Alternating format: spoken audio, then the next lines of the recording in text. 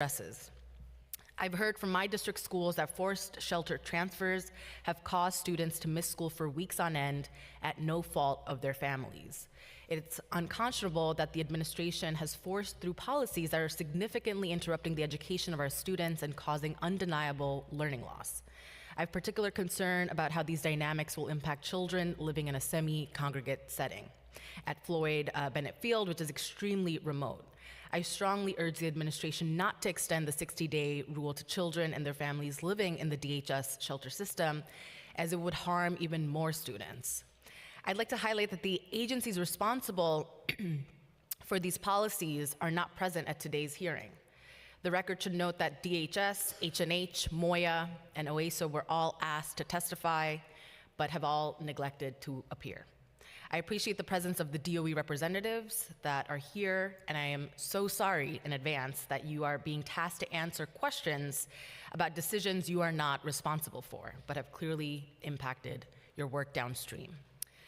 This hearing will also cover other DOE programs concerning the over 30,000 new arrivals that have enrolled in our schools over the past year and a half, including Project Open Arms and shelter-based coordinators. We will also dive into longer-term issues about impact first-generation public school students face, including multilingual learning and language access for families. I'm very proud to have been one of those first-generation students not too long ago. I'll close by saying that our administration has been right to celebrate the enrollment boom caused by immigrant students, which has reversed a years-long headcount decline. If we give them the conditions they need to flourish, these students will grow up to be our city's next generation of workers, creators, and leaders. We need to use this moment to ensure these students are not subjected to policies that establish them as lesser than their native-born classmates. I want to work collaboratively to reverse the troubling developments that we are witnessing in real time and make sure all of our young New Yorkers can thrive in our schools. I would like to thank all Immigration Committee staff for their work on this hearing, including Nicole Kata, Legislative Counsel, Rebecca Barilla, Policy Analyst, Nia Hyatt, Finance Analyst, and Florentine Cabore, Unit Head. I would also like to thank my staff, including Alex Liao, Legislative and Budget Director, Mia Perez, our Education Director, Michael Whitesides, Communications Director, and Nora Brickner, Chief of Staff. Lastly, I want to thank the sergeants at arms, the interpreters, and everyone else working to make this hearing run smoothly. Now I will turn it over to my co-chair, Councilmember Rita Joseph, for her opening statement. Thank you, Chair Hanif, and thank you for inviting the Committee on Education to join Immigration for this very important hearing topic. I'm Rita Joseph, Chair of the Education Committee. Thank you to everyone who's planning to testify today. I'm very much looking forward to hearing your testimony. Chair Hanif covered a lot in her opening remarks, so I will be brief. During the 2022-2023 school year, approximately 43%, or roughly 344,000 students, had a primary home language other than English, and approximately 17%, or roughly 134,000 students, identified as English language learners. Last school year, ELs communicated in 150 different languages other than English. With a school system as uniquely diverse as New York City Public Schools, and that diversity growing each day, the administration must ensure that there are systems and strategies in place to fulfill its legal obligation to all students. Unfortunately, some of the administration's policies impacting newly arrived migrants run afoul of the legal mandate. As a forever educator who spent 22 years teaching ELs, I am deeply troubled by a policy that worsens the trauma of families who fought so hard to get here. This includes stripping them of housing security and creating instability in their child's education. Equally disturbing is a policy that uproots families with children to a remote setting almost 5 miles away from the nearest school. At our transportation hearing last year, we spoke about driver shortage, a lack of adequate bus routes, and school bus delays. Unfortunately, these issues haven't gone away. So how can policies that overload an already failing transportation system to get our students to school in the first place fulfill our obligation to provide them with an education when they get there? These issues are important to me personally and professionally. as I know firsthand how difficult it is for immigrant students and families to navigate the school system and obtain a quality education. I also understand that the shortage of bilingual educators is not unique to New York City, and it must be addressed nationwide. However, New York City Public Schools is a school system located in a city where people speak more than 200 languages. We must, therefore, lead the way in developing creative programs and policies that harness existing talent and resources. These are the kinds of policies that I'm hoping to hear from the administration today. As the success of our immigrant student is a reflection of the success of the city as a whole. Thank you to the committee staff as well as my own staff for all the work they put in today's hearing. I also would like to acknowledge my colleagues present, Councilmember Gutierrez, Councilmember Dunowitz, Councilmember Stevens. Thank you. I'll now turn it over to Chair Hanif to administer the oath. Thank you, Chair Joseph. Now I will turn to committee counsel to administer the oath. Thank you, chairs. We will now hear testimony from the administration. We will hear testimony as well as answers to questions from Melissa Aviles Ramos, Mirza Sanchez Medina, Flavia Puelo Padermo, Trevonda Kelly, John Hammer, Jillian Smith, Kleber Palma, Glenn Risbrook, and John Benza. If I just called your name, please raise your right hand. Do you affirm to tell the truth, the whole truth, and nothing but the truth before this committee and to respond honestly to council member questions? Yes. Yes. Yes. Thank you. You may begin when ready.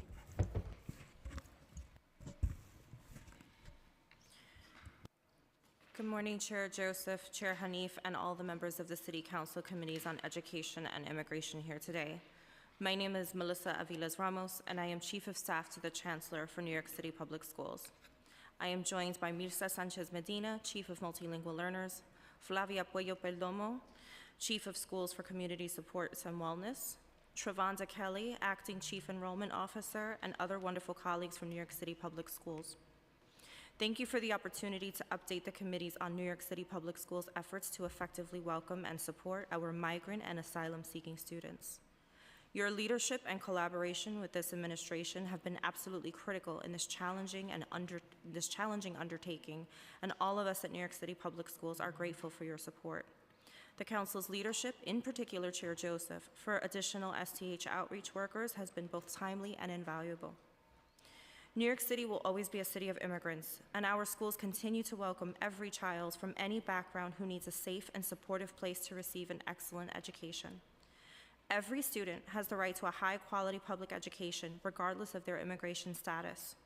Since last summer, New York City Public Schools has been working with our sister agencies on Project Open Arms to support our newest New Yorkers.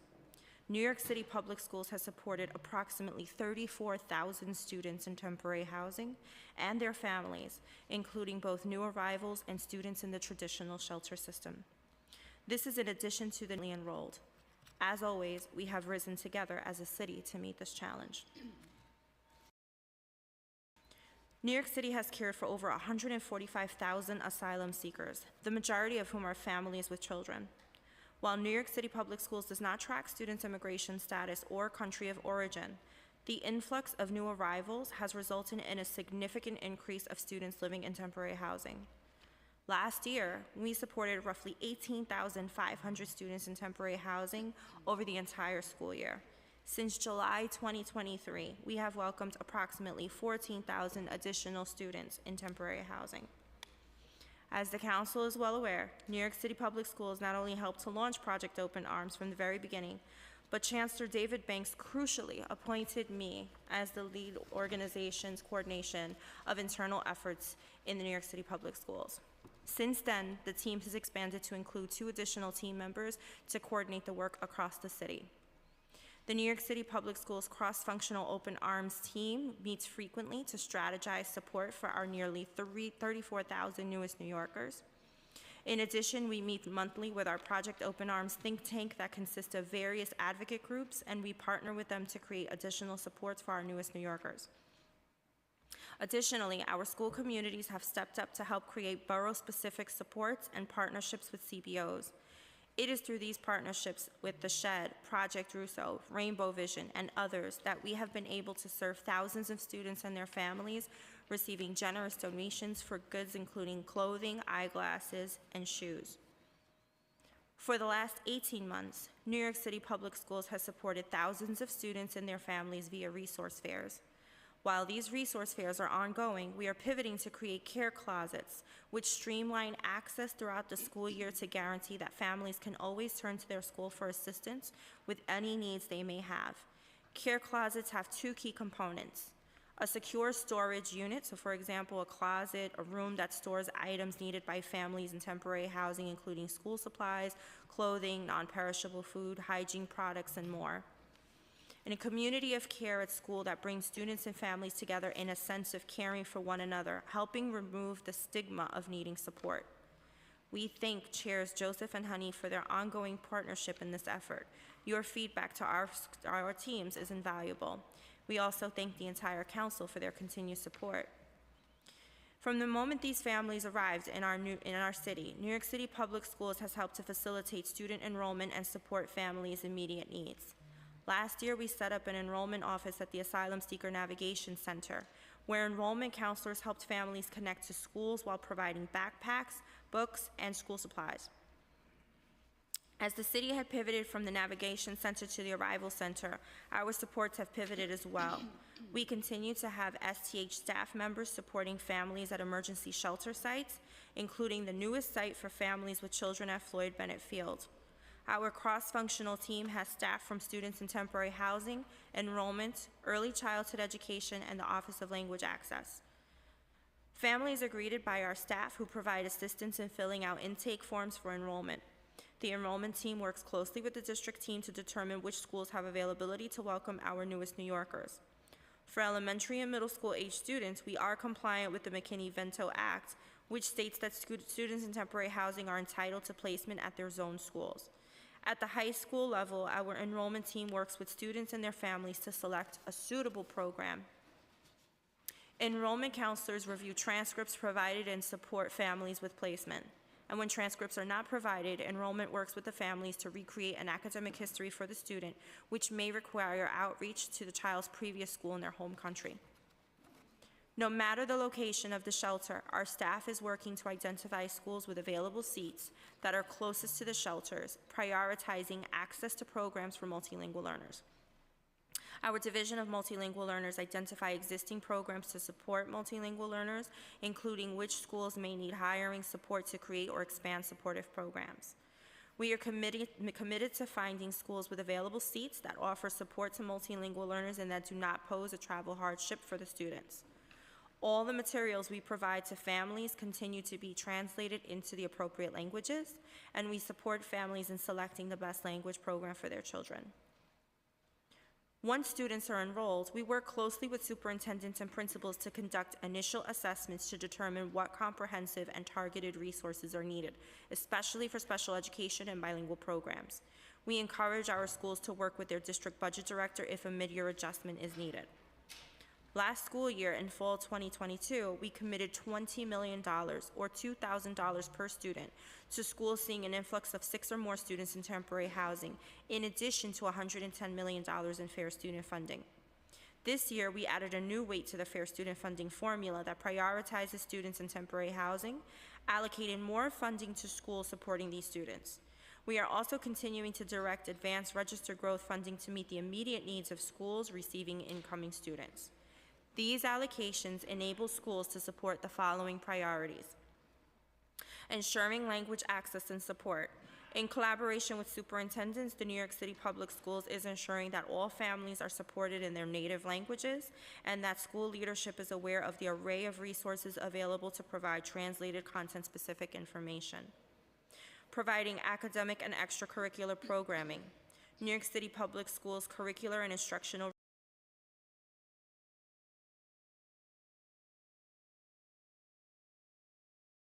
resources are culturally and linguistically responsive, and these are also targeted to support needs and interests with the goal of enhancing their academic and social experiences. Creating supportive classrooms and schools. We are working with schools to make sure students receive universal social emotional supports that help them build positive relationships, develop social and emotional skills, and connect to additional support when necessary. This includes programs like advisory, health education, restorative practices, and others that are designed to support the needs of the whole child. Additionally, many schools implement a strengths-based social-emotional screener that is used to assess and support students' social-emotional skills and development while connecting them to interventions. School leadership and staff have regular check-ins to review attendance and social-emotional data and ensure that interventions and supports are activated as needed. We're also coordinating continuously with community providers and community-based organizations. Project Open Arms is working in tight coordination with critical CBO partners and other organizations to provide families with critical resources and services. Thanks to the advocacy of the council, every school has access to a social worker, and in some cases, a school-based mental health clinic that provides mental health services. In addition to the approximately 5,000 social workers and guidance counselors who work in our school system, nearly 400 New York City public schools have school-based mental health clinics. More than 170 schools have on-site clinical services with contracted providers, and over 330 schools have mental health resources at school-based health centers. Our central team is continuing to work with superintendents and principals to deploy additional resources and support as needed. Schools have also have students in temporary housing coordinators who can share mental health resources and make referrals to community-based organizations or to our floating hospital, which provides medical, dental, and mental health services regardless of documentation or insurance. While these investments predate Project Open Arms, they are proving to be more critical with each passing day. We are working closely with New York City Department of Homeless Services to add capacity to shelters through shelter-based family assistance and STH community coordinators who are able to share information about shelter and school-based mental health resources and can assist with referrals during regular check-ins with families. New York City Public Schools in prioritizing transportation services for all of our students, especially for our most vulnerable students. All students in temporary housing in grades K to 6 are entitled to busing, and their families receive Metro cards to travel. Students in upper grades are also entitled to Metro cards.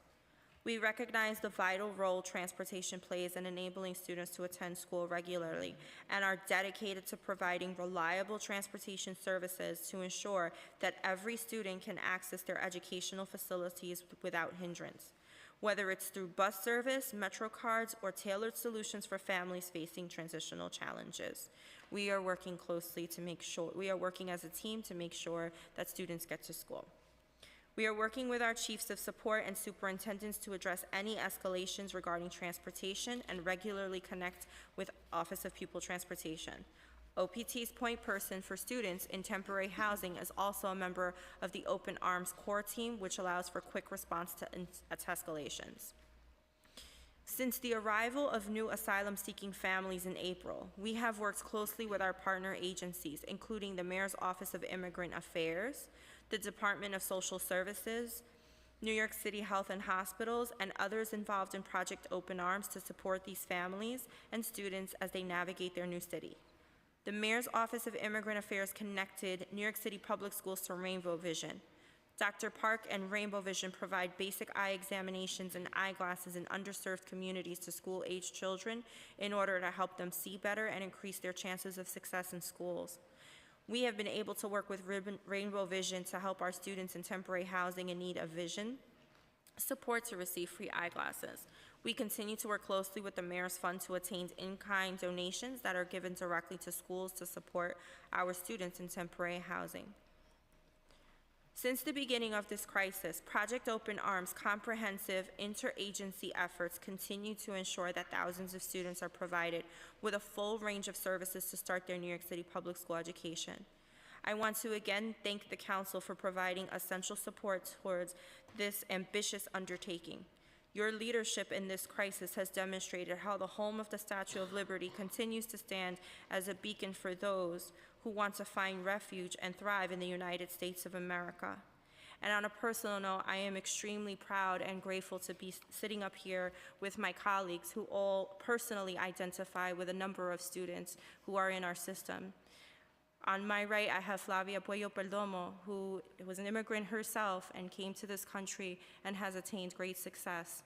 On my left, I have Mirza Sanchez Medina, who came from Puerto Rico and was a bilingual teacher and eventually a principal of an international school. Myself, coming from a Puerto Rican family, first generation, grew up very, very poor and didn't often know where my next meals would come from. And I sit before you today as well. In the past year, we have learned that it takes a village to support our newest New Yorkers. Due to the work of our dedicated public servants and partnerships with City Council, CBOs, and schools, we are able to support our students and their families. And we continue to build best practices to make their transition into New York City public schools as smooth as possible. Thank you again for the opportunity to speak with you today. We look forward to answering any questions you have, and I now pass it along to my colleague, Mirza Sanchez Medina. Thank you. Good morning. Thank you, Chair Joseph, Chair Hanif, and all the members of the Education and Immigrant Committees for holding this important hearing. We are also grateful to have educators and advocates who care deeply about the needs of our migrant youth and their families on the Council. My name is Mirza Sanchez Medina. I'm the Chief of Multilingual Learners within the Division of Teaching and Learning under Deputy Chancellor Carolyn Quintana. To echo the sentiments shared by my colleague, Chief of Staff Melissa Aviles Ramos, once a child is enrolled in our schools, we want to ensure we deliver on the promise of a New York City public school education regardless of age, language, immigration status. While the needs of our 34,000 migrants and asylum-seeking students are diverse and many, we have so much we can continue to learn from our district and school-based teams who are our front line of support about the practices, processes, and partnerships that work. Specifically, we want to invest in scale strategies that support our schools welcoming migrant students with facilitating mastery of core academic skills and content expertise, pedagogy that prioritizes critical thinking and problem-solving skills, and a sense of belonging and inclusivity for all learners. For migrant students who are English language learners, this begins by ensuring they are placed in an instructional setting that will allow them to successfully access and attain grade-level content knowledge while developing English language proficiency. The process for English language learner screening, identification, and placement occurs once a child is enrolled in a New York City public school. At a high level, this process includes the following steps. All parents and guardians of newly arrived students complete the home language identification survey to let the school staff know which language this child speaks at home. For students who speak a language other than English at home, schools may give the student the New York State identification test for English language learners to determine if they are an L, as we call them. Students identified as Ls are entitled to receive English as a new language and/or a bilingual education. And schools have 10 days to complete this process once a child is enrolled. To expand access to high-quality bilingual education program options, the current New York City Public School Administration has prioritized opening new and strengthening existing bilingual programs. Last year, we opened 33 new programs. This year, we supported 44 additional programs. Nearly 1 out of 5 Ls is served in bilingual education citywide. In addition, through the implementation of New York City Reads, we are strengthening core instruction for 80% of Ls served in English as a new language program only. In partnership with the New York Immigration Coalition Education Collaborative, we identified the need to enhance programming for older newcomer Ls in transfer schools in key boroughs. Last year, we invested in strengthening programs and services targeting unique needs of older newcomer Ls at 6 transfer schools in Brooklyn, Queens, and the Bronx. These schools were in addition to 5 already schools established transfer school-specific programs and services for Ls in Manhattan and the Bronx. Due to the increased focus on this population, New York City Public Schools was able to meet the increased needs of newly arrived Ls for transfer high school setting during the 2022-23 school year, surpassing the percent of Ls served in transfer high schools in previous years. We continue to work with our district teams to ensure that the enhanced programs and services established at these programs are sustained, and to ensure that families and youth are aware of these programs' options when enrolling in New York City Public Schools. To ensure our Ls can be successful in any program model, grade level, or content area, we work with district staff, school leaders, and their teams with building the capacity of all teachers to be teachers of Ls. This includes providing professional learning, resources, and guidance on how to, first, use a team-based approach to creating school-wide systems to support newly arrived Ls from the intake to instruction. Second, scaffold instruction for multilingual learners in ways that build background knowledge, target vocabulary development, build student agency, and use peer interactions to support learning. And 3, integrate opportunities for purposeful home language use in lessons across grades, levels, and content areas to help multilingual learners understand content, build confidence, and see their home language as an asset. They have superpowers. In addition to being English language learners, we know that many of our migrant students may also be students with interrupted or inconsistent formal education. We invite districts and school-based staff to participate in SciFshare. It's an interactive professional learning network designed to support New York City public school educators with building strong learning communities with their newly arrived Ls and SCIF. Through this network, educators can also participate in weekly office hours with our team. Finally, while we work to ensure that supporting the success of our newly arrived Ls is a whole school effort, we do acknowledge the need to expand our pool of bilingual certified and ESOL licensed teachers.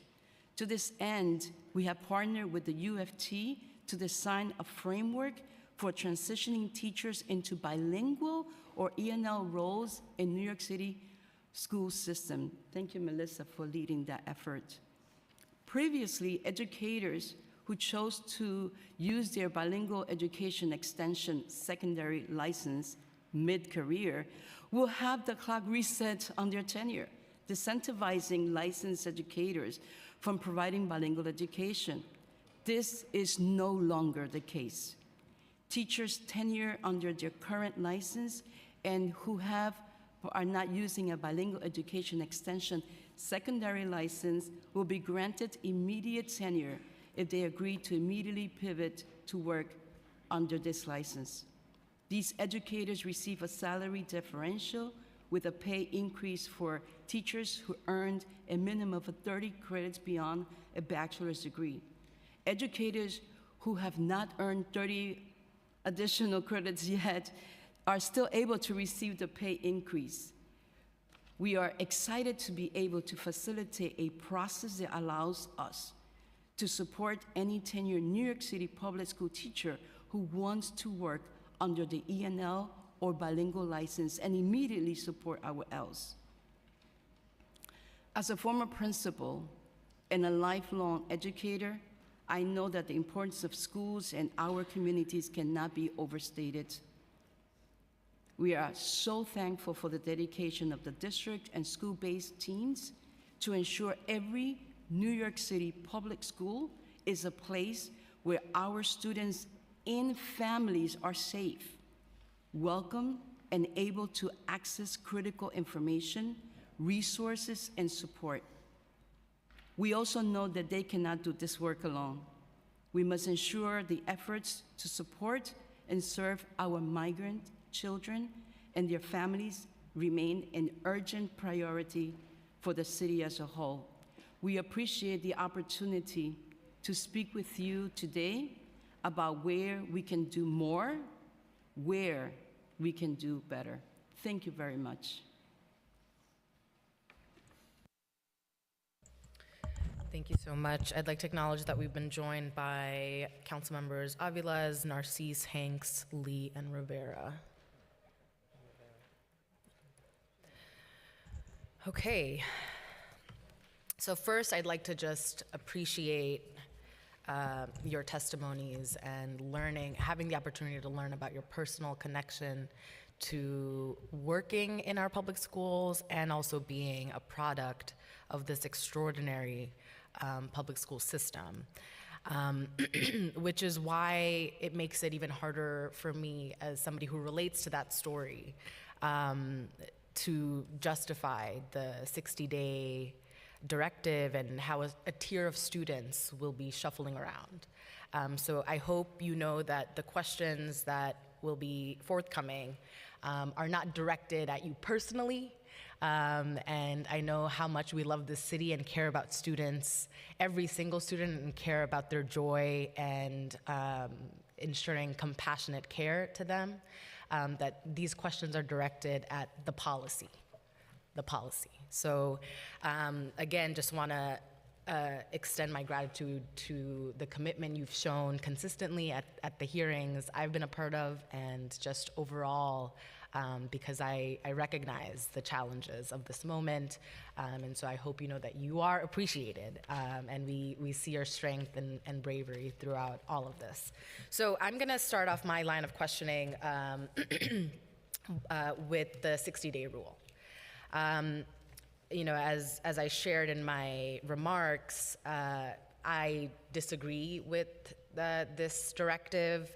It is absolutely cruel, short-sighted, unnecessary, and the rule has forced DHS shelter transfers that have resulted in students being moved to shelters far away from the schools they attend. And as was mentioned, under the Federal McKinney-Vento Act and under the Chancellor's regulations, students have the right to remain at the schools they currently attend, in which they've begun to, of course, establish a sense of community, stability, and upholding this right in practice, however, has been extremely challenging due to both geographical distance and operational issues with busing.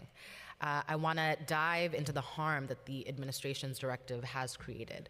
So first, was the DOE consulted regarding the introduction of the 60-day rule for families?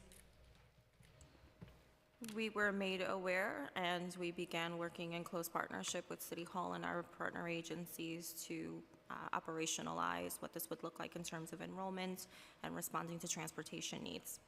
Could you describe if that engagement included feedback to what we know would be created as a result of this directive? Did you all agree with it, or was there pushback to the fact that this would create obvious harm for students? Like with any productive partnership, we talk about the challenges, especially the ones that we know very well from our purview, and we make sure that whatever the situation is, we do our best to make sure that there is minimal disruption for children's education. I see. So then to just like put out on the record here, the DOE was consulted, there was feedback or engagement, and there was essentially a sign-off of this policy. How many students have been required to transfer shelters due to the 60-day rule?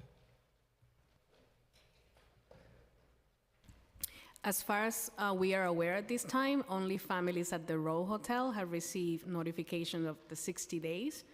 And I think the actual implementation of it won't happen until December in terms of hitting that mark, but we can certainly connect with our partners and H&H and NISN to get more of an understanding. And what we started to do was to look very closely at where those students are located at their schools, engage principals, engage superintendents, and provide communication so that while we can control all of the implications of the 60-day rules, to make sure that we uplift McKinney-Vento requirements, and that as much as possible, we should ensure that every family is fully aware that they have the right to remain in their schools, and that also if a parent chooses to change school, that we have to work with them and ensure that they have the adequate transportation so that children continue to be in schools.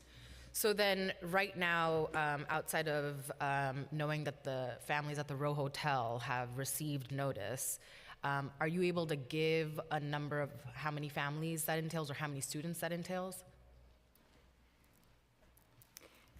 I wouldn't want to speak on like the execution of it, because we as an agency do not provide the family the notices.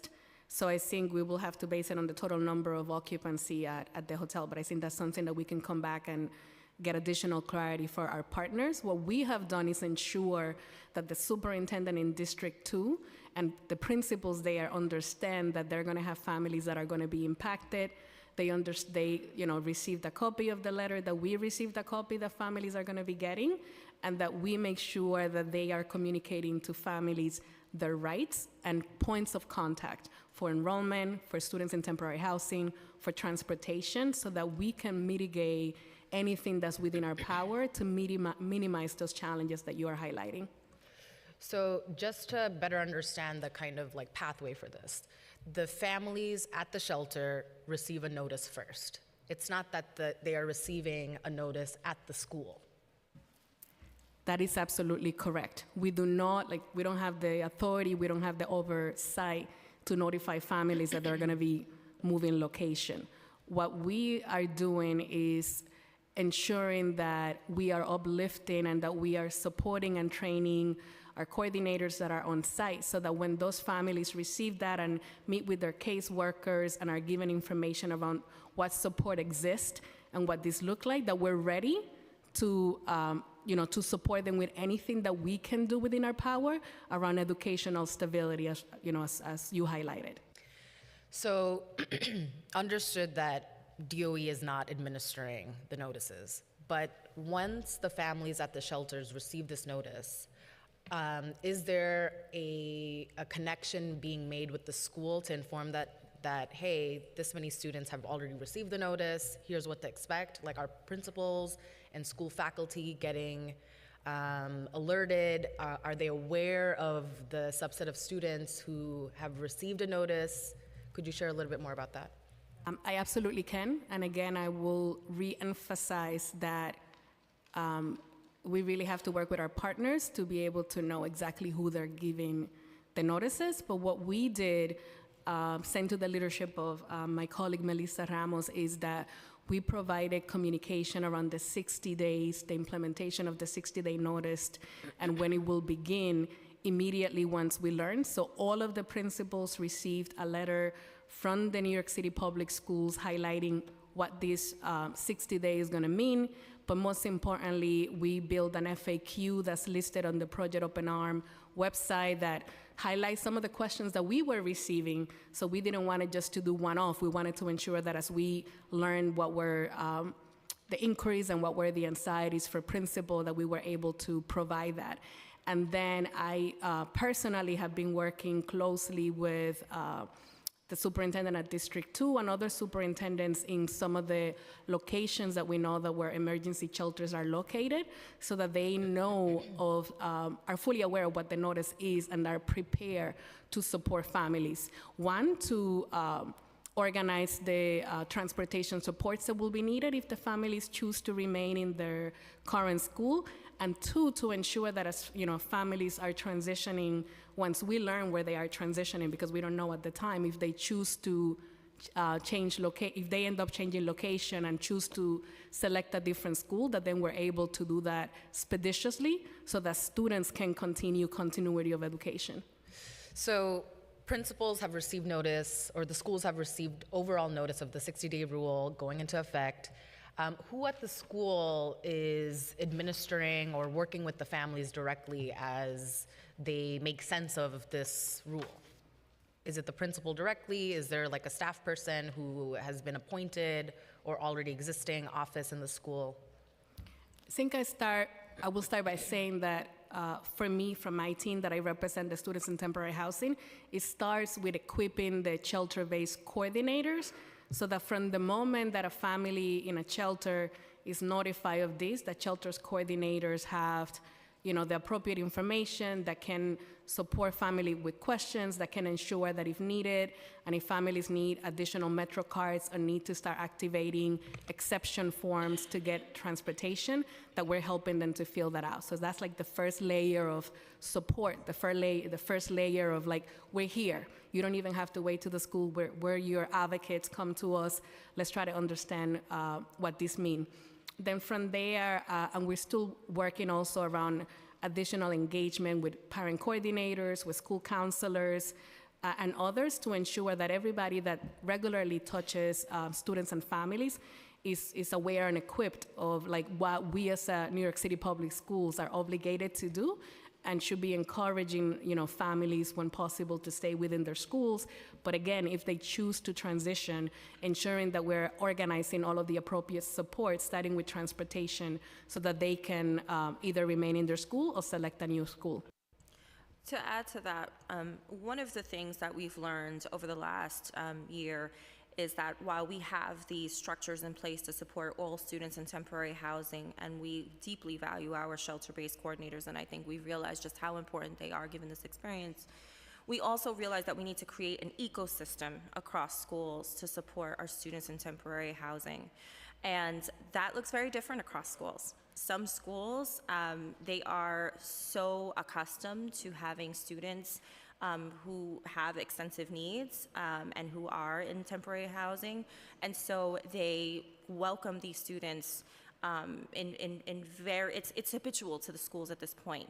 For other schools, not so much, and it's been a learning experience. And so to add to everything that Flavia just said, we are also engaging with our principals on a regular basis. Division of School Leadership is calling weekly meetings with superintendents. My team pushes into CECs, into principal meetings, and really talking about this is not a person's job. This is not a person's role. There is a coordinator. There is a person who is coordinating efforts. I am the Project Open Arms coordinator for the agencies, but this is not my job. I stand here with a bunch of people who do this work with me, and that's the same mindset that needs to happen in districts and schools. And perhaps we didn't do that so well before, but it is something that we have learned now, and we are working aggressively to change that mindset across leaders and teachers. I will add, I was recently at a superintendent's citywide meeting, and we had developed a resource, I call it the A through Z, from intake to instruction, and how to ensure that schools are developing this team-based approach, because it's not just the ENL teacher or the parent coordinator, it's really a team base to support our students and build affirming and welcoming environments. And schools now have that resources, and it's also part of us providing the weekly meetings with the staff to support them. That's really wonderful to hear and to understand just the emphasis on the entire school staff's responsibility, and that it's not just one person's job, and to also hear from you that you're learning as you're going and strengthening the teams and the school communities as you go. Can you share just some of the questions you've received in the process of putting together this FAQ for the principals? What you've noticed about students that have been moved under the 60-day rule? And I'd like to acknowledge that we've been joined by council members Sanchez, Krishnan, Ressler.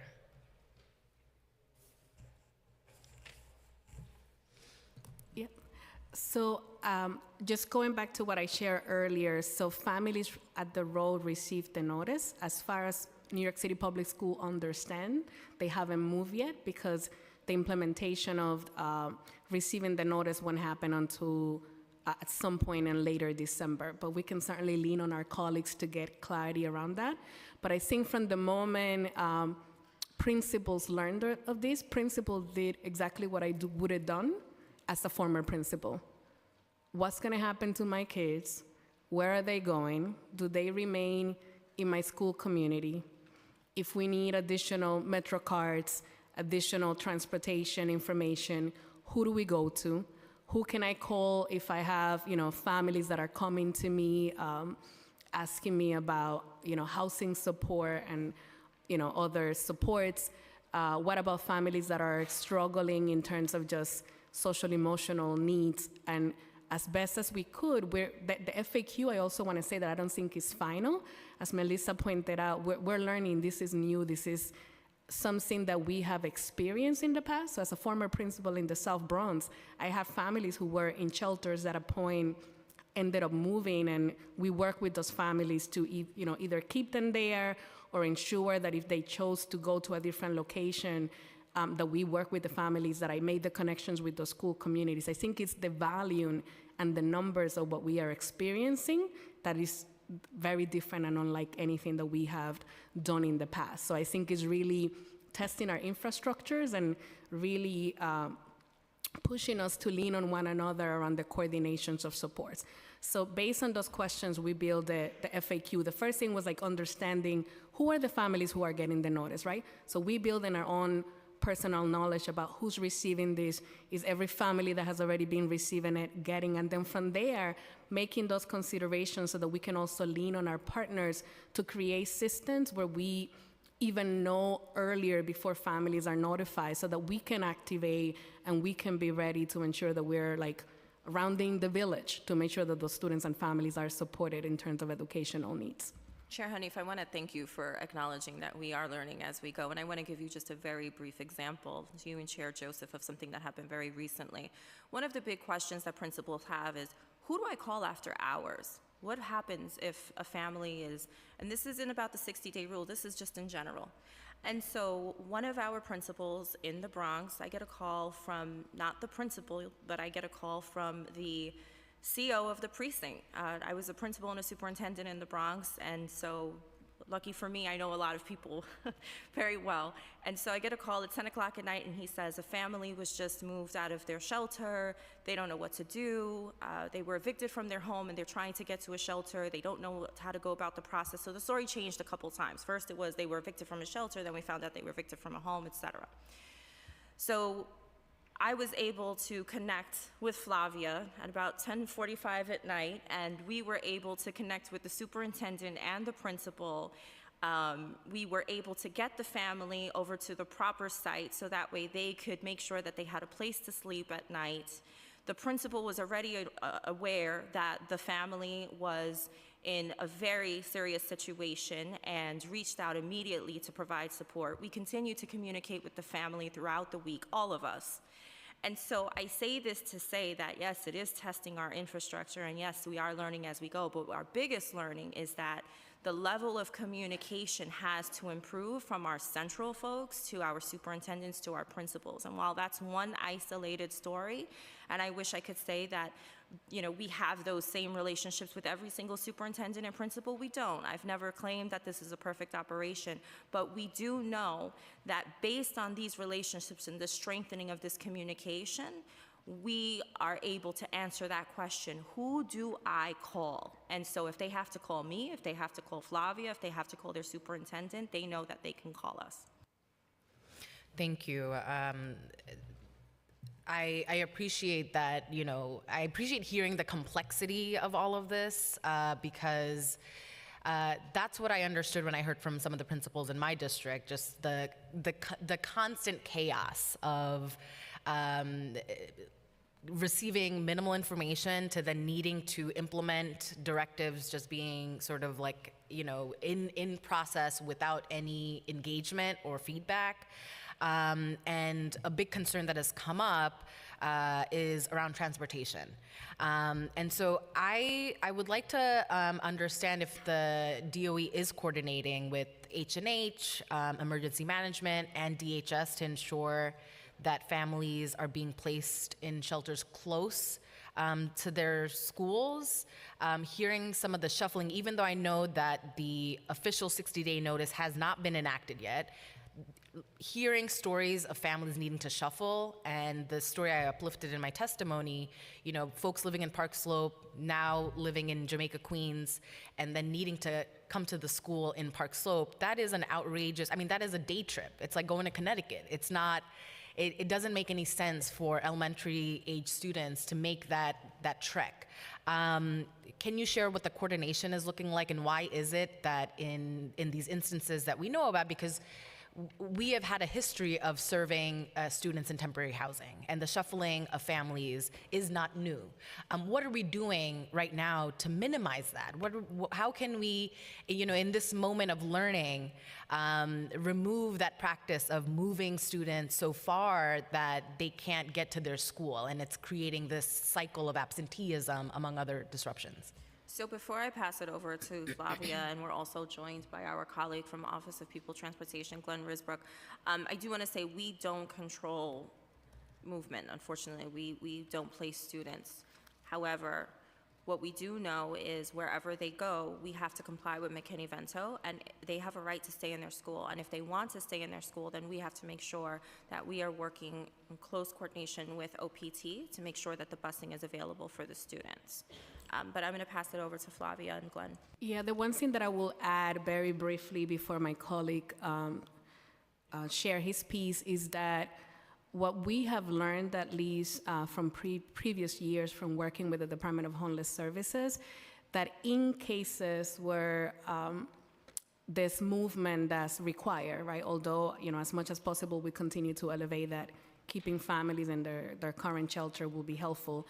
What the Department of Homeless Services have tried to do is really look at the youngest child's school setting and try to, you know, especially because a lot of the families have multiple children, try to then keep the families closest to that younger child location. So part of what I have uplifted consistently upon learning around the implementation of these new policies, while Melissa is absolutely correct that we don't dictate or control where families are going to live, is emphasize what has previously worked and what we have, you know, tried as best as possible to do with the Department of Homeless Services. So now that the nice and run emergency shelters are working through the 60-day and the movement, that we really need to look at the youngest kids, because as we all know, for high school, students have high school choice. Mm-hmm. So as a former principal in the South Bronx, while most of my children came from the South Bronx, there were others that chose to come to my school from other locations. When it comes to younger children, it's a little bit more challenging, right? If we don't have them in their zone or their closest school to the proximity. So I think that's like a best practice that we have at least uplifted, while we don't have ultimately control of where they're going to be residing. But Gwen can add more in terms of like other work and other progress that we have made to support transportation. Good morning, everyone. Good morning. I'm happy to be here. Good morning, Chair Honey, Chair Joseph. New York City Public Schools is prioritizing transportation services for all our students. The commitment extends to our newly arrived students' families as well. We recognize the vital role transportation plays in enabling students to attend school regularly and have equal opportunities for learning. Our efforts are dedicated to providing reliable transportation services to ensure that every student can access their educational facilities without hindrance. Whether it's through bus services, Metro cards, or tailored solutions for families facing transitional challenges, New York City Public Schools is committed to supporting our students in their educational journey. This commitment reflects our dedication to equity, inclusivity in education. We understand the diverse circumstances our students might encounter, and we strive to provide the necessary support to ensure they have the best opportunity to thrive academically. To fulfill this commitment, New York City Public Schools will provide prepaid rideshare for eligible students in the event of a driver coverage issue or delay in routing assignments. We will provide guidance and support to New York City Public School and shelter-based staff who can assist newly arrived families and families impacted by the 60-day notice to understanding their transportation options. We will continue providing Metro cards to eligible parents and guardians of students in temporary housing. To further illustrate how different things are now and how it's straining our system, as of November 1st, 2023, we have already spent 43% more than the entire fiscal year 2023 to meet the growing need, and 271% more than fiscal year 2022 in providing parent Metro cards. Additionally, as we mentioned Fort Bennett Field, and we know that that's a transportation desert, it takes about 15 to 20 minutes to even walk to the nearest bus station. We provided additional coach bus services that run regularly that are available to the families, and it's providing essential support to access local subways, bus services, and ensuring a seamless commute for our students. Each bus that we provided from coach services is about $1,500 a bus, and it's the cost estimate for the year will be about $625,000 for the 3 buses that we're providing now. This is the commitment that New York City Public Schools is endeavoring to ensure that we can put these families in the best position they can be for transportation today. Thank you. Thank you for that information. Can you share how many families with school-age kids are at Floyd Bennett Field? I don't have that exact number. Maybe some of my colleagues do. I don't have how many total families, but I can say that since November 18, when the families first arrived, till yesterday, we have enrolled 195 children in New York City Public Schools. And I just want to double down and echo what Glenn said, because literally we visited the site even before families were there. We went with the district team, my team, my students in temporary housing team, in collaboration with enrollment. And once we understood the distance between the location, the nearest bus, even if we had to do the yellow transportation and came back, it's kind of like it took only a week or less for his team to organize and create a whole new infrastructure of support for transportation at that location. That's unlike anything that we're doing in any other shelter to support that. I mean, it's heartbreaking for me to know that we have families with children at a transportation desert location in the first place. That is an excruciatingly, that's a hardship. Are you able to share with us who the city is contracting with for the coach buses? Is it MTA buses, or what's the? It's not MTA buses, it's Coach Private Services. The exact name I can get for you in a moment. Okay, because I'm just trying to understand the $1,500 cost you mentioned, and if that's like on the higher end versus is there something we can do to minimize or those costs? Any help that could be provided by council will be as well. It would be great to know which provider we're working with. And we've heard about a shortage of MetroCards. Can you elaborate on the allocation of MetroCards, and why is it that some of us colleagues have heard, and providers, community groups have heard about the shortage of MetroCards? Yes, early on in the school year, there was a shortage of providing MetroCards to schools, shelters alike. A lot of it was data-driven problems.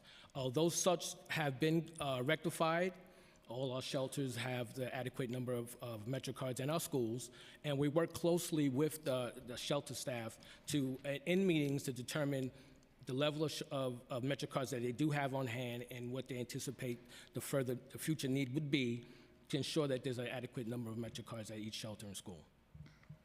Okay, that is good to know. I will now pass it to Chair Joseph. I have more questions, but we want to make sure everybody has an opportunity to ask. Thank you. Thank you, Chair. Earlier, you testified about the importance of the FSF STH weight, but we understand schools aren't getting the STH weight for any students in temporary housing who enrolled in December of 2022. How in schools that saw enrollment increases after December 2022 get additional resources to help meet the needs of the students in temporary housing? Can you talk to us about that? Yep, so we're taking a hard look at that and making adjustments, and we will have additional information for you. And once you update the data, you will be able to share that with the council. Yep. I have a question about, you talked about earlier your 6 new ENLs transfer schools, but we realize in the SAMs that the schools only receive $50,000 per school, which is not enough to hire a bilingual educator. But there has been no SAM far this year. Will the DOE be issuing SAMs this year, and how much funding would each school receive? We'll have to get back to you about that. Thank you. That was the question that you guys were supposed to be able to answer. The other questions I understand you cannot, but this one you should have been able to answer for me. And I will be sending a letter for these questions to be answered. Can you also clarify, the DOE and schools are not actually being told which students to receive the 60-day notice? So New York City Public Schools doesn't know which students will potentially need new bus routes or new schools. Go ahead. Yes, well, I can say let me just explain what the complexity is, actually. Please for do. the students that are in, newly arriving New Yorkers are primarily in our HERC emergency shelters, which is governed by H&H and not DHS. For those students that are in DHS shelters, there's an automatic fee that we receive for the residence that they're in, and if they leave that residence to go to another one, we have that sent to us automatically. Students are automatically routed onto stops that have been previously created, and the time lag to have transportation started is short because of that, or shorter because of that. In the HERC shelters that is governed by H&H, there is no automated fee that we get.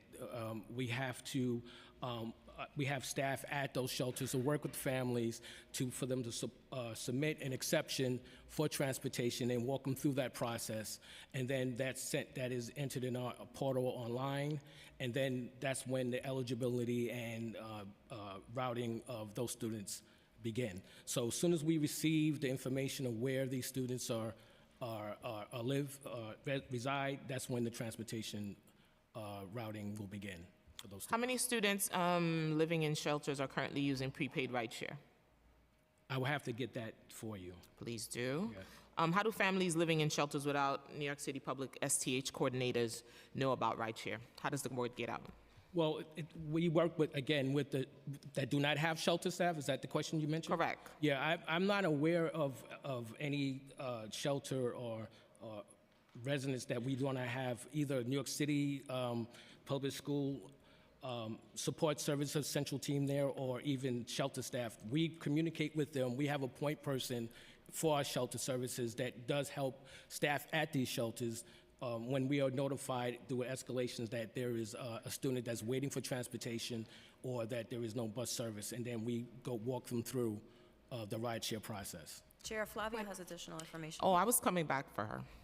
I was coming. What I was gonna mention to add to what my colleagues had shared. So unfortunately, there are some shelters that do not have STH coordinators. full-time based staff. What we're doing at this time, we recently received approval from our OMB partners, and we're going to be hiring additional CVOs and temps to be able to create increased supports in the locations that we don't have. Just to contextualize, as an example, we oftentimes talk about the 100 STH coordinators, 25 of them who were paid for the council that were added, in addition to the roughly 100 family workers that we have, but in total we have over 363 shelters. So or roughly around 363. So if you do the math, but what we have done is really work to triage and look at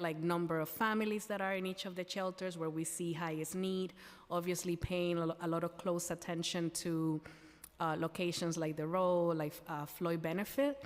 What I will add to what my colleagues share that I think out of something that could have been a potential negative situation, which was the possible bus strike that didn't happen, the students in transportation team did a lot of intensive coaching and providing training to school-based coordinators, as well as other school-based staff, as well as my team, so that we could be better, burst on the ride-share activation. So I think with that, I'm going to lean into what my colleague has said, right? Ensuring the supports the students in temporary housing does not solely leave with the shelter-based coordinators or with my team. Is the responsibility of all of our New York City public schools. And I think that's another area where we'll certainly will have to monitor very closely what happened. But I think the key of the foundation to what Glenn is highlighting is that until we don't know or learn where families are going to actually leave, we won't be able to activate the transportation that they need.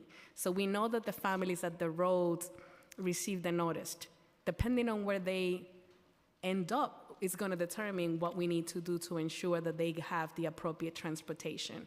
So I think just first and foremost, ensuring that all of those schools that are connected to that area and the transportation coordinator at the school level are ready to fill out and support families to understand the exception forms is what's most critical, but a lot of them were trained as a result of the potential strike that thankfully didn't happen. How many vacancies do you have? For the 100 coordinators, so as of today, we have 98 out of the 100 staff. I know every time. It's getting better. It was 15 the last time. We connect, and the two that we have are unfortunately recently vacancies that we have. We had somebody who moved out of state, and we had somebody who took a position that was a promotion. So we're now working to hire those two. And similarly, as you have highlighted and had asked, as we're hiring our coordinators, while those are not specifically labeled as bilingual positions, we are really pushing to recruit bilingual staff as we can to ensure that we can also cover those needs. I'm also very concerned because 75 of those coordinators were funded with federal dollars. And those dollars are expiring. So what's the plan to make sure those positions are continued funding?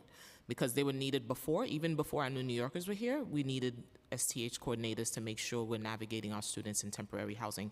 So what's the plan to make sure that these positions stay to provide the necessary services for our students? I think I will start by saying, Chair Joseph, as you know, that we have multiple critical initiatives that are funded through stimulus fund, right? That includes many of the initiatives that the council care for, right?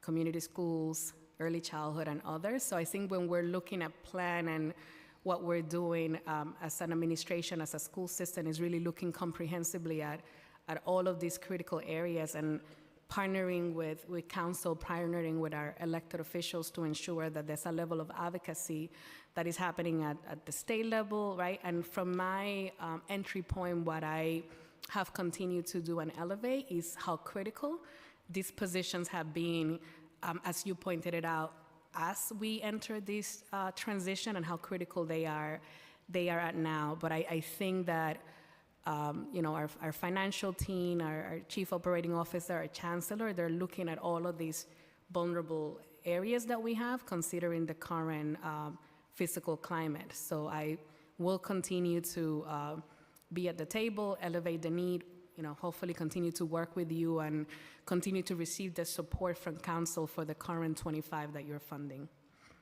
Walk me through Floyd Bennett Field. How do you decide where do you send the students to go to school, and how are principals notified that the student from Floyd Bennett Field is coming to their school? Walk me through that, please. So we're going to pass it over to our acting chief of enrollment, Travonda Kelly. I will just start by saying really quickly that at our visits to Floyd Bennett Field, yesterday I met with the enrollment team, and we were just incredibly proud of the close coordination with H&H enrollment and our STH folks. I met with a young lady yesterday. She got here late last week with her 3 siblings. They had a very difficult journey. They almost drowned. None of them can swim except for Dad, and Dad was carrying 2 on the front and 2 on the back and being able to get them out of this very dangerous situation. And she was very happy to tell us that she was starting school, and she was excited. And she said, I already know how to read and write. And so she was really excited about that. And so I want to pass it over to talk about logistics, but I also want to just mention that at Floyd Bennett Field, spirit has not been broken among these families. The bedside manner of H&H and our staff is extremely compassionate, and they are looking forward to their life here.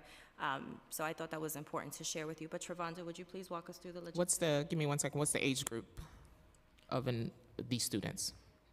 So we're seeing a range. I don't have a breakdown of exact numbers, but the family I met with yesterday, they ranged from 8 all the way up to 16. Thank you. Good morning, everyone. Good morning.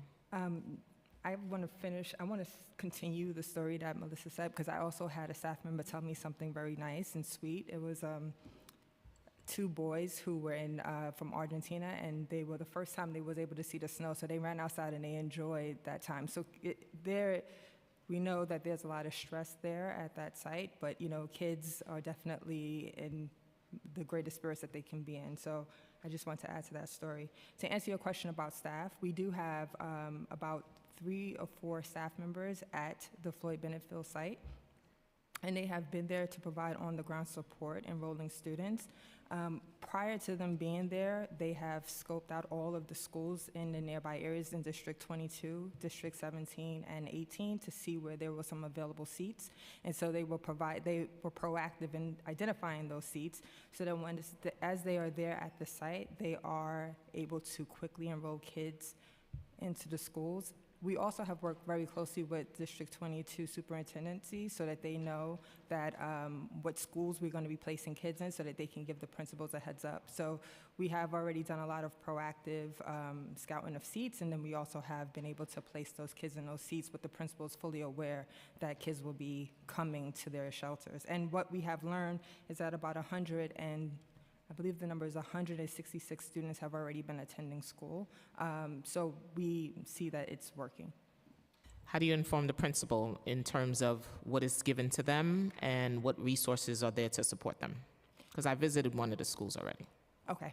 So what we do is we have a conversation with, again, this is from the superintendency. They've been working directly with us. So it's a direct relationship between the director that we have at Floyd Bennett Field, so they're in constant communication, letting them know that we're sending kids, how many kids are coming to the schools, and then we rely on them to alert the principals so that they can provide the sources, or they can be provided with the resources that they need to welcome those students. So once they exit the coach bus, what's the next steps?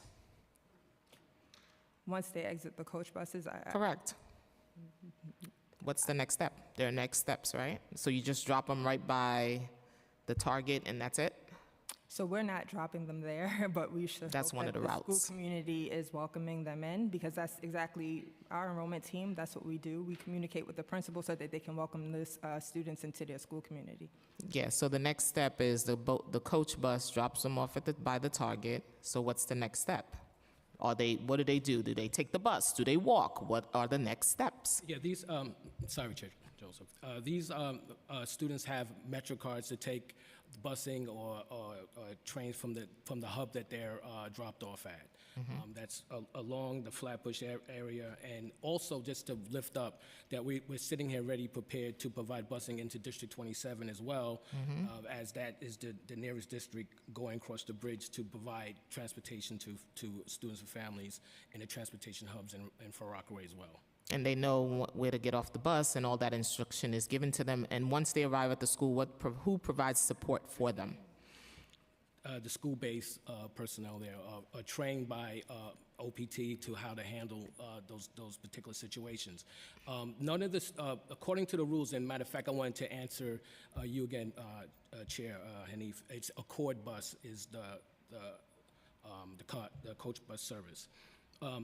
In order for the child to use the bus, the parent has to ride with the child on the bus, and they will guide their child on to where they have to go. They are provided Metro cards. And once they arrive at the school, how does the principal know that's the students coming from Floyd Benefield? Chair Joseph, can I just jump in? So Please they do. get a 7 a.m. email. The principals get an email 7 a.m. daily with the names, numbers of students that they're receiving. That's the first step. We also Thank you. have an incredible STH coordinator at Floyd Bennett Field.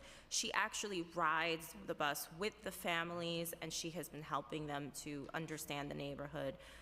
So our STH folks are working very closely with them, not just putting them on a bus and saying, Thank you. make your way, see you when you get back. I would like to add, I was at Floyd Benefit Field as well, and I actually have, I took a picture of how the staff there directs the families and where to go. After that, I went to South Shore campus and met with the 4 principals there who are receiving students, and the Superintendent Prayer, and his deputy, and they are actively working with the families. The parent coordinator was there. He told me exactly what happens, how they support the students, how he is speaking to the families, where to go, the students, what are the best routes, where to get here. They're following up with the students. Again, I want to emphasize the role that schools are playing to ensure that our students are receiving the best attention possible. It's a struggle. We understand that, but schools are stepping up to the plate to ensure they are providing students welcoming and affirming environments. Thank you. I'm good. I'll be back. Councilmember Brewer. Let me acknowledge Councilmember Felice. Thank you very much. I have a couple of questions. First of all, I do want to second those who are concerned about the 60-day. My question on that is the Royal Hotel. I believe that will be the first. I know that even people, to be not mention any names, but even people at the Department of H&H are concerned about it. You don't know how many people of the 2,000 who are there are on that list. Is that a correct statement? Councilmember, my understanding is that all families who are currently there receive the notification, but that's certainly something that we can check with Health and Hospital and clarify for Okay. council. Number 2 was when the immigration groups and also Councilmember Ayala met with the chief of staff to the mayor. Now, maybe I wasn't in the room, but she said that no child, no family that has a child in public school will be moved. Now, I took that move to be from the hotel. Do you know anything about that statement? We do not. Okay, can you check it out? I will also, but I believe that's what she said, and it was understood that it meant from the hotel, not from the school. And the reason I'm concerned is I've spent a lot of time on buses. These buses, with all due respect, I know you work on, they just don't show up. They don't show up for New York kids, and they're not going to show up for wherever you're moving these families. I don't know if there's lawsuits, but we cannot move these families. It is so wrong on so many levels. I know you know that, but I just want to make it really clear. People are so upset. Do not move these families. That would be the number one thing to do for their future and for our city. I have 2 questions also. The washer dryer. We're trying to get more washer dryers. How many do you need? I believe you need washer dryers in these schools. Do you have washer dryers? Is this an issue for you? That's the question I have. We can connect with our Department of Facility. There's actually a full list that they have of all of the schools that have washer and dryer. What I can say at this moment is that a lot of the community schools that we support, that's something that we also have historically done. And typically when a principal identifies that they want to install a washer and dryer, I think the first thing that they do is connect with the school custodial, and then from there they connect with facility to make sure that they have the appropriate wiring and equipment. So this is something that we have done more and more and that we can continue to look into. So if you have any schools within your districts that you want us to support, we're happy to do that. You know me, I know how to do it, but I'm just telling you, you need more. Totally Every understood. single school should have a washer dryer in the city of New York. You So really need it. as part of work that we're doing with Gun Violence Prevention Task Force, and of course expanding support for Project Open Arms, that has already been something on the chancellor's list. And so I just reached out to Kevin Moran to ask me for the list of schools that have washer and dryers. I have the list also in case you need it. Great. Okay. So we are looking to expand. All right. In terms of languages, I know the African Service Center is now working with, as a co-op, with some of the African languages. So my question is, are there languages that you don't have, that you need, and how are you addressing that issue? For the bilingual the recruitment, yes. Yes. So because there's no longer reciprocity with certification in other countries, we are working very closely with university partners to get us teachers in those languages. We also have our homegrown programs here in the DOE for our paras, for aspiring teachers, and so we know that those languages are especially important, so we're targeting recruitment in those areas. Okay, so you're working with the African Service Center as an example. They now have a co-op with different languages, just in case you don't know. Thank you. All just focus on the African dialects, many of which you do not have. That is correct. Okay. Absenteeism. Do you keep track of how many children in these asylum seeker hotels are not getting to school and how you're addressing it? Do you have some kind of information along those lines? Yeah, absolutely. I think that is yet another example of how shelter coordinator staff are critical, because from the get-go, one of the first things that they do every morning when they get to their location is there's a different system that different shelters have. In some instances, they have a sign-out notice where they can check the names of all the children and ensure that they have gone to schools. We're also look at the daily attendance that we are able to get from the school register to ensure that kids are actually attending and showing up. And I'm proud to say, while there's still significantly more work that we have to do, that we saw last year a slight reduction in the number of students in temporary housing that were chronically out, roughly about 4% reduction. Can you get that information to the committee so we have the updated data on absenteeism? Yeah, absolutely. We actually, I believe, have a public report also that we're going to be sharing, but I know the chancellor has shared it publicly that we went from having, back in the 2021-2022 school year, 40% of the students as a whole being chronically out to 36%, which is a 4% reduction citywide. In terms of students in temporary housing, we also saw a similar 4% reduction, but we're happy to share any nuances of that data that you would like. Okay, and then just finally, the issue is on November 17th, the controller sent to Chancellor Banks what he would think of to be a different time frame for counting the children in shelters, particularly migrant. So I don't think you should look at the letter, because my understanding, and I know that this may differ for others, but the issue is there's more money available depending on how you count when children are enrolled.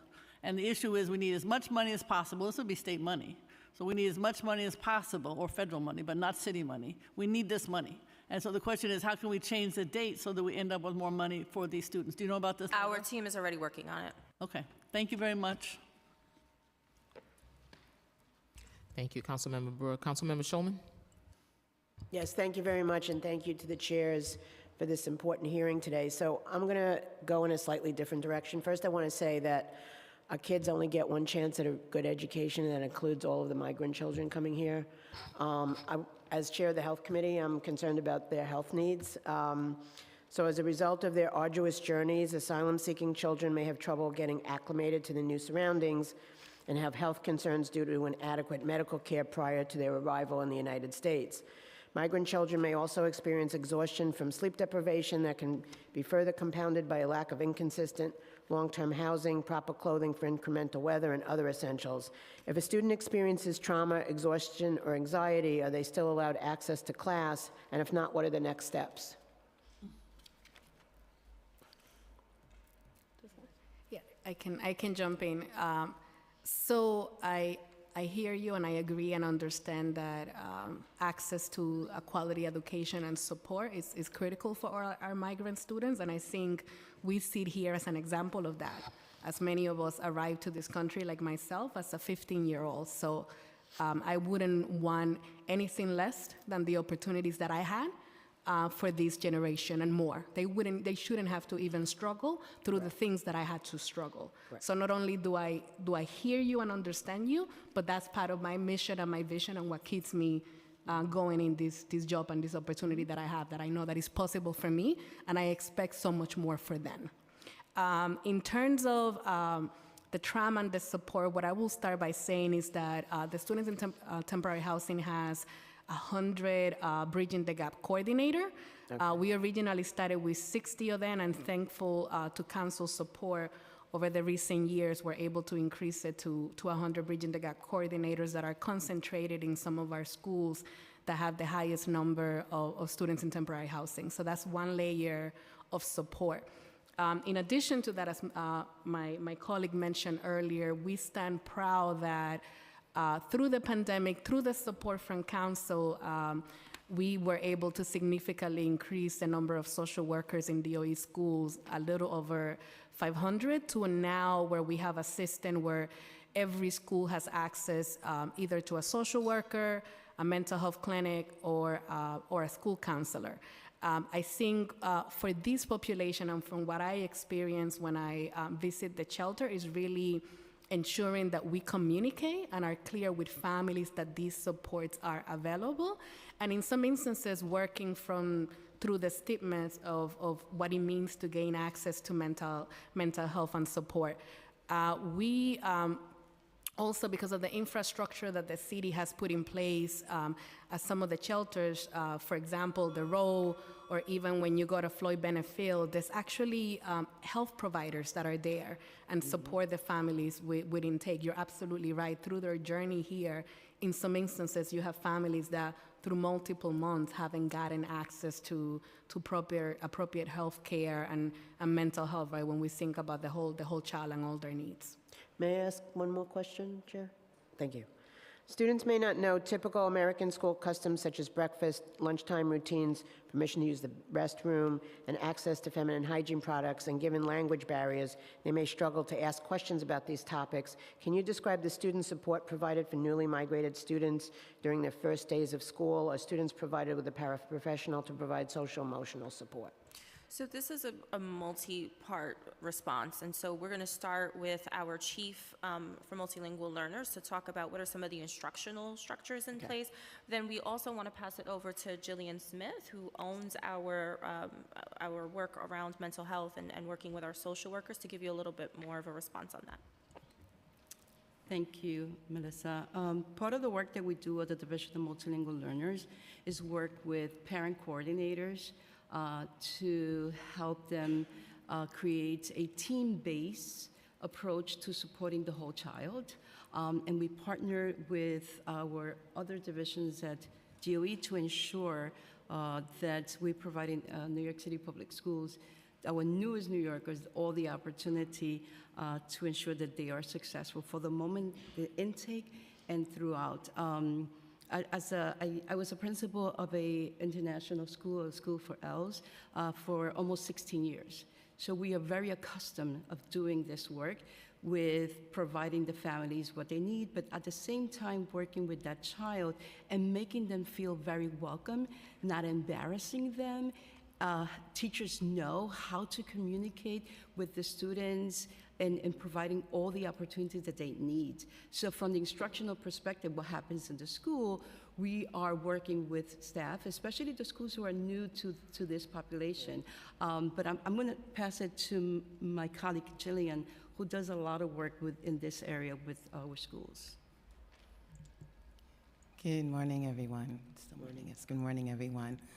So, of course, again, thank you to City Council. We're able to have well over 5,000 social workers, as well as guidance counselors, and students have access either to a social worker, a counselor, or a school-based mental health clinic within their schools.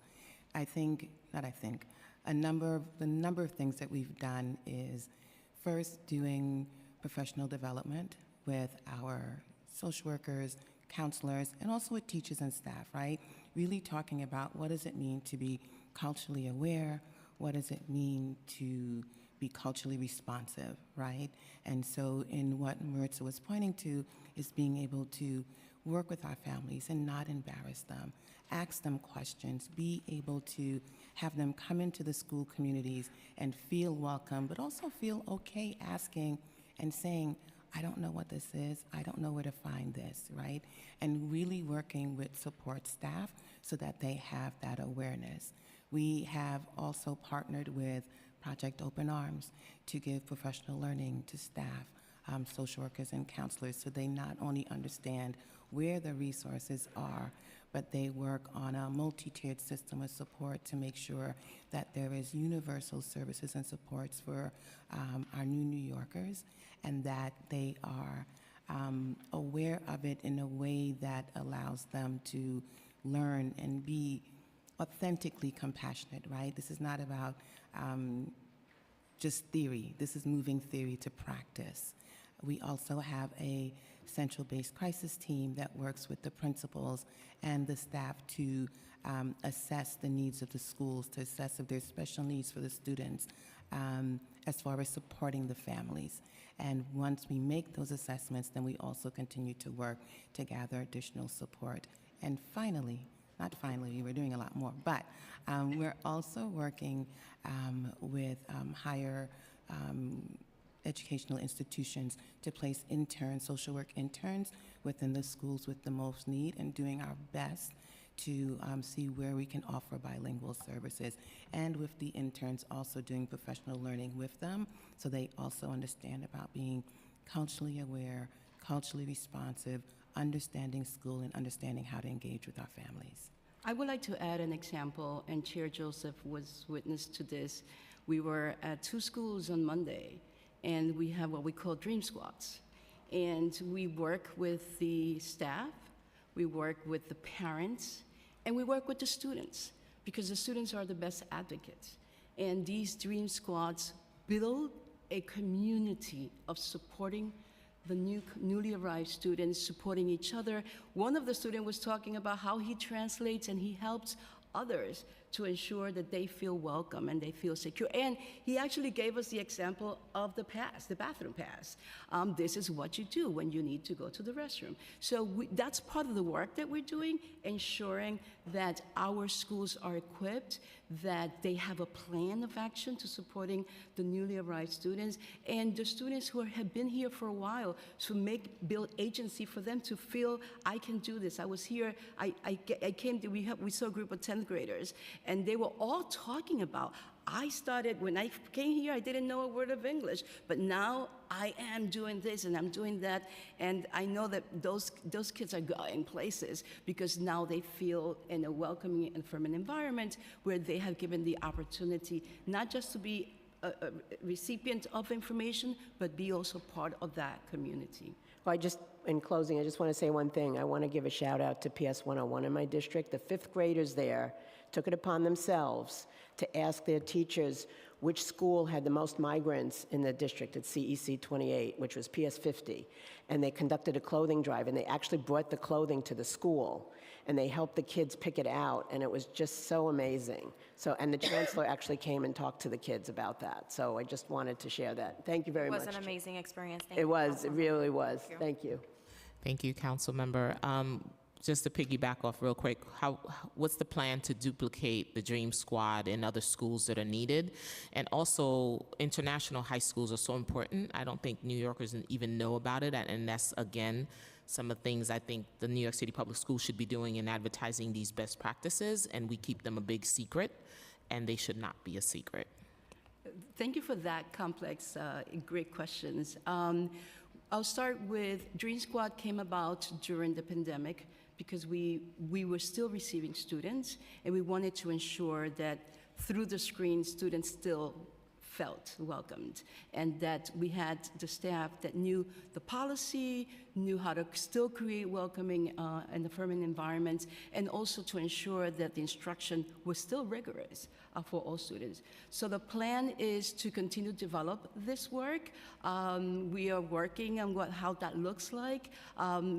Post-pandemic, and at the same time ensuring that we're building that within the fabric of the schools. In terms of the international schools, they are partners with us.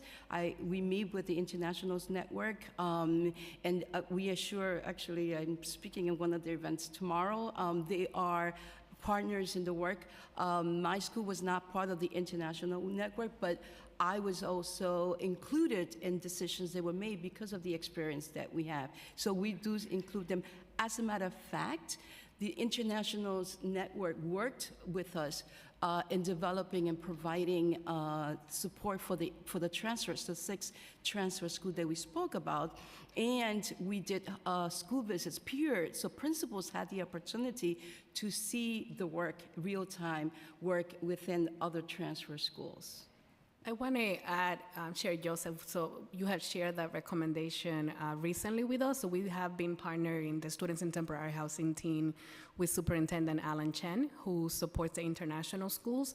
So as recently as Saturday, November 18, we actually did like an open house recruitment where we brought multiple international principals and leadership right to a site near a sanctuary shelter in Queens. So I think part of it is that sense of awareness and the flyers, but it's also how do you bring the supports closer to the shelters. So we are thankful for the superintendent and his team who took a Saturday of their time and our shelter staff to do that, and want to build upon having more example of those, because it's really around unpacking all of the things that we have in a way that's accessible to families. Well, I know that we've answered this question quite a bit at this point, but just to add one more piece, Chair, if it's okay.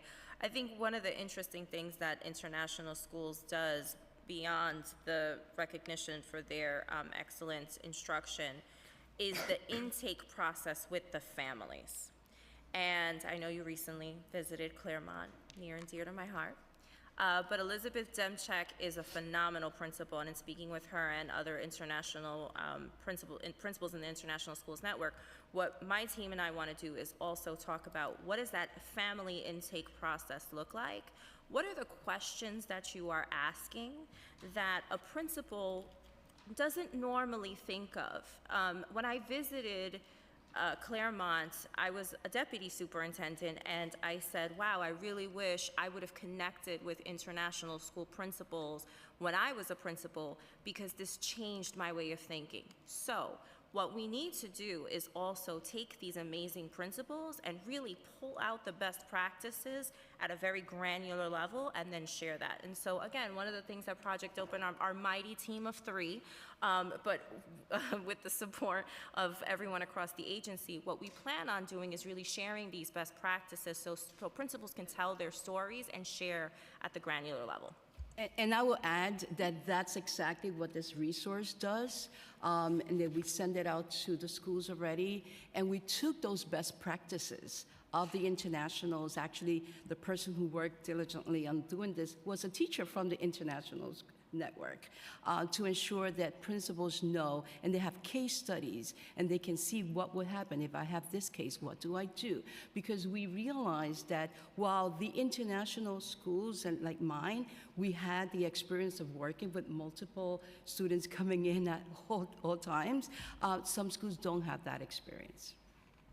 Thank you for that, and it's very encouraging to hear about the peer-to-peer support that is happening and all the ways in which existing students are really opening up and making sure that their peers feel safe. I want to go into knowing a little bit more about DOE's process for supporting schools with a sudden influx of students to onboard the necessary bilingual staff. and teachers necessary. And I'll just point out PS 372, the children's school in my district has welcomed around 30 new asylum-seeking students over the past year, with 4 arriving earlier this week. And they've been waiting months to receive the funding they were promised to onboard an ENL teacher. Can you repeat the the number of the school? 372, the children's school. Okay, so I will look into that. That is not acceptable and not the norm. There is an established appeal process in place, and if a school receives students and they need to open a new classroom, the magic number is generally 15, but that varies, right? It might even be less than that, because if you only have, if you have 2 ENL teachers, or you have 2 bilingual teachers, or just one section of a particular class, it may even be lower than that, and when you need to, which requires you to open an additional classroom. I say all this to say that the principal immediately contacts their budget director. That budget director is supposed to do a needs assessment with the academic policy point person. Why is this important? We want to make sure that the program is conducive to the influx of students. So it's not just saying, I need an additional teacher, or I don't need an additional teacher. We want someone to look at the school's program and say, well, you know what, this is pushing it. You do need an additional teacher, or you do need an additional ENL teacher, or maybe you don't. Let's shift this program. Once that needs assessment happens, if a school needs their additional funding, they need their mid-year adjustment moved up, we issue that to them. That's not new. And so we want to make sure that schools are getting the money they need. So I will personally check up on this and reach out to the principal and the superintendent, and then I will circle back with you. Thank you, I appreciate that. And then just to build on that, can you share the approach DOE has to increasing the pipeline of bilingual teachers for our Ls in schools? Absolutely. One of the things that we did this year, we spent a lot of time reflecting on last year. And I think one of the things that we did was kind of rely on traditional pipelines. And we said, what can we do to be a little bit more creative? And thanks to the UFT, we got together and went to NYSID, and we said, hey, we have a bunch of teachers who have additional licenses. They have ENL licenses, they have bilingual licenses. They are scared to work under these secondary licenses because they have to restart their tenure. Why should they have to restart their tenure if they're already successfully tenured in their primary license? So over 500 teachers have the opportunity now to work under those secondary licenses. If they secure a position in that secondary license, they are granted automatic tenure. They also receive a $5,000 stipend. And so we're really proud of that. The additional piece is that we're working really closely with our university partners, and this is something that we've always done, but really targeting the languages. So as Councilmember Brewer mentioned, everybody's always talking about Spanish. We know that a lot of our migrant students, they are speaking Spanish, but there are a number of languages that are being spoken that are not Spanish. And we want to make sure that we're diversifying our teaching population. So that is something that we continue to work on. Thank you. I'd like to pass it to Councilmember Menon. Thank you so much. I actually have questions along the lines of what Chair Hanif was asking about language access. And for me, it's personal. My mother came here as an immigrant, speaking very limited English, entered our city's public school system, which she found to be really a very welcoming, accepting place. So I just want to make sure I understand. So what exactly is the shortage of bilingual teachers, if you could be very specific about the numbers, and will the proposed PEGs further exacerbate the situation? I can get you the numbers of the number of teachers we have by bilingual license in ENL. The numbers that I have are pretty old. They're from a couple of months ago, so I just want to get the most up to date. I can get that for you before the hearing ends. The second part of it is we have not made any cuts to hire, and so everything that has been cut is around underspend, so vacancies per session, but we are not looking to cut teaching positions. That has not been part of the cut. And so principals still have their budgets, and the way that they spend their budgets is up to them. And so if they want additional bilingual teachers, they can post that vacancy, and they can work with their budget directors and their HR folks, and they can bring in bilingual teachers. I will say this as a former principal, one of the hesitancies that people had in posting bilingual teacher positions is that there weren't a lot of bilingual teachers out there. So they said, why am I going to post a position if I can't find a person? But now we are connecting our folks, our principals with our HR directors to give them lists of people who have the licenses and who are ready to work. And so now principals are they want to establish bilingual programs. Mirsa's team has been amazing in opening transitional bilingual programs across the city, and she can give better numbers. But as this is a priority for this administration, even prior to the influx, we said, why is it that there's this bilingual teacher shortage? Why do we not have more bilingual programs? And the principal said, if you give me a list of people who are looking for bilingual teaching positions, I will make the vacancy and I will interview them. But I'm not going to set money aside if I don't think there's a bilingual teacher out there for me. Okay, follow-up question. You mentioned that the PEGs are not going to affect teachers. However, OMB ordered every agency to cut asylum seeker spending by 20%. How will that affect the agency's operations? I am not part of the finance team. I do not want to speak in a way that doesn't do service to an answer. So if you allow me, I will circle back with my colleagues and I will get you a better answer.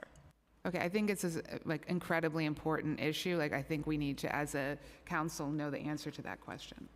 Understood. Thank you so much, Councilmember Menon. We'd like to hear now from Councilmember Narcisse. Wait, good morning. Thank you, Chairs. Floyd Bennett Field.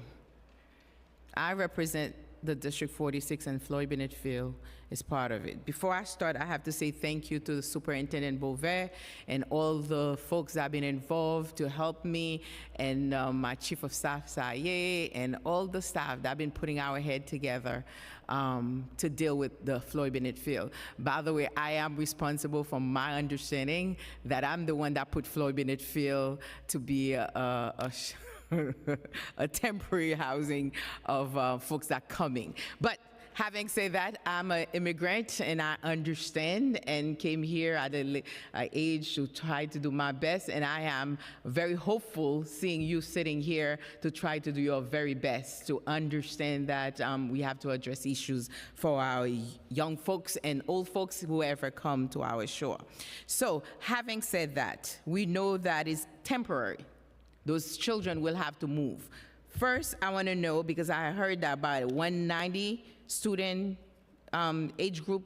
It said 195. 195, and how many? I think it's about 166 that's already enrolled, from my understanding. I heard it somewhere, but we can come back to that. So I was taking note on that. But having said that, what long-term educational plans are in place for the migrant student over there to ensure their continuity of academic growth and success, particularly as they transition from one place to the next? That's one of my questions. And the second one, I have a few I'm giving you so you have time to see how you're gonna address them. Language, we talk about languages. How many languages that we're speaking over there right now? And do we have support system in there for those young folks? And answer those two, because I have some very important one I want answers for. Those 3, 4. Yeah, I'm going to reiterate the number that I shared earlier. Okay. So since the arrival of students in November 18, we have enrolled 195 students. I believe that what my colleague shared was saying how many of them have attended. And I want to echo also that the 195 students include students that were just registered in school yesterday, and that number changes every day as we welcome new families. And I think, Trevon, that you share. What I was sharing was how many kids arrive to school. And so we enroll them, but then we also monitor when they actually show up to school.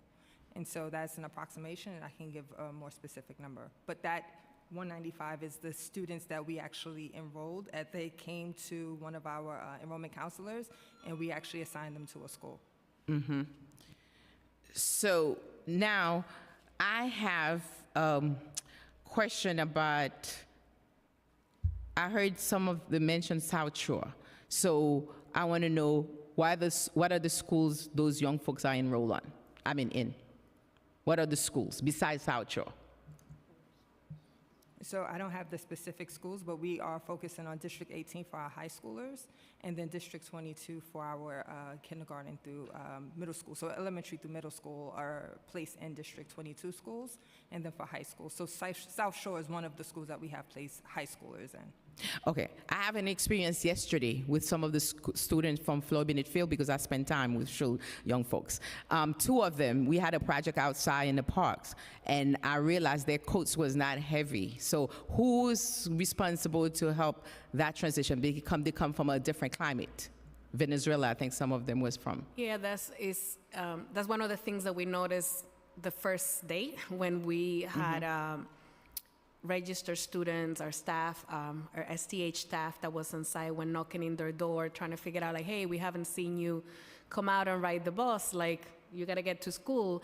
At that point, we work with the site manager at Health and Hospital. Our understanding is that all of the families there receive vouchers to be able to secure clothes that were donated. But in addition to that, we're working with our partners. So even the same Saturday 18, we had a big annual banquet slash coat dry donation that we did in partnership with the United Federation of Teachers. So we're looking at coats that remain there so that we can provide it to the families there. So I think it's both. The first line of supporting with the clothing happened with our partners at Health and Hospital, but then also DOE works with schools and work with other partners to ensure that we can also support with providing similar donations to the families. Okay. I can give you the name of the schools in South Shore. Academy for Conservation and Environment, the Brooklyn Theater Arts High School, the Brooklyn Community High School for Excellence and Equity, and Victory Collegiate High School. I hope so that's in South Shore, but I'm saying other school, all the schools that the young folks are enrolled in. So I was referencing that campus. Okay, no, but I'm saying throughout the District 22, because the group that I was with is 251. I think I was with yesterday. So I think I want to echo what our colleague Trevon shared, and at the same time emphasize how critical the partnership and the support from Superintendent Yulia Bobe has been, because even before the students had arrived, she had already worked with Stu in her team, who's the executive director, to identify multiple schools within proximity that have the vacant seats. So following up this hearing, if you want the specificity of where the younger children are going in District 22nd, our enrollment team can provide it. But I also want to echo that these numbers are changing daily because the site was recently opening, and every single day we're receiving new students. All right. So since it's temporary, how long are you anticipating that you're going to have young folks over there running around Floyd Bennett Field? Because I heard someone mentioning about the snow yesterday. So yesterday was a little flake that coming, right? But in Floyd Bennett Field, it's so cold. And the environment, the transportation, everything else that make it kind of not suitable. But we have to do what we have to do, which I understand. But how long you think that we can anticipating having folks in there? So I just want, going back to the coats and the clothing, I know you're asking a multi-layered question, so I apologize for I do, because they told me I'm responsible for Floyd Bennett Field, so I have to ask questions. I totally understand. That's a joke. Sorry, you probably don't know about it. No, I got the joke. Right? So one of the things that you might be aware of, but for those who aren't, the families are receiving $25 vouchers to Salvation Army, and we have about 2,000 pairs of shoes arriving. I want to say, I think it's in February. Yeah, they're coming in February. Project Russo has been an amazing partner. I know that's not soon enough, so we meet now. We started a new meeting cadence with nonprofits and CBOs. So one of the things that we talked about is adopting districts and schools, and so we are coordinating clothing drives, shoe drives, brand new items. We're stressing that we cannot have even gently used items, so that way we can make sure that we're getting those resources to families immediately. By the way, I'm doing one on December 9th, but the question was how long you anticipate of using the Floyd-Bennett field. Is that a question you can answer for me? Unfortunately, we cannot answer. I realize that that's why you did not answer it. But to say the least, I'm going to do my very best, like you're doing your very best, to make sure we support families. So I thank you, Chair, for the extra time, and let's do the best we can for our families. Thank you so much. Councilmember Rivera. Hello, good afternoon. I just want to thank you for your commitment to our children and families. We are clearly in crisis. It's physical, it's mental, and we just know that policies like the 60-day shelter stay limitation does create instability, which is not your choice. I realize that, many of us are here because we're here to challenge the mayor's move because we think that it harms children ultimately. But you're doing what you can, and I think you've tried to lay that out as clearly as possible today. So I'm going to try to focus on logistics and the tactics to ensure that continuity, hold on a second, because I have a baby at home going through changes, to ensure continuity in education, especially for those who may be shuffled around to different housing arrangements. And my colleagues asked some great questions, and I want to thank them, especially around bilingual teachers. So can you please describe, there was a mention of like a list of those seeking bilingual education jobs. All right, so I'm trying to understand that. Can you please describe the language barriers and gaps experienced in our school, and what are your latest efforts to add capacity to address those gaps? And I ask because I thought, has the department hired or considered hiring newly arrived asylum seekers with work permits and a teaching background to support this need? This is something even our community boards have brought up to us, and it's very frustrating because, you have the Spanish-speaking students walking around with tablets for translation services. So have you considered that? And you also mentioned the non-Spanish languages, right? The other languages that are in our schools. And so how is translation and interpretation provided on the non-DOE languages? So that's like Portuguese, some of those indigenous dialects that we're hearing spoken in Mexico and Ecuador, for example. So what additional language and counseling services are provided to these students? And what are the costs associated with providing language and educational services for immigration students? Are these services included in the asylum seeker spending assessments? Okay, so a lot of questions, and I apologize in advance if it's okay that we ask you to help us out in making sure we answer everything. We will start by passing it over to Chief Mirza, so that way she can talk a little bit about what happens once we have our teachers, once our bilingual and ENL teachers are there, and how we support them.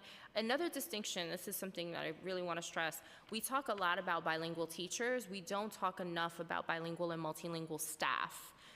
And so we also are making sure that we are recruiting sub-paras and social workers and other staff members, because if a school's model is ENL, English as a new language, that teacher is not necessarily, that teacher could be monolingual and is definitely not giving instruction in another language. Students of multiple languages are sitting in front of them, but what we do want to ensure is that there are staff members across the school who speak a language that the student identifies with and who can support them. So we are always careful in making that distinction, but I'm going to stop talking because then I get on my soapbox and I'm going to pass it to Mirza. All right, well, I appreciate that, because the last thing I'll add is that I'm also concerned about like placements and working with the superintendents, like on the Lower East Side, for example. We have empty seats, we have services for Spanish-speaking students, and that you mentioned in your testimony that you're committed to finding schools with available seats that offer support to multilingual learners. And we've actually approached your agency about trying to make those changes and accommodating those students in our own district. Empty seats, Spanish-speaking staff, better environment. So we'd like to see that happen sooner than later. Thank you for all of your testimony today. So I'll start with the instructional component and pass it over. Thank you, Melissa, for highlighting the fact that not every teacher in the classroom is going to speak the language, the home language of the student. However, teachers learn how to scaffold instruction, how to bring home language strategies into the classroom, how to use, yes, they can use devices for translation, but more importantly, be culturally and linguistically responsive by ensuring that the environment that we have created is able to allow students to be themselves. I'm going to give you my own example.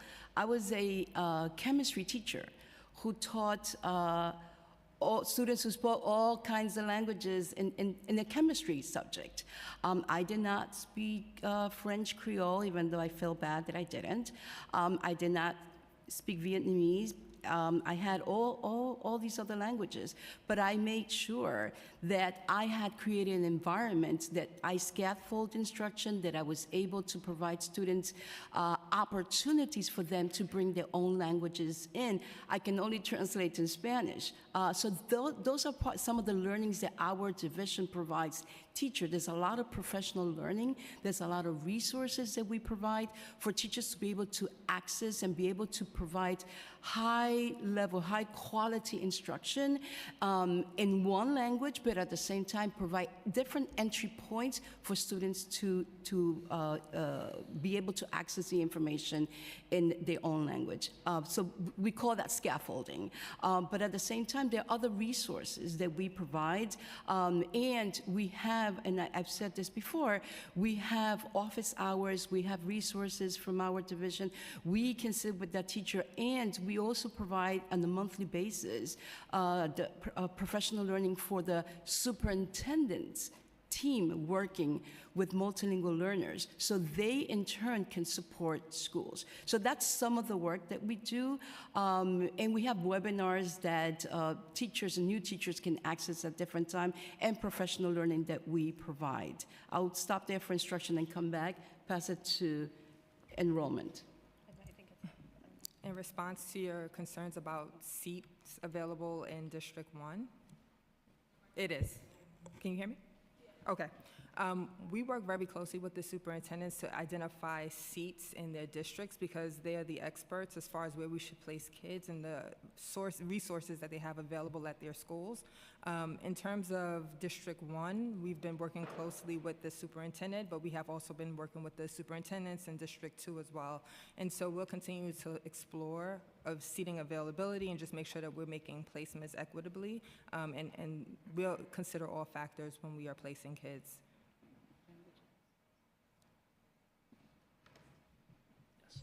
Hello, good afternoon. I'm here to talk about language access and translation interpretation support, which I see as an additional layer to everything my colleagues just mentioned right now about having staff and teaching bilingual teachers and so forth, and staff also being able to support in additional languages.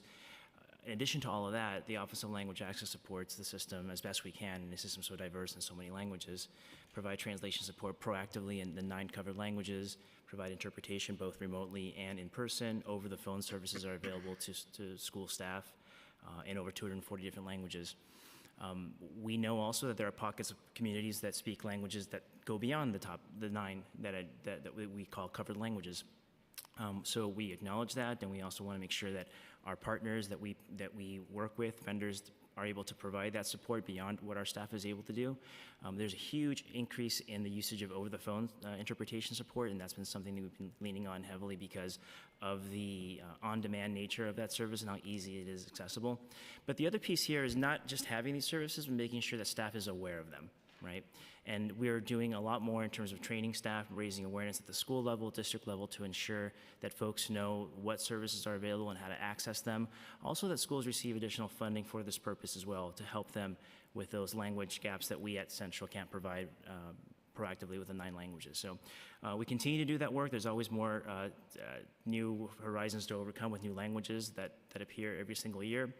We try to work with our vendors to ensure that there are resources available to support those needs. I've heard African dialects earlier today, and there's languages in Latin America as well, that there aren't professional interpreters out there to provide that support. And we're working to make sure that we make use of immigrants that come in and see whether or not there is a profession, a possible profession for these folks. It is a industry that has been in the shadows for far too long because it is a professional industry, and one can be a professional interpreter in many different languages, and that's something that we're trying to highlight with our communities and also with community partners.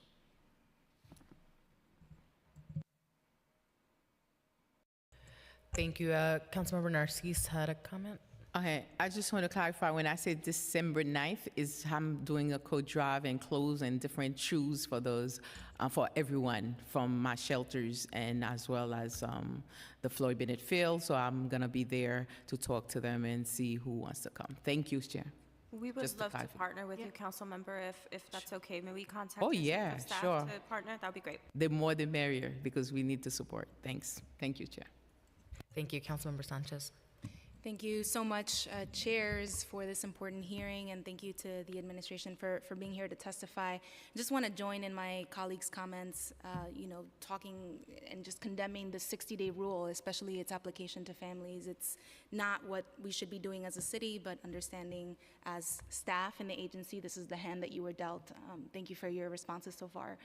So it strikes me that at least part of the problem that we're having in accommodating the influx of English language learners in the department is an undervaluing of multilingualism. And I know I'm preaching to the choir, and it's not you that undervalues this, but I want to just understand a little bit about the department's approach to multilingualism, right? So I understand that between 2022 and 23 of ELLs, roughly almost 80% were in transitional bilingual education, right? So once they feel comfortable with English, they'll start feeling comfortable with English, they'll transition to full-time English.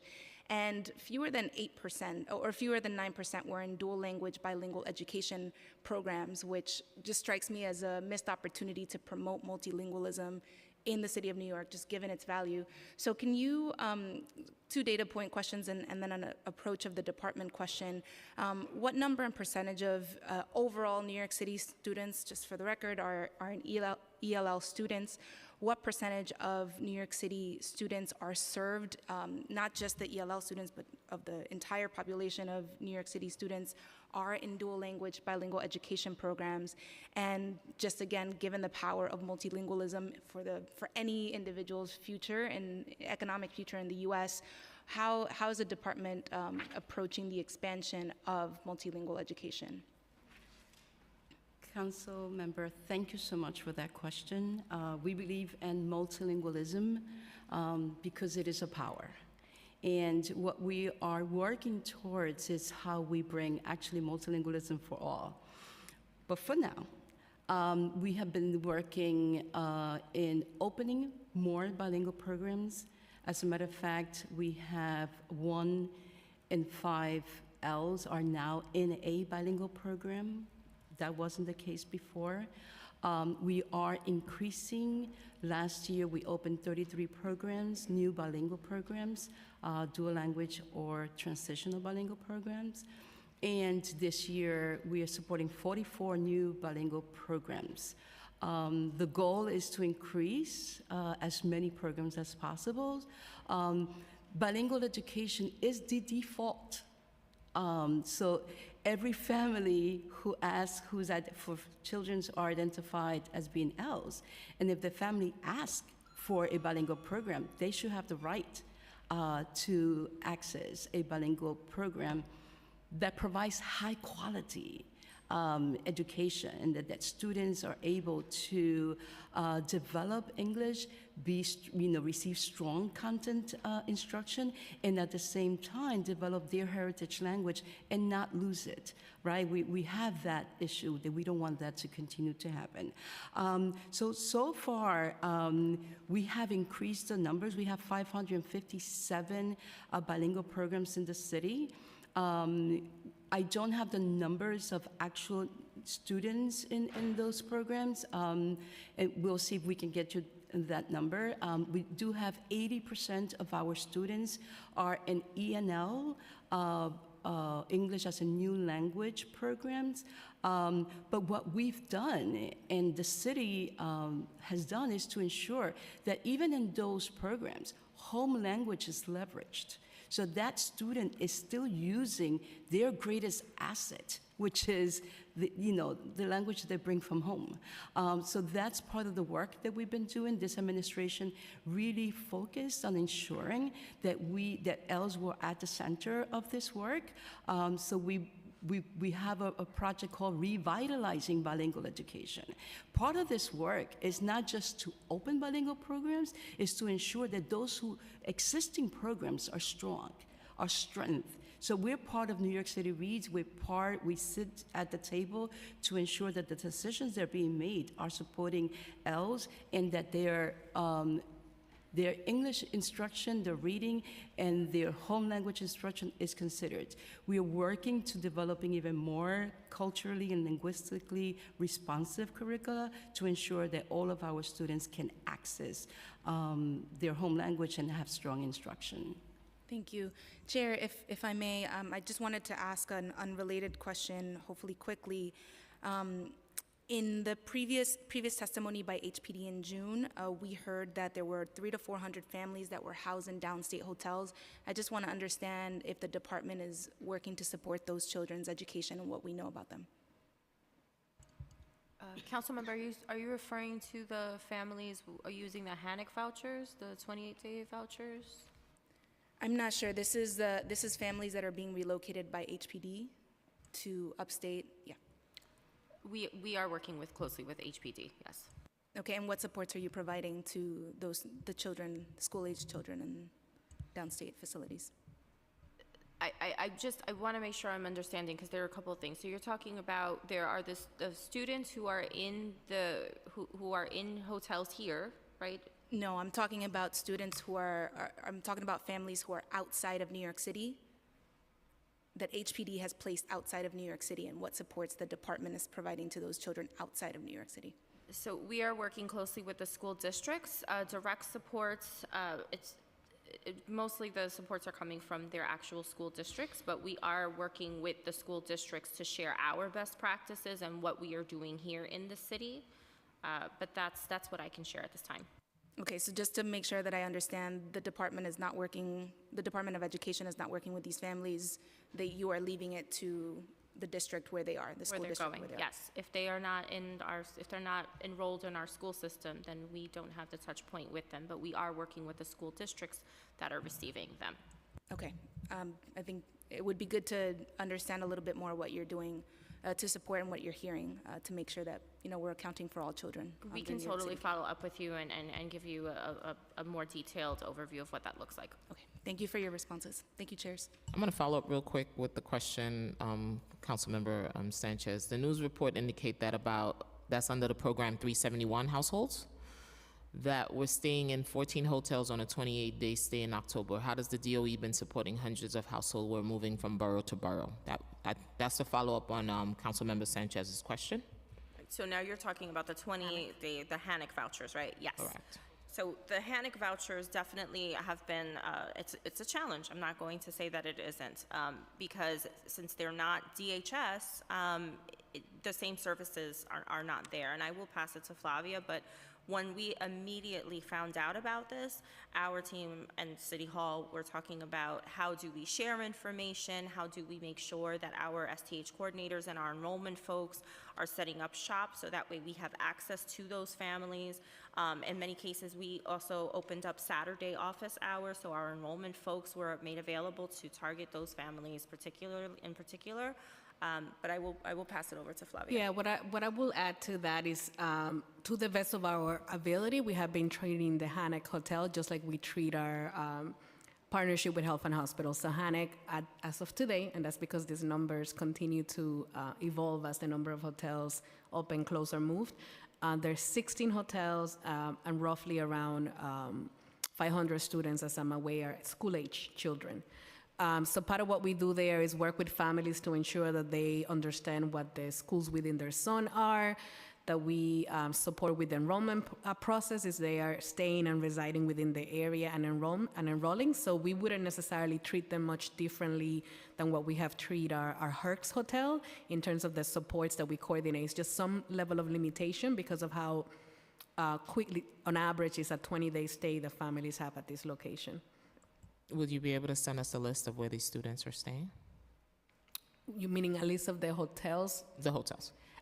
We will be happy to connect with our colleagues so that they could share as of today and if it changes, what the current list of hotels that are considered HANIC are. Yeah. I'm going to pivot quickly over to Councilmember Brewer, and I'll come back with some questions.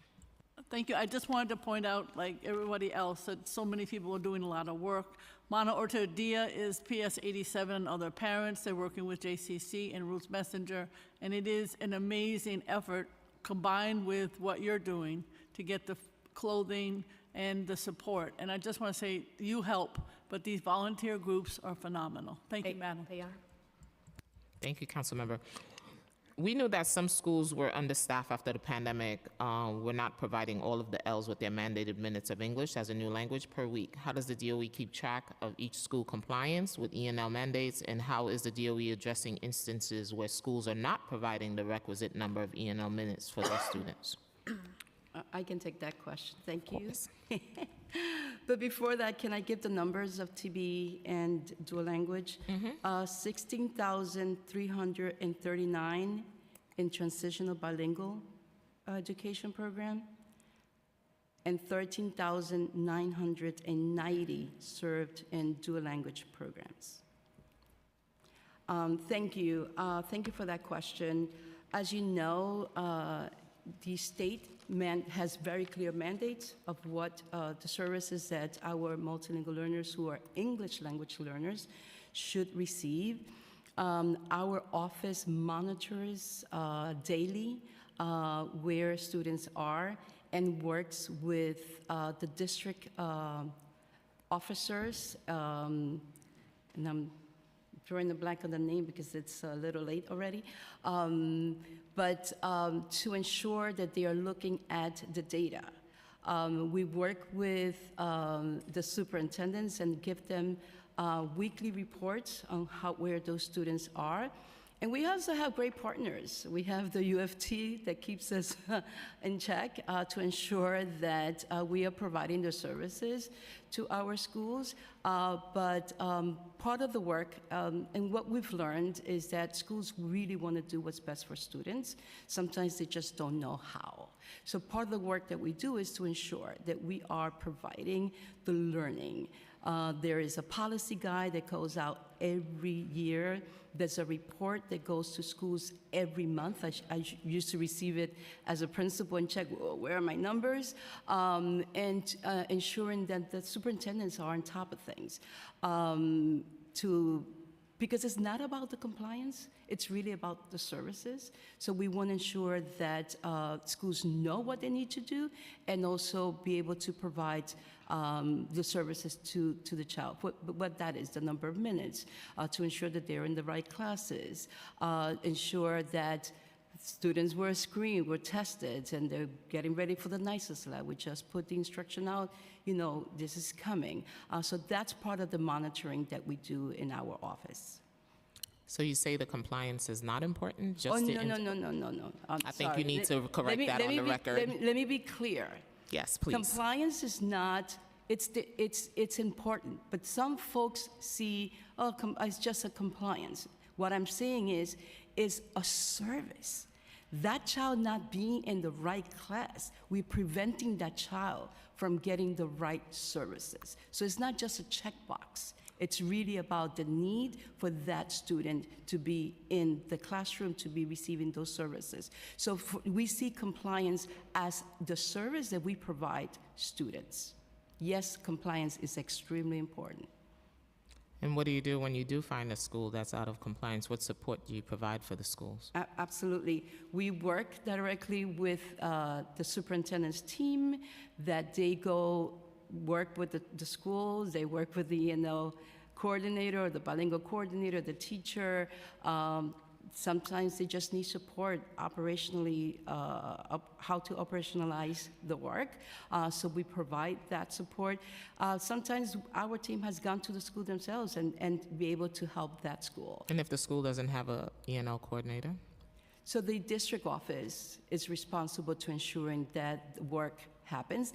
That child needs the services, even if the school doesn't have the ENL coordinator. And I know that not all schools have an ENL coordinator, but bottom line, the principal at the school is responsible to ensure that every single student is receiving the services that they need to be successful. Chair, I just want to add in just something from the leadership perspective. Under the previous administration, the structure was you had a superintendent with a very small team, and then you had these borough-based offices that had the instructional coaches, and they provided support. And so if I am an instructional coach, if I am an ENL district support person, and I'm coming into Principal Ramos' school, and Principal Ramos does not necessarily value multilingualism or ENL or bilingual programming, then you tell me that I'm not compliant, I check a box, I make sure I'm compliant, and I send that person on their way because I can't be bothered. I'm a principal, I have things to do. We as an administration made sure that when we gave superintendents autonomy, we equipped them with a team that they direct, so there is supervision tied to support. And so to answer your question, for the Ms. Ramos who doesn't necessarily value and is just trying to make sure she's compliant, or maybe she's tenured and she doesn't feel like she even needs to be compliant, the superintendent now steps in and says, this is a non-negotiable.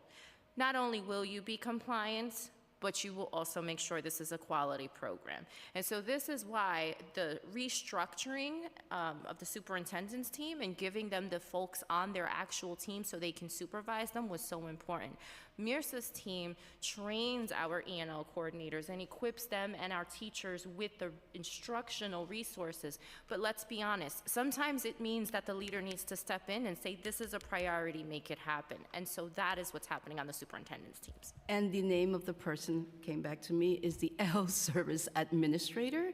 And this is a person whose sole job is to ensure that every single school is providing the services to their students. We also have, and this is part of the restructuring, the MESA, or they call MESA, is the multilingual English language learners service administrator, and they're focused on instruction. And what the beauty of this is that they're now part of the superintendent's instructional team because every teacher is a teacher of ours. Absolutely. Let's talk about our students that are ENL and also have disabilities. What is New York City Public Schools doing to remind schools of their duty under the federal law to identify students who may have special needs? Create comparable services, an education plan, and provide evaluation and create IEPs as quickly. One of the things I saw is that the parents didn't know where to go, especially our new arrivals. I visited a hotel, they didn't know where to go, they didn't know who to talk to. So I think that message needs to get out to the hotels, to the HERCs, to the shelters, and let them know that they can find an SBST team or someone. What's the process to put in for an evaluation for their child? Well, Chair Joseph, thank you for that question, and thank you for your advocacy of students with disabilities that are English language learners and newly arriving to New York City. While we know that we have work to do to ensure that every family feels fully supported through the IEP process and that every student is fully receiving their recommended programs and services, we're tremendously proud of the work that our school building leaders, our school psychologists, our related service providers, our special education teachers, our social workers have done to respond to this need. We completely agree with everything that you've shared around how important it is to get supports and services to students as quickly as possible. And our goal is for students to receive the intervention and the instruction that they require, whether or not they are eligible for an IEP. So to ensure that students receive the help that they need as quickly as possible, we have shared messages for the past 2 years through Principal's Digest to clarify that English language learner status must not be used to discourage a parent from making an initial referral or to delay a school referral from a student suspected as having a disability. And that all parent referrals for special education must be processed immediately. This guidance also clarifies that interim supports through a comparable service plan must be developed and provided immediately while the initial evaluation is being completed. If the family provides a non-DOE IEP or equivalent from their home country, or if the parent self-reports information regarding the student's disability. After that bilingual evaluation is conducted, the IEP team will meet and review and consider previous instruction in reading and math, as well as the impact of limited English proficiency, so that students are not over-identified for special education. This content was also shared with our superintendent's teams to ensure that they are fully aware, our supervisors, school psychologists, and our committees on special education this September at the start of school. And our preschoolers are also given the same courtesy? Yeah, absolutely. I think we have seen strong collaboration between our family welcome centers, our committees on special education, our committees on preschool special education, to ensure that families of preschoolers that require supports are able to access their CPSC and begin that process. I'll be sending a location over to you where some families need some support. Understood. Councilmember Hanif. Thank you. I want to come back to absences and understanding what happens when asylum seeker students are absent. Who does DOE contact living in the shelter, students who are living in the shelters when they're absent? And if they've been moved to a different shelter, how does DOE get in contact with the new location? Yeah, absolutely happy to address that. So I think the first layer at the shelter is leaning on the shelter-based coordinators that are on site because they can have direct contact with the families there. So we don't even have to wait until the next day, but once the coordinators see the report and are able to see who was absent for the day, we can begin the process of like understanding what was the child out, making sure that they are aware of like the implications of chronic absenteeism and really demystifying that, because I think when we speak about what chronically absent means, what it means is that a student is absent 10% of the time. So within a month, if let's say you started the full month of September, you were absent 2 days, you're chronically absent for that month. That doesn't necessarily make you chronically absent for the year. So in addition to leveraging the shelter-based coordinators and the supports that we do there, is really leaning on school staff and all of the different data systems that we have. So on a daily basis, we send a report to all of the superintendents highlighting all of the students who are absent, attendance percentages for each of their school, if any of their schools didn't scan the attendance rosters for the day. Similarly to what my colleague had mentioned, we in a way, for lack of a better term, decentralize a little bit the way that we look at attendance support. So each of the superintendent's teams now have an attendance coordinator within their team, which is new. We used to have 9 of them citywide supporting attendance policies and practice. And in addition to that, through our partnership and collaboration with the UFT, we were able to move the attendance teachers that were connected to the field-based structures into superintendent's teams. So now superintendents are the direct supervisors of the central attendance teachers. There's schools that may elect to hire attendance teachers out of their own budget, but we also have a number of attendance teachers citywide that when a school has through their committee initiated support, so outreach, and they're not able to locate families, these are the people that are also, in addition to our shelter coordinators, are deployed to the communities to visit the shelter or to investigate and to find out where the children are. Those are you said the attendance? We have attendance teachers. Citywide, yeah. Who are working with the coordinators? They work with the superintendent's team, with the district coordinators, but they work supporting a subset of schools. So the whole idea is that every school should have an active attendance committee that's looking at attendance overall, but absolutely paying attention to targeted populations that we know that have struggled in terms of attendance, and our students in temporary housing being one of them. So I think the short answer is really activating all of those infrastructures that I mentioned, making sure that we're providing data daily. You can't wait to figure out Friday that a child was absent on Monday, and that's something that we have been able to do a lot more effectively over the last couple of years with some of the new ways in which we do attendance reporting in a daily basis. But I think also beyond that is really understanding what are the reasons why children are not attending. So I provided the example earlier of what happened during the first couple of days at Floyd Benefield when our staff member, the day of, started knocking on doors because she noticed that children weren't getting on the bus to go to school, and they weren't getting on the bus because they didn't have the winter coats. Mm-hmm. So right at that moment, we were able to intervene and provide the supports, and those were students that otherwise would have been absent, right? And it's really understanding that while children are out is complex. There's many reasons, and sometimes there's simple barriers that we can support and remove and make it a little easier for families and ultimately see improvements in attendance. Thank you. I wanted to get clarity on a number that was shared with us earlier on absenteeism among children of asylum seekers. You had mentioned that there was a 4% decrease on chronic absenteeism. Is that for students in temporary housing, or is that for students That is overall? for students in temporary housing overall for the prior school year, the school year 2022-2023.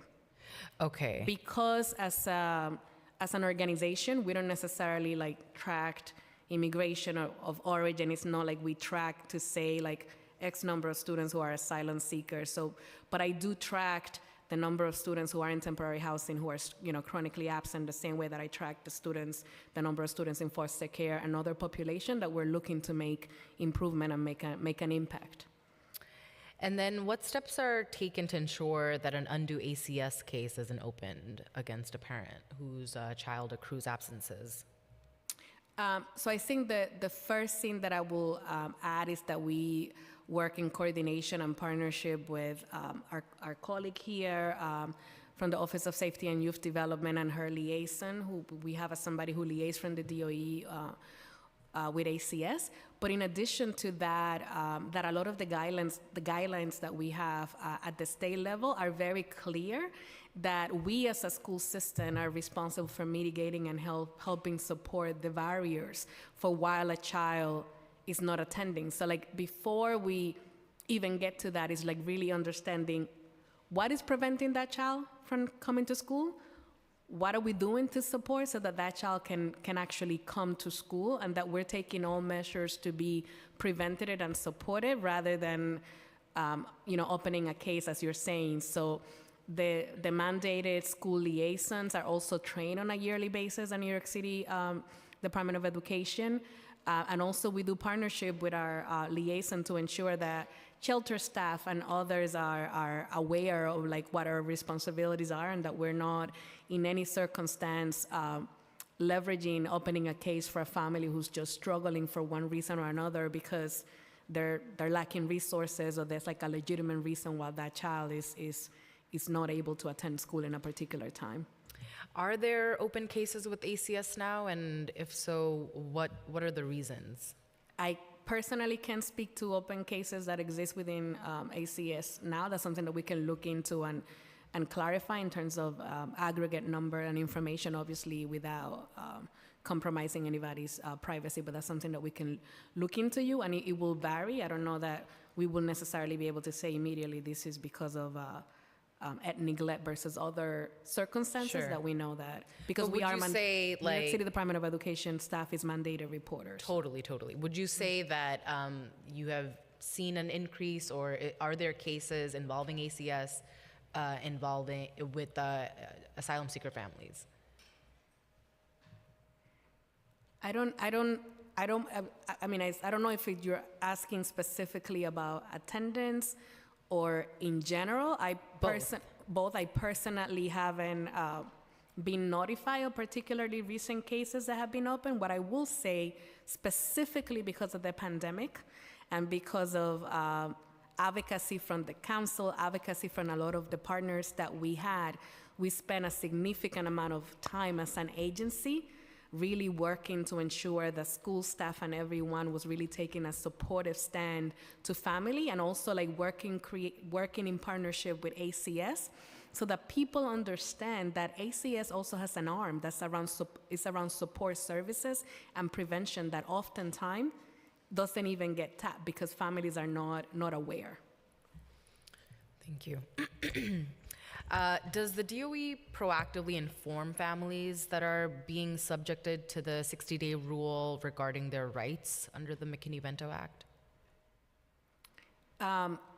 We do, and I think that's part of the reason why I emphasize the 60-day letters that we share with superintendents and we share with principals as well. And one of the things that's specifically called out in that letter is that families have the right to remain in their school. And it's also part of the training that we're doing in partnership with our FACE team that supports family and supports parent coordinators, so that, you know, I don't want to say that one email and one training is enough. It's something that we have to continue to double down and continue to just understand what's emerging as this policy is implemented, so that we can then make sure that right at the moment we are addressing the needs of families. So letters are shared with superintendents and principals, and then do they send a notice to the families who might get impacted in addition to that, or no?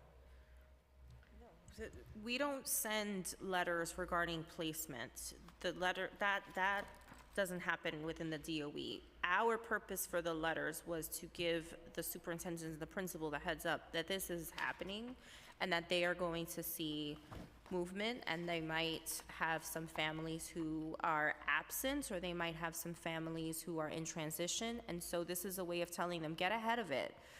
You know who your kids are. They're just about to get these notices. So we don't expect them, or even us, to have a say in the 60-day notice aspect. We're beyond that. Our opinions, our feelings, at this point, it's about operationalizing it and making sure that principals and superintendents have a heads up and that they're activating accordingly to support those children.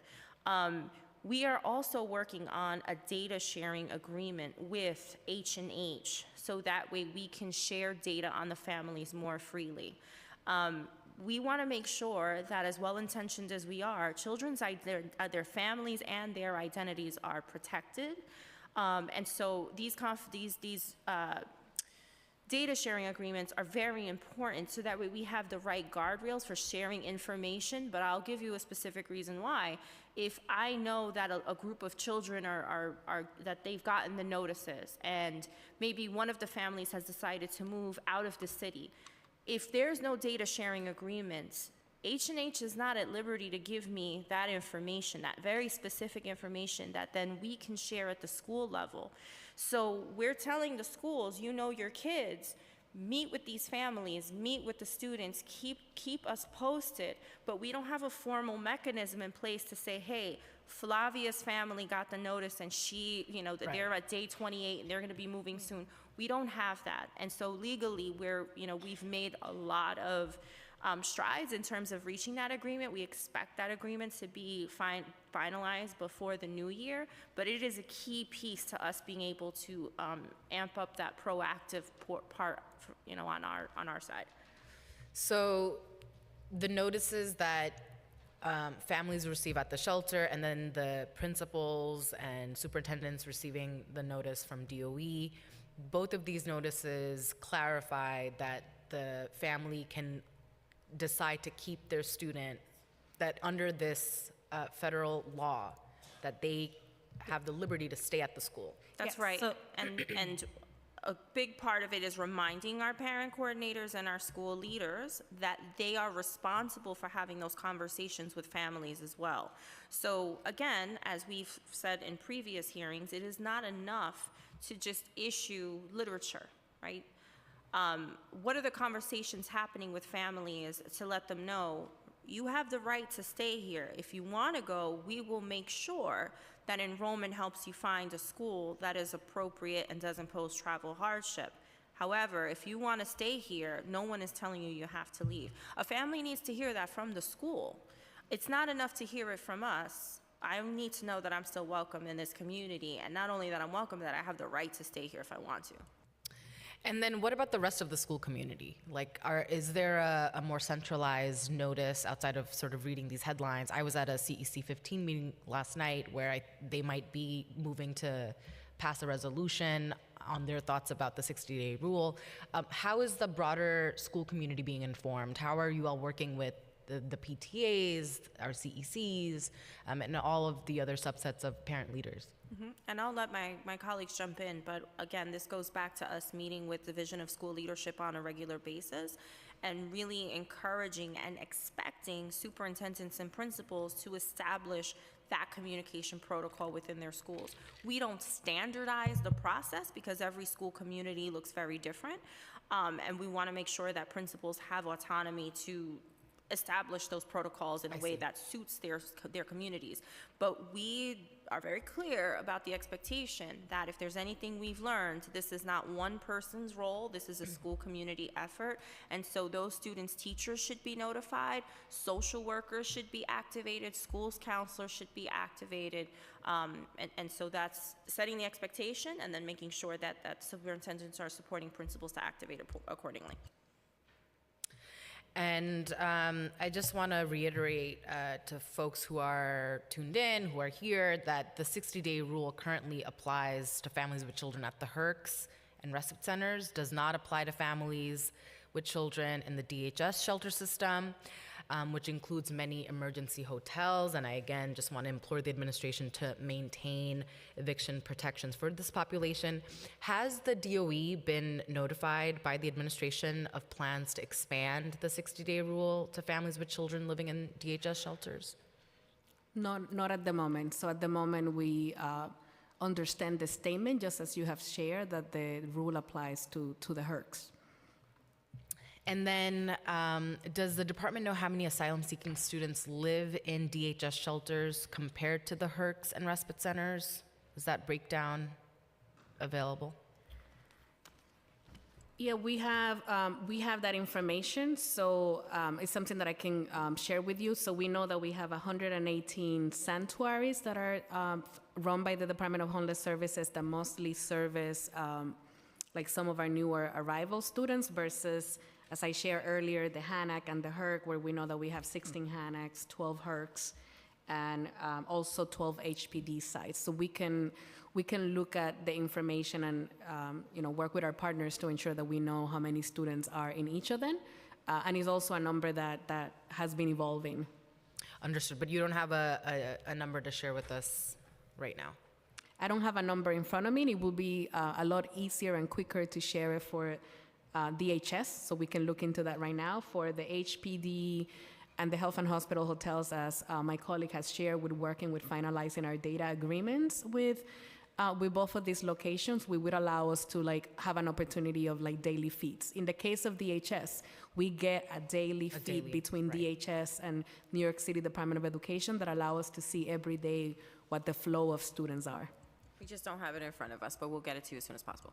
Okay, thank you. And then I wanted to follow up on a question that Councilmember Rivera had asked about recruiting asylum seekers who've arrived here, who have received their work permits, to the pipeline of bilingual educators. And in the spirit of, celebrating multilingualism, I wanted to know if the DOE is involved in any recruitment, job recruitment fairs, or any recruitment for translation providers. Absolutely. We are. As a matter of fact, recently we participated in a hiring fair that Congressman Espaillat's office sponsored. And so any opportunity that we have, our Chief Talent Officer very actively participates in recruitment fairs. The idea of recruiting from our international student population and our families is something that we have been talking about behind the scenes and working to operationalize. We don't have a specific plan to share with you at this time because, as I mentioned, we're still meeting, but it is something that we are aggressively working on. It's actually a dream of ours, and we're hoping that we can get something up and running before the end of this coming school year. Okay, great. Keep us posted, please. Those are all my questions. Chair Joseph? Sure. I have a couple of questions. One, piggyback off the ACS. I know attendance has always been an issue. We saw that during the pandemic where ACS were being called on families because kids were not attending, not because they didn't want, because language wasn't their first, English was not their first language. So how are you addressing this now? Is there a briefing that families are being told what the expectations are for attendance when the kids attend school? How is that being communicated to families? Yeah, absolutely. So I think for us is both leaning on our shelter-based staff, leaning on our parent coordinators to ensure that we demystify what this notion of chronic absenteeism is, which, as I mentioned, is being absent 10% of the time and 2 absences, but also helping families to figure out how do you leverage the support that exists within your school community. So in some instances, you have a family that's keeping their children out because they need a doctor's appointment or because they need an optical appointment, and is leaning into the sites where we have clinic that exists to let them know you don't need to have your child miss a day to school to be able to get these supports. These supports can be leveraged and can be provided right on site within your school communities, right? That's the beauty of community schools as an example, that we know that we have wraparound supports and we're able to look at ways to mitigate and improve chronic absenteeism and attendance because of the whole child supports and the things that we're able to embed into the strategy. A lot of it is really coaching and working with our shelter coordinators around printing that report, right? And for what it's worth, for my luck, I happen to manage both the students in temporary housing team as well as attendance. So one of the things that I ensure is that those 2 teams are working in tandem, are working collaboratively, the resources that we have when the attendance team is looking to support superintendents, that they are really paying targeted attention to that population and their needs. And then from there is really working closely with our partner, with Jillian's team, who's here with us, and her point that works with ACS to make sure that in the trainings that are done around the mandated reporters on a yearly basis, that we pay like clear attention and consideration to those population. And a lot of the way that the state required training was done in the past has changed to really talk about like what are the supported structures that need to happen at the school and within our system to ensure that we're like are not waiting for calling a case as mandated reporter, but that we actually are mitigating the challenges. And I don't know, Jillian, if you want to add anything around the mandated reported training and changes that have occurred. Yes, I was going to before, but I just said, sorry. So yes, so we realized with our partnership with DOE and ACS, and I think we all know this, that most of the cases that are called on, whether it's L students or Black and brown children. So in partnership with ACS, really worked on redefining the yearly trainings that we do. And they're calling it supporting and not reporting. And working with our, the designated liaisons at the schools, school staff, actually training anyone who comes in contact with children and families to understand how do you actually look at the root cause and contact the ACS support systems before you call it into SCR. And what we realized was that a lot of people actually did not know about the ACS supports. So really doing a better job of advertising that awareness, following up with calls that we receive. We do like office hours and reach out to different schools, working with superintendents who, we're not telling people not to report. Please do not hear that. What we are saying is be mindful. What supports have you done before you called in? Poverty is not an ACS case. Not having a coat is not an ACS case. And so meeting with different superintendents to support them in their schools and understanding what resources are in their catchment area so that they can, similar to what Flavia says, send the families to those supportive agencies and those resources versus calling in an ACS case. I've also received complaints about young children selling candy in the train station. How do we address that? And how, yeah, I know it's the elephant in the room, but I'm going to put it there. How do we talk to families and let them know about child labor?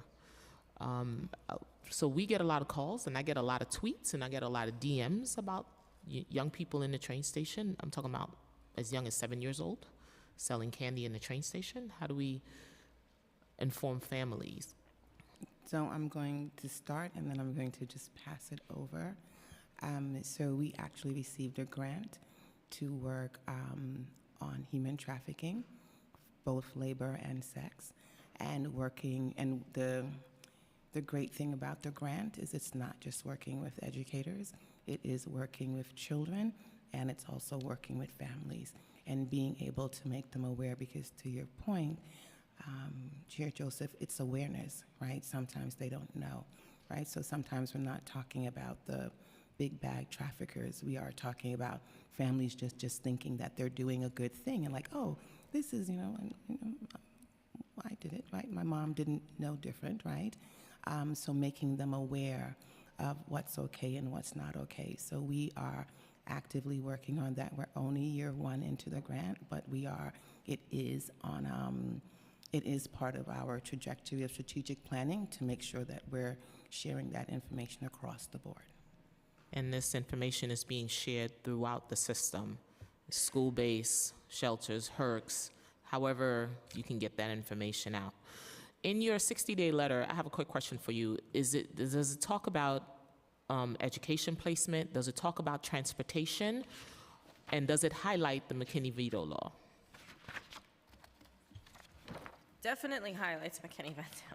That is the core of the letter. And we do go through a number of areas that the principal should be aware of in terms of enrollment and transportation. But I think, and while the letter was important, it just got the ball rolling to remind everyone of these different pieces. The real part of it is checking in with the superintendents and the principals based on the monitoring of the data and seeing where the greatest influxes the greatest influx is happening. So yes, and it's also that additional touch. Thank you.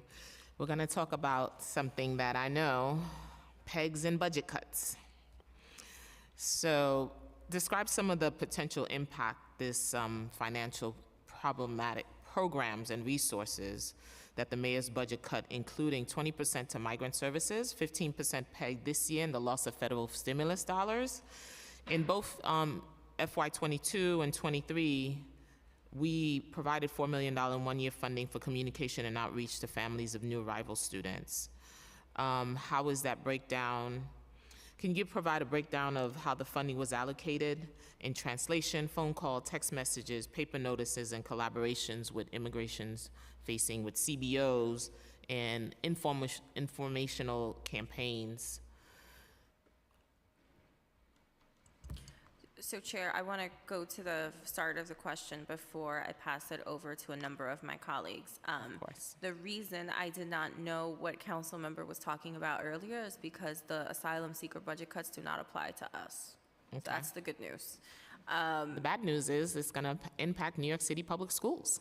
We understand. But the number of your questions fall with our language access coordinator's office, so I am going to pass it over to Kleber, and then Flavia and I will jump in accordingly. Thank you. Good afternoon again. The language access funding, thank you for pushing for that for the last few years. We've had a lot of great initiatives that launched from that funding. We do have a breakdown of the funding, how it was used for last year's initiatives and also this year's, that I can share with you afterwards. But just to give you a brief overview, a lot of that was used to raise awareness of language access. One of the things that we knew of, but it was reinforced with discussions with community partners that we meet with frequently, is that people just don't know. And I think I mentioned that earlier. People don't know what's available. And so we want to make noise on language access and solely on language access. We cover so many different topics, many of which we've discussed today as additional support or a layer of support for these initiatives that the DOE launches. But sometimes we just need to talk about language access itself as it crosses so many different workflows. We did a campaign. Hopefully you saw some of the ads out in the streets earlier this year that kind of mimic what we do internally for our staff to raise awareness both in the schools but also in our communities, making sure that families were aware of the ability to request services, they know where to access these services, what services are available. We also had direct mailings going out to families, text messages, robocalls, emails. We did everything that we could to make sure that families were aware of the available services. We also partnered with about a dozen community-based organizations to make sure that we leveraged their networks of families and communities to raise awareness, and in those languages as well, to advise families to raise awareness about what they could what schools offer in terms of translation and interpretation services. And one of the things that I think that went less noticed was the fact that we provided schools with additional interpretation support, specifically interpretation equipment, to make sure that they can pass out for their large convenings when they have group gatherings and make use of interpreters and the equipment available to make that support seamless for those events. We also had some enhancements in our infrastructure within the Office of Language Access to make sure we managed our projects better, to make sure that we were accountable for the work that we're producing. So we had some enhancements in terms of our project management tools, translation tools, all sorts of stuff, very technical stuff that I can provide you more detail after this session is completed. Absolutely. Melissa, you wanted to jump in with the 15% pegs to New York City Public Schools? Talk to me.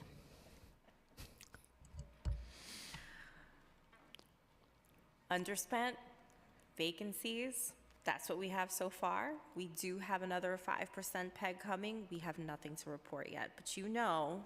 I sent my letter. I still haven't gotten a response. We will get you a response, and that was in October. we will. We're gonna get you a response.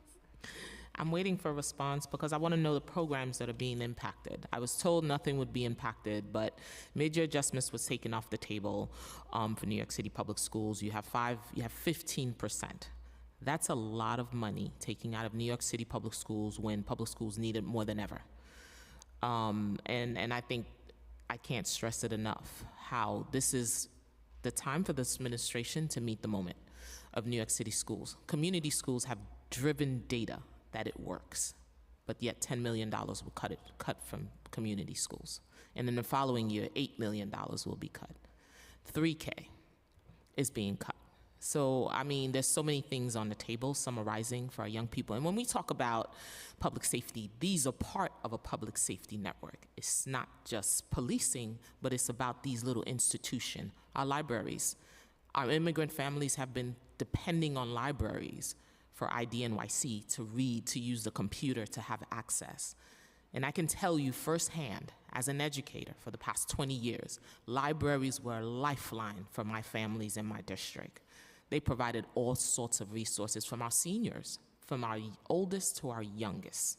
So 15% is a lot for New York City Public Schools, and I continue to hope that this administration does the right thing by New York City students. And we will continue to be at the table to make sure that our New York City students get all that they deserve. Nothing less, nothing less. So on October 2022, New York City Public Schools received $12 million in additional funding for students living in temporary housing. And I talked about that earlier, enrolled at least 6 new students living in temporary housing to receive $2,000. We worked on that, and that was good. On an average, it was reported that the school received an additional $31,713 in 2022. With the influx of newly migrated students that continue to increase, and how will the pegs, 15% pegs for fiscal 2024 impact these numbers? So because we issued that money last year, understanding that our working group was working on the Fair Student Funding formula, and we already knew that a core priority was making sure that students in temporary housing got more money through that formula. That being said, that did not exist last year, and we did not expect the kind of numbers that we got, so we knew we had to issue emergency money to schools because the STH money that they get reflects the numbers that they had last year. So if you had 12 students last year, but now you have 50, you cannot support those additional students based on money for 12 students. That was the reason for that money. We do not have plans to issue a SAM this year, but because students in temporary housing get more weight in the Fair Student Funding formula, schools are seeing more money where they have more asylum-seeking students. Now, I know mid-year adjustment is a big concern, and I will not speak to that, and I'm happy for us to take back to the team that we need to expedite your letter, because you're right, you're waiting for a response, and we want to make sure you get a timely response. That being said, when we talk about schools getting over the counter after the October 31st deadline, we know that if a school is getting 20, 30, 50 kids and they need additional money, we are going to work with the schools to get them what they need. We are not going to let any school have to provide for students if they don't have the funding for an additional teacher, or they don't have the additional funds for a paraprofessional.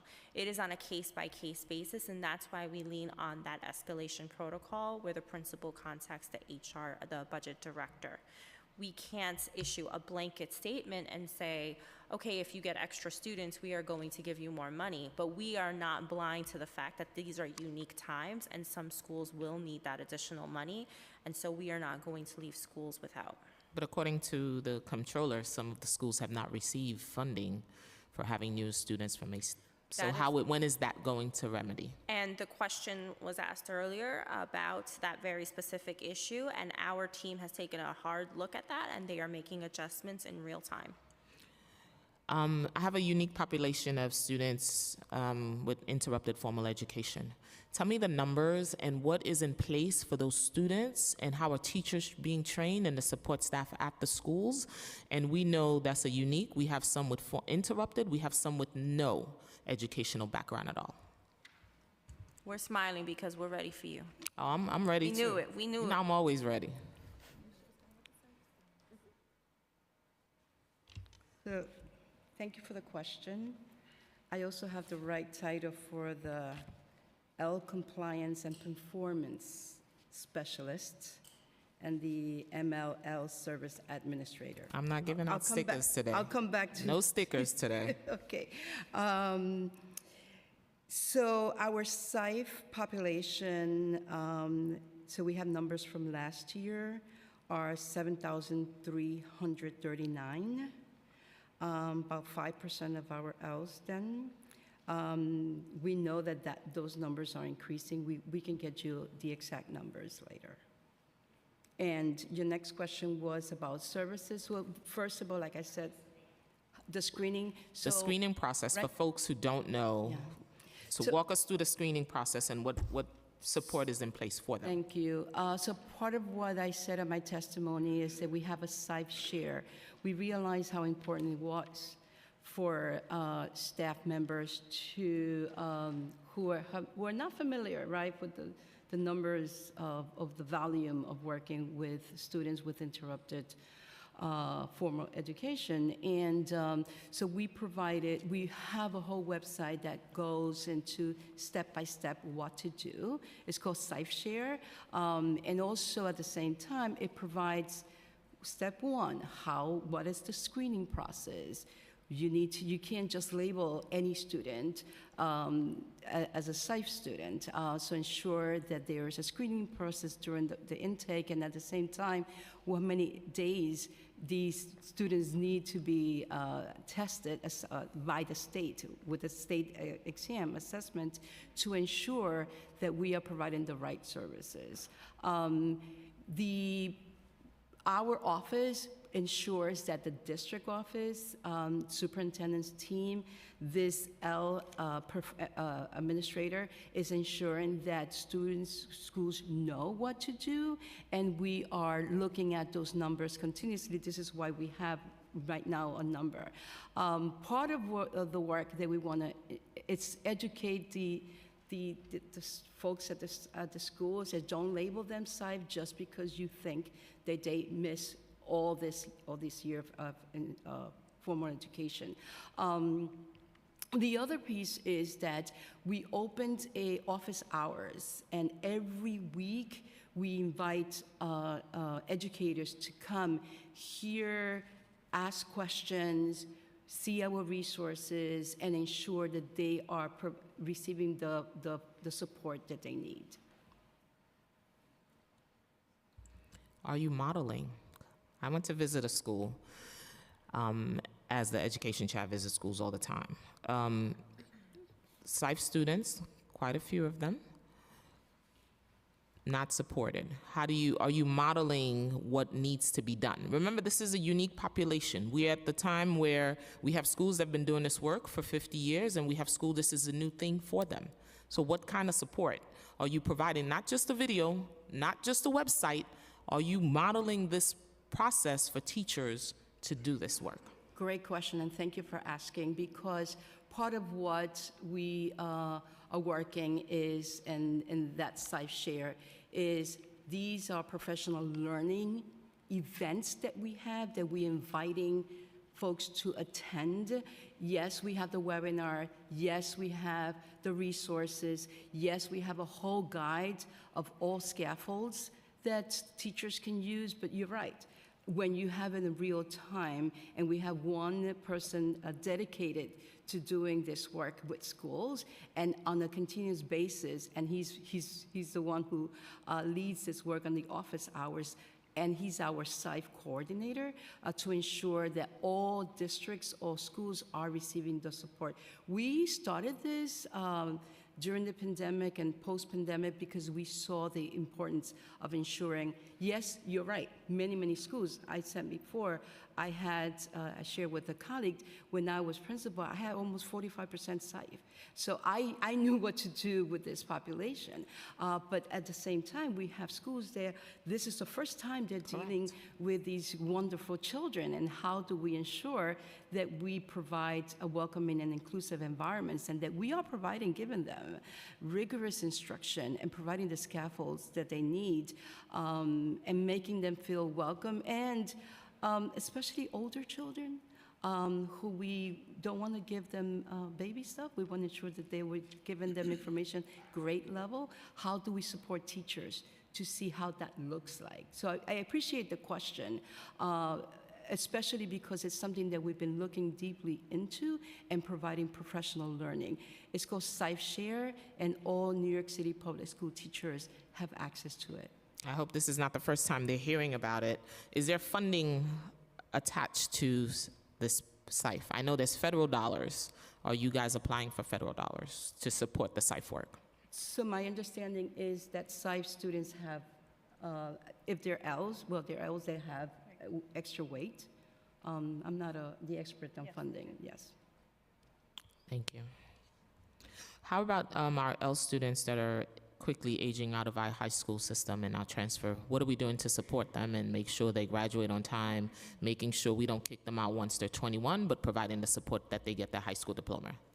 So I'll start with the work with the transfer schools. And I know that District 79 works closely with this population. We also work closely with Superintendent Sullivan and Superintendent Alan Chen, Dr. Chen, to ensure that they are programs very specific, and the beauty is that they're learning from each other as well, to ensure that this population receive the services that they need. And if a student needs to transfer, where do they go, what happens? We want to keep those students in school. I mean, the graduation rate for L's has increased to 67%. That's not just because of all the waivers from the state. There was a lot of work put in place to ensure that schools built welcoming environments. We see that the dropout rate went down significantly from 27% to 15% now. This is part of the work schools are doing to ensure that students are staying in school. We mentioned Dream Squad as one of those strategies, but there are other strategies that schools are using to ensure that students are receiving the instruction that they need, the support that they need. We need to do better, no doubt. But how do we come together? And one of the things that we're doing is having this team approach. Cannot be on the shoulders of the ENL teacher, the bilingual teacher, or the guidance counselor, or the social worker. It needs to be, it's the village that needs to take this approach to ensure that all students are receiving what they need, and that we at central offices are doing our work as well. Of course you are, and I'm here to make sure it continues. On our community school reduction, Flavia, this is for you. In the November plan of the $10 million, which I spoke about earlier, in FY24, $8 million in the out year, what criteria would New York City Public Schools use to determine how much each community school would have program funded be reduced by? So because of the way that community schools are funded, is a combination of, as you know, stimulus. We also have grants, 21st century grants. So the focus of the reduction will have to be specifically aligned to the ones that are funded through tax levy. And it will vary because, as you know, while we have 421 community schools, we work in partnership with 80 CVOs, so different CVOs are going to see a different level of reduction depending on the number of programs that they support. And in general, part of what will need to occur is that we're not looking to eliminate a particular community schools, but rather there will have to be a reduction of services across a subset of targeted schools that are funded through tax levy structures. So it could vary depending on the school, because as you know, what I mean by that could vary what you see changing. The way that we organize community schools, we don't dictate specific programs. We have levers that we ensure that every community school has a wellness component, that every community school has extended learning, that every community school has extended family supports. So we will have to work very closely with our CVO partners, with our coalition, to look at the subset of schools that will be impacted and do our best to minimize what that could have to the student experience of that school. But the ultimate goal is not that a single school is going to lose all the supports, but something is going to have to be reduced within those contracts. Reduce in terms of services, but every single thing you mention is what make kids come to school, what makes parents get involved in schools. But if you cut wellness, you cut mental health, so what are you leaving? Set up skeletons? We can't do this. So we're going to have to figure a better way to make sure that community schools are standing and serve the communities that they serve.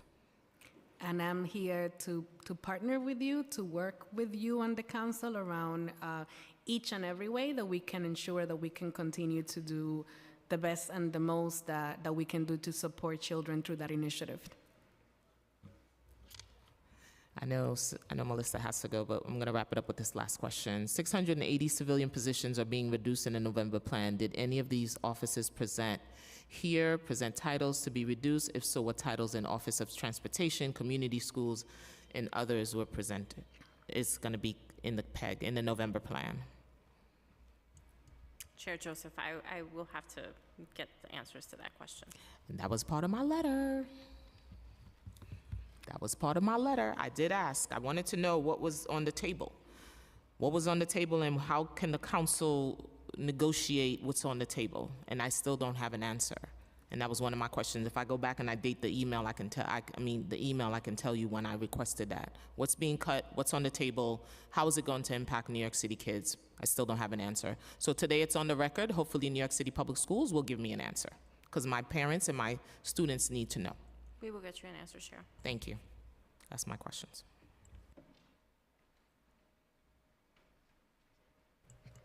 That's all the questions we have for the administration. Thank you all so much for being here, your clarity and just comprehensive responses, and all the work you put in shows. So I deeply, deeply appreciate seeing a team that is very efficient. Thank you.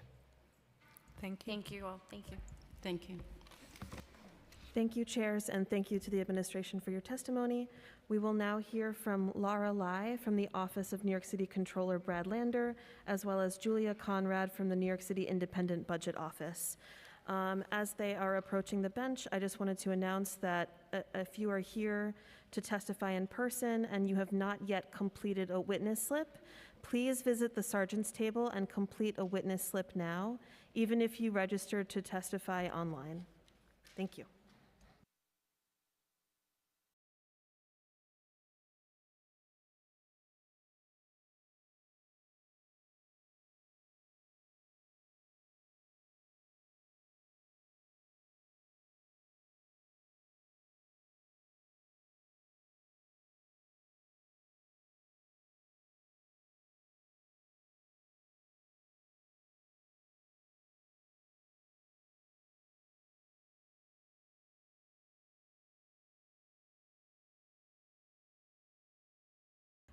Before we begin, I will administer the affirmation. Panelists, please raise your right hand. Do you affirm to tell the truth, the whole truth, and nothing but the truth before this committee, and to respond honestly to council member questions? I do. Thank you very much. Laura Lai, you may begin when ready. Great, thank you. Good afternoon, Chair Joseph, Chair Hanif, and members of the City Council Education and Immigration Committees. My name is Laura Lai, and I am the Senior Policy Analyst and Strategic Organizer for Education in the Office of New York City Comptroller Brad Lander. Thank you for the opportunity to testify before you today. A little more than 1 year ago, our office was the first to sound the alarm on the lack of additional funding from this administration for schools serving newly arrived students from families seeking asylum. In response, DOE issued SAM 65, sending additional money to many of the schools serving these students, and since then, more than 21,000 additional students have arrived in our city and enrolled in New York City public schools, contributing to the first increase in school enrollment in 8 years. However, 3 critical urgent issues are still facing immigrant students, and I would like to help bring attention to those today. A number of those have already been addressed, and my testimony is quite long, so I'll stop as soon as you tell me to. And a lot of it will be amplifying some of the things that have already been said. The first is the fair student funding calculations for students in temporary housing. That was the subject of the comptroller's letter to the chancellor recently. This has already been touched on, but I'd like to provide some detail. DOE played a pivotal role in crafting and funding the new fair student funding weight for students in temporary housing. However, unlike other FSF weights, DOE is choosing to base the new STH weight allocation on enrollment as of December 31st, 2022. If this decision stands, schools will not receive funding this school year for changes in STH enrollment that have occurred since last December. The exclusion of these 21,000 students from DOE's FSF calculations will deny schools serving new arrivals nearly $11 million in funding for urgently needed additional resources this school year. And I just want to say it's even more than 11 million at this point, because the 21,000 students we calculated is actually gone up, given that we're now at 14,000 students since July. So we're talking about even more than $11 million that those schools are missing. And I heard DOE say that they're going to address this on a case-by-case basis, but case-by-case, what does that mean? How much money is that? Which schools get it? What oversight is there? It should be part of the formula. The DOE implements other FSF weights via mid-year adjustments and is using December 30th, 2023, for example, as the cutoff for English language learner and special education weights. Without any other explanation, it appears that DOE is purposely creating resource scarcity at schools with newcomer students. We are glad to hear that members of the City Council are joining us in urging the administration to reverse this decision by December 15th, in time to apply the new weight designed to provide resources for students experiencing homelessness via the mid-year adjustment this year. And Councilmember Hanif, I just wanted to use as an example, this isn't in the written testimony, but I spoke with Maria Interlandi last night, a school in District 15 in your district, PS 124, where 55% of the students currently are living in temporary housing because there are 2 family shelters across the street from the school. For PS 124, they were given the student and temporary housing weight according to the online information on fair student funding. They were given the weight for 118 students. It's our understanding that they now have 202 students living in temporary housing. And at $508.49 per student, that school is missing $43,000 from their budget, just that one school. $43,000 from their budget because they are not going to get a mid-year adjustment for the new students who have come who are living in temporary housing. So that tells you the magnitude of the impact to schools that this decision is making. The second thing I want to touch on is the 60-day limit.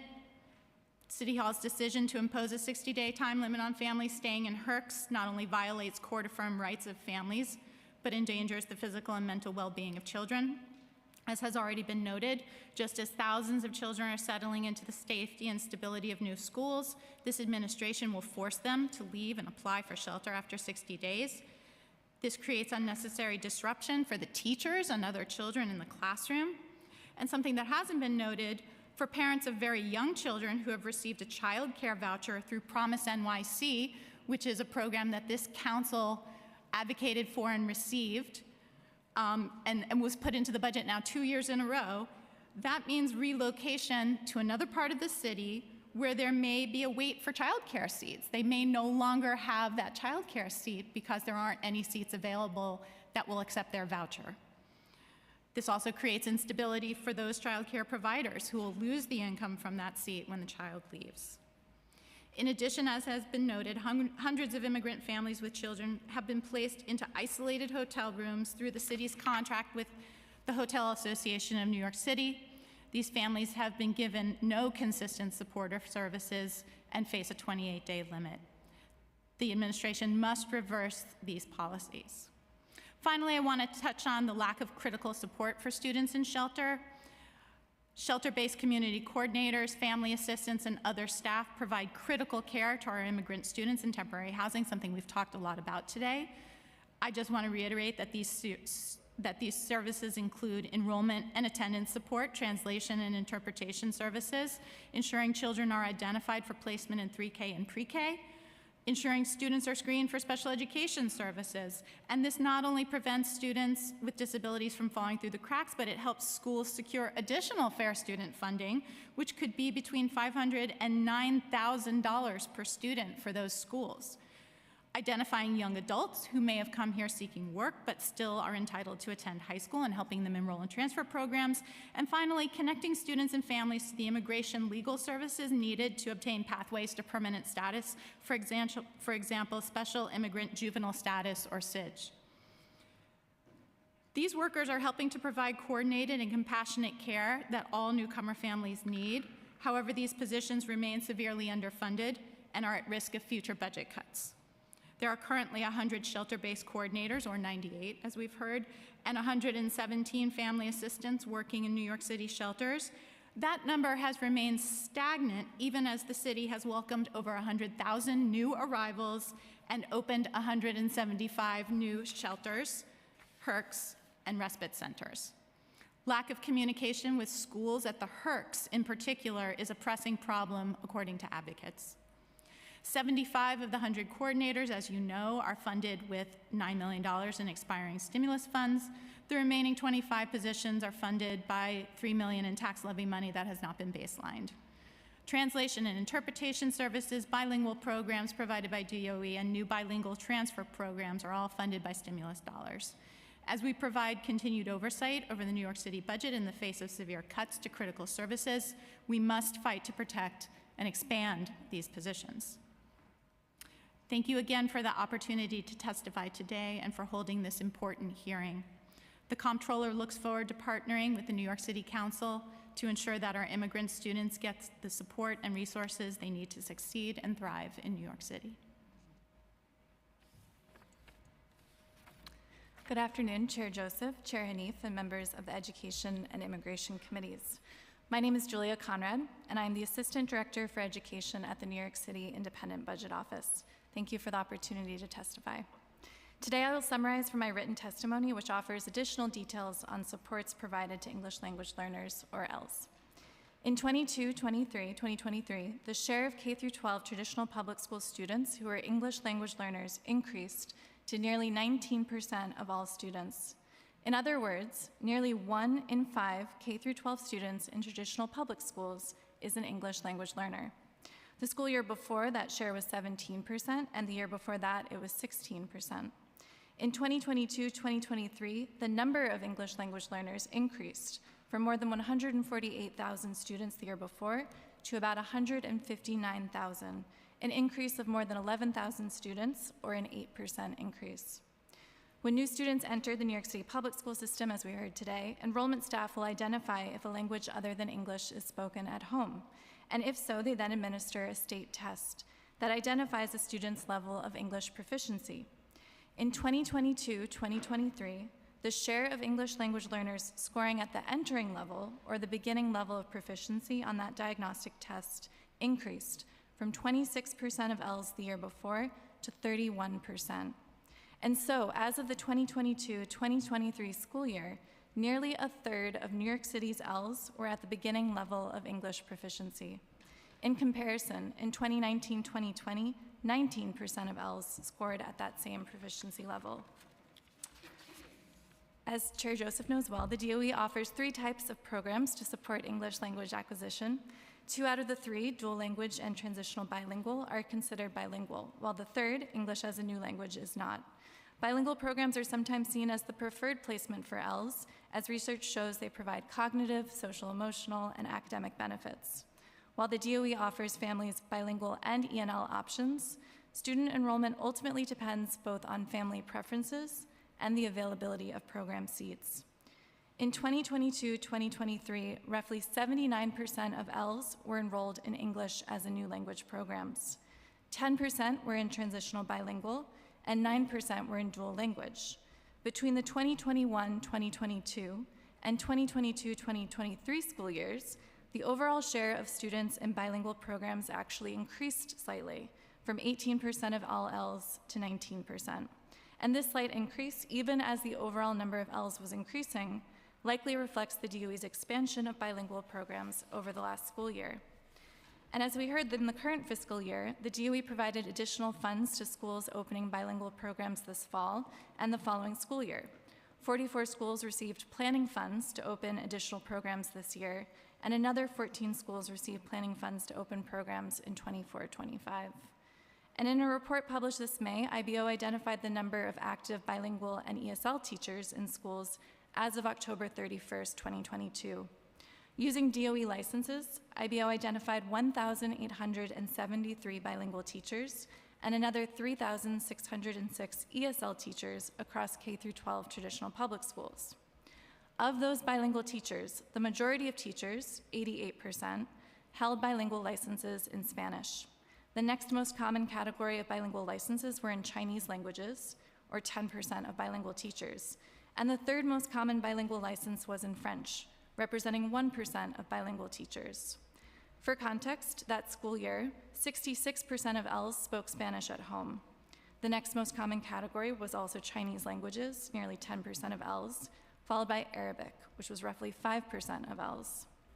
And this fall, recent efforts aim to encourage the recruitment of new and already qualified bilingual and ESL teachers, and we heard a lot more about those earlier from the DOE. As those incentives take effect, IBO is going to continue to track New York City's teaching workforce and the supports provided to our English language learners. Thank you for the opportunity to testify, and I'm happy to answer any questions. Thank you. I have a question. This was very informative. Thank you. Those data points about the number of teachers across our school system is very helpful to know, and the disaggregated language breakdown was very helpful. Laura, thanks for being here and sharing the example of 124 and the thousands of dollars that are not being funneled to the school as a result of the continued increase of students in temporary housing. Are there other schools who have a similar amount of money missing as a result of this prohibitive deadline? I can't speak to you today about specific schools because this was a one-off interaction with the principal that allowed me to know her, up-to-date numbers. And we don't have up-to-date numbers on a school-by-school basis. Our office doesn't have up-to-date numbers on a school-by-school basis of how many newcomer students or students in temporary housing are enrolling.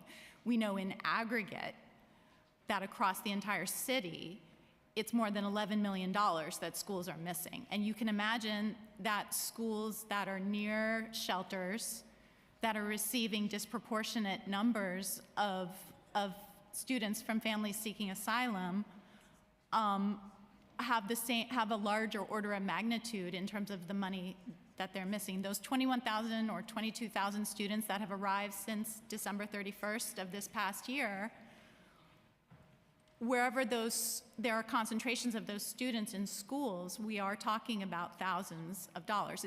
It's $508.49 per student. So as soon as you have 2 students who aren't accounted for in that calculation, that's $1,000 that you should have that you're not going to.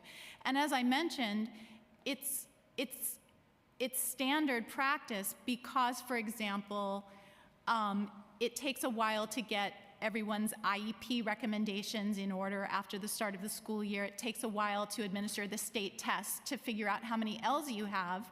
DOE allows schools until December 31st of the current school year to tell them how many L's and how many students with disabilities they have, and that's the cutoff, and that's why some of the mid-year adjustment funding is given to schools in January and February as opposed to November.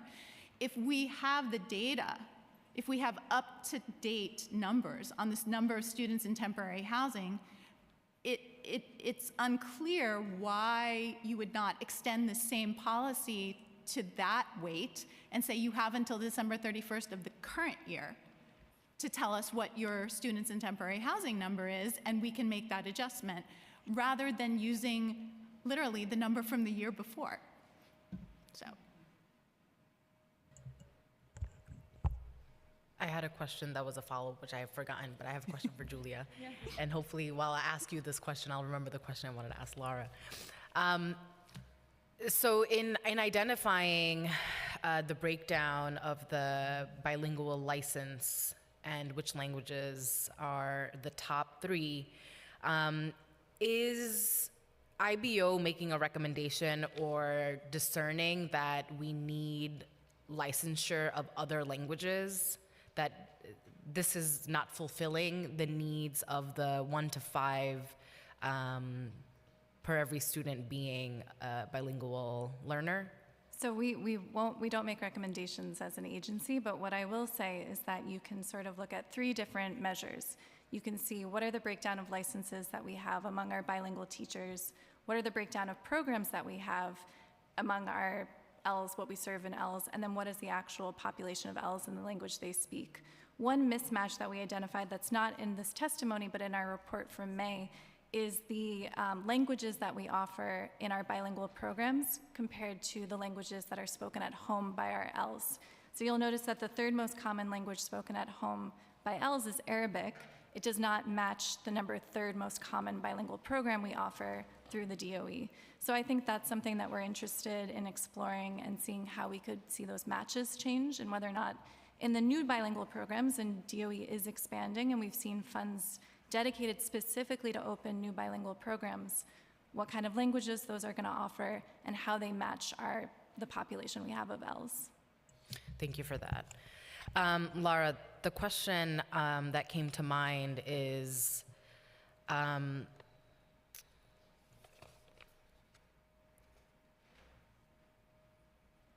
with the money that is not being allocated to schools, and in particular like 124, what are the harms of that money not being delivered to the schools by the end of this year? Can you identify just the top 3 to 5 issues that are going to, put a further burden on the principal, the school community? What are some of those missing components that these students are being denied? I hate to say that everything comes down to money, but we are the comptroller's office, so I will say that a lot of what we've been talking about for the past few hours comes down to funding. It comes down to money. And fair student funding is specifically designed to be the most flexible form of money that a principal has in their arsenal to fund what they need. I think 97% of it is used for staffing. It's used to hire teachers and other support staff, that whether it's counselors or other folks who work directly with students. A lot of the funding that schools receive is restricted funding, as you probably know. It's not allowed to be spent on full-time staff. Funding such as Title I or a lot of the SAMs that schools receive are allocated for very specific things. You can't take your Title I money and spend it necessarily on a bilingual literacy coach, right? That's just not how it works. But you can do that with fair student funding. Not having that funding at a time when your enrollment is increasing dramatically And it's not just an increase in enrollment. It is an increase in a number of students who have the most dire needs of any students in our system. They are living in temporary housing. They've encountered incredible trauma. Many of them may have had periods of interrupted learning. Some of them have special needs. They have limited English proficiency. I mean, the list goes on.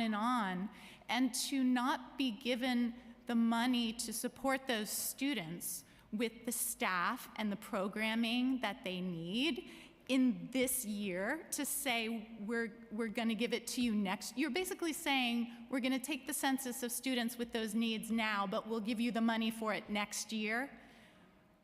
How can a school function that way? I mean, $43,000 at PS 124 would go a long way toward hiring a teacher.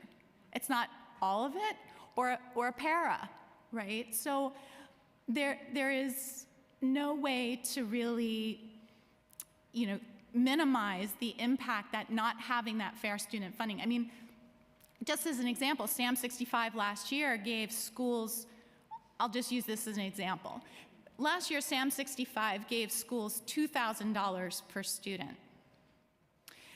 The base allocation for a student in the Fair Student Funding formula is $4,000 or more. So, and SAM 65 was restricted. You weren't even allowed to use it to hire teachers. So the things that a school can do with that fair student funding is just, it's so important. And to not have it, and to have DOE say, we're going to look at every school on a case-by-case basis, that doesn't tell you what kind of funding that school is going to get, how they'll be able to use it, how much they're going to get. So that's probably more than you wanted to hear, but that's where I would say the dire, consequences of this lie. No, thank you for that, and particularly stressing that the FSF, being that it's flexible funding, should be where we put our focus on. Chair Joseph, any questions? I just wanted to address real quick about the licensing. Historically, we've always been an area that's been short with bilingual support staff, whether it's teachers, ESL, psychologists, all of that. One of the reasons is because they removed that barrier about tenure. No teacher wanted to lose their tenure. That means everything. But when I became an ENL coordinator, I lost my tenure. That program was not around. But I knew the needs because I wanted to serve. But so the fact that they removed the barriers is good. But one of the things I told them, and I keep saying that and they're not listening, they need to create pathways. Mm-hmm. And I also gave them the formula. I said every common branch teacher should have an extension in ESL, period. So I finally saw that they started doing that with Brooklyn College. Mm-hmm. But how do we continue to create that pipeline and encourage other young people to come into that work? ESL, whether it's bilingual psychologists, social workers, guidance counselors. Right, and I think this was mentioned kind of briefly earlier, but one of the changes that happened in this fall was that New York State Education Department eased requirements to get a bilingual extension, because if you are a bilingual teacher, you are certified in a content area and then have an additional extension, a bilingual extension. So when I think about that as the pipeline, that's an obstacle. That's additional coursework, that's additional investment of your own money to get that bilingual extension. So the state actually, I think, had a response to that, and they are easing requirements so that you can get those extensions through either an exam or coursework, and not necessarily both, which is what it was before. That's a temporary foregoing that requirement, so we'll see how long that lasts, but I think that's a really good point, because there are obstacles to getting that kind of license when we know that we have bilingual staff who might not necessarily have the qualification to do that teaching. And as you mentioned earlier, they need to start recruiting those languages that we're not having enough. Because, for example, when we have a student that speaks Arabic, you have to hire an interpreter to sit next to them to actually read the test to them in Arabic and then answer the question. So I've seen that done firsthand. So they know there's also a pipeline. They have to create the languages that are also needed. And we're seeing a huge influx of languages that, again, that New York City Public Schools doesn't have in their toolkit. For example, we saw Quechua. It's very common in some areas. We saw Tagalog. That's not one of them. A lot of the African dialects that are spoken, we've seen that. So they have to create a better pipeline to recruiting and retaining educators. Thank you. Thank you both. Thank you. Thank you. Thank you both very much for your testimony. We will now turn to public testimony. We will be limiting public testimony today to 2 minutes each. Please note that if your prepared testimony exceeds 2 minutes, in addition to testifying before the committees today, you may also submit your full testimony to the record up to 72 hours after the close of this hearing by emailing it to testimony@council.nyc.gov. If you are here to testify in person and you have not yet completed a witness slip, please visit the sergeant's table and complete a witness slip now, even if you registered online to testify in person. For the in-person panelists, please come up to the table once your name has been called. For virtual panelists, once your name is called, a member of our staff will unmute you and the sergeant at arms will set the timer and give you the go-ahead to begin. Please wait for the sergeant to announce that you may begin before delivering your testimony.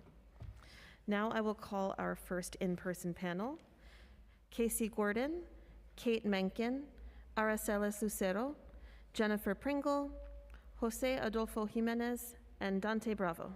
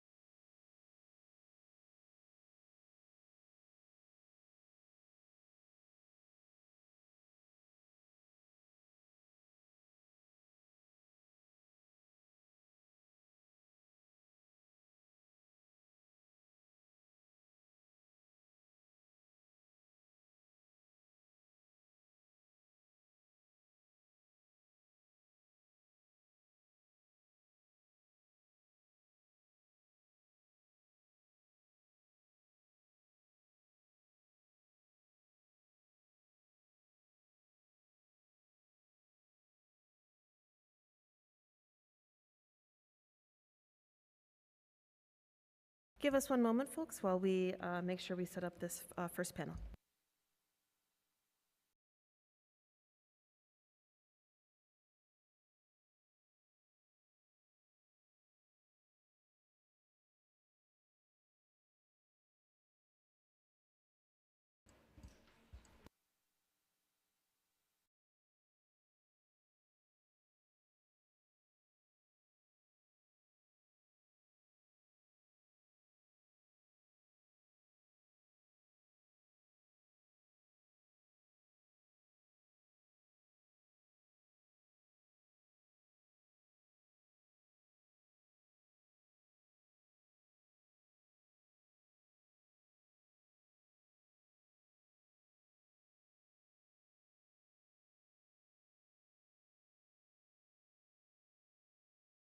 All right, folks, we're ready to begin. Please begin when you're ready and state your name for the record toward the top of your remarks. Thank you.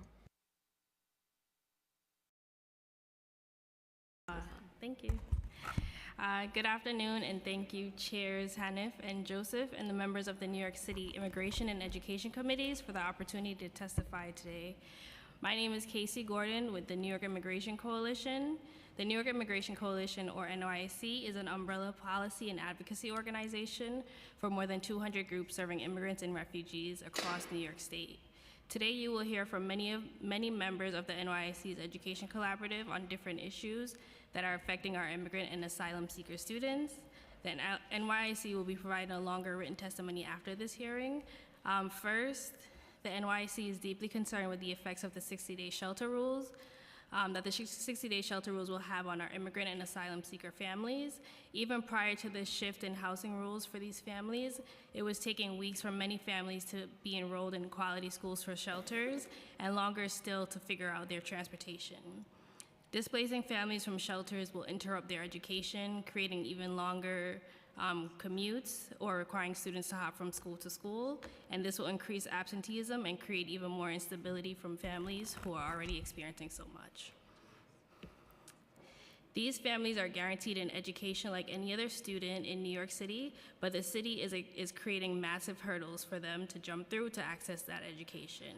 Secondly, last year the NYC's Education Collaborative worked hard to secure 6 new ELL programs at transfer high schools across the city where immigrant youth live and work. ELL transfer schools are full-time high schools that specialize in supporting English language learner students who need to catch up on credits and or need additional learning support to graduate, and include critical supports like bilingual social workers, smaller classes, access to tutoring, and so much more. While these programs have received some funding, it is not enough to run full-fledged programs. The city should fully fund these transfer school programs to meet the current needs. I have one more point. Thank you so much. Third, enrollment support remains a major issue for immigrant and ELL families, and the NYC's LIFE project has successfully enrolled over 650 migrant families in 3K and pre-K programs in the last 6 years, and has found that 4 out of 5 immigrant families said they could not have applied without the additional hands-on assistance. The city has cited that there are 37,000 empty pre-K and 3K seats, and these seats are not empty because of the lack of need. They are empty because the city has not invested enough outreach to help families understand their opportunities. The city should invest $10 million in enrollment support for immigrant families through the LIFE project to help find families where they are and provide them with the need to get their kids a quality education. Thank you for your opportunity to testify today. Thank you so much. Before the next person begins, I just wanted to announce that as part of this panel, we'll hear from Evelyn Zambrano on Zoom, and we'll let Evelyn know once we're ready to unmute her. But the next in-person panelist, please feel free to go ahead. Good afternoon. Chair Hanif, Chair Joseph, and members of the City Council's Immigration and Education Committees. My name's Kate Menken. I'm a professor at Queens College, and I'm honored to speak before you today to represent also Dean Bobby Cabuto and Marcelo Zaparra, who's here with me.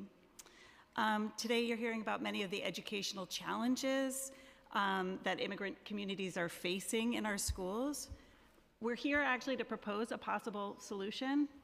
And the bilingual educator shortage has received a lot of attention in the media. It's one that you're well aware of. You've heard about it a lot today. So together with New York Affirms, Queens College's School of Education has developed a proposal to support the recruitment, preparation, and certification of 280 bilingual educators over a 5-year period. We have the capacity. We're the world's, it's the world's campus, the world's borough. We are able to prepare educators of any language for the bilingual extension. So bilingual education continues to be at the top of the list of the teacher shortage areas in New York City public schools. For example, in Jackson Heights, Council Member Krishnan's district, IS 145 received over 450 newly arrived students last year. They wanted to expand their bilingual classes, but they were unable to do so because they did not have the educators to fill those seats. Likewise, even though we have 40,000 plus speakers of Bangla just in Queens alone, there's no dual language bilingual education program for them, right? So in order to expand those opportunities, which we know from research are the best approaches for our bilingual students, we need to have the educators. And so our proposal is to prepare 280 future bilingual educators in bilingual childhood education, secondary math bilingual education, and secondary science bilingual education by offering tuition support, because tuition, we hear over and over again, is a primary barrier to getting those certifications. So the funding would support undergraduate and graduate students seeking to go teach in city public schools. And the funding will also support the startup of a new bilingual education undergraduate degree program, where believe it or not, we don't have one at Queens College, but we want to start one. And so we're seeking $3.6 million over a 5-year period to fund the students.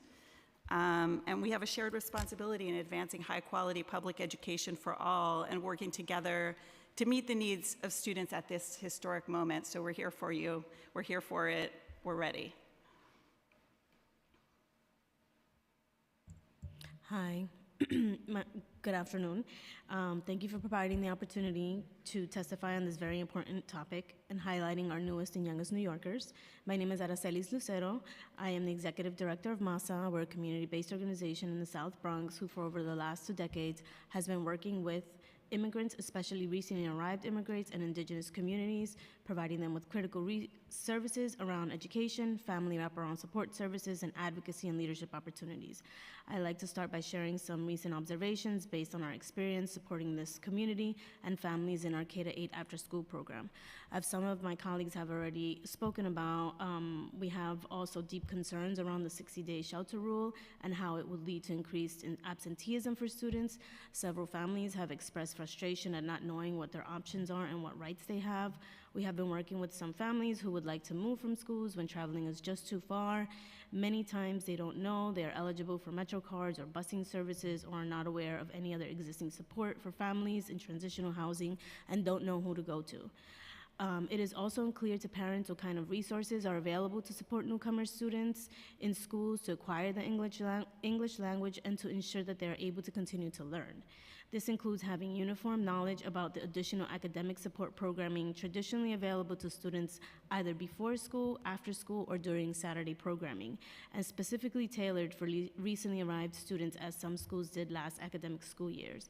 And if so, if these do exist, how do we make sure that parents know about it? We must ensure that every child who needs bilingual instruction and additional academic and social emotional support is actually receiving it.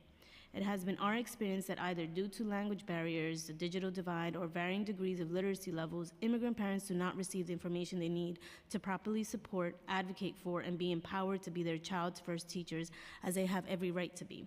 As such, we'd like to provide the following 4 recommendations, and I'm gonna add a 5th one if I have time. We need to ensure parents know their rights and who to go to. We'd like to recommend increased support for peer parent ambassador programs to help recently arrived parents receive support from culturally and linguistically competent, trained parent leaders. This especially should include indigenous speakers and other languages less commonly spoken. The New York City Department of Education have a way of doing some quality control in the schools to ensure that information and services are accessible to immigrant families. A clear example would be ensuring that all schools at all times have clearly visible who the language liaison is in different languages, something that doesn't always happen, even though it is a requirement for the schools to have it. 3, that there is additional funding and support provided to schools and CBOs to provide academic and linguistic support to recently arrived immigrant students in K-12. This past year, in March, MASA benefited from a $25,000 grant from Moya to support an additional 17 English language learners and 20 peer tutors who not only spoke the languages, but who were newcomer students themselves. And relatedly, older newcomer students who may not be eligible for SYEP should receive access to similar paid opportunities during the summer and academic school years so that they too have an equal opportunity to gain valuable life and work skills that are critical to learn in your adolescent years. And the 5th one is continued support for what we've been advocating with the Language Access Collaborative, which is a language bank for New York City.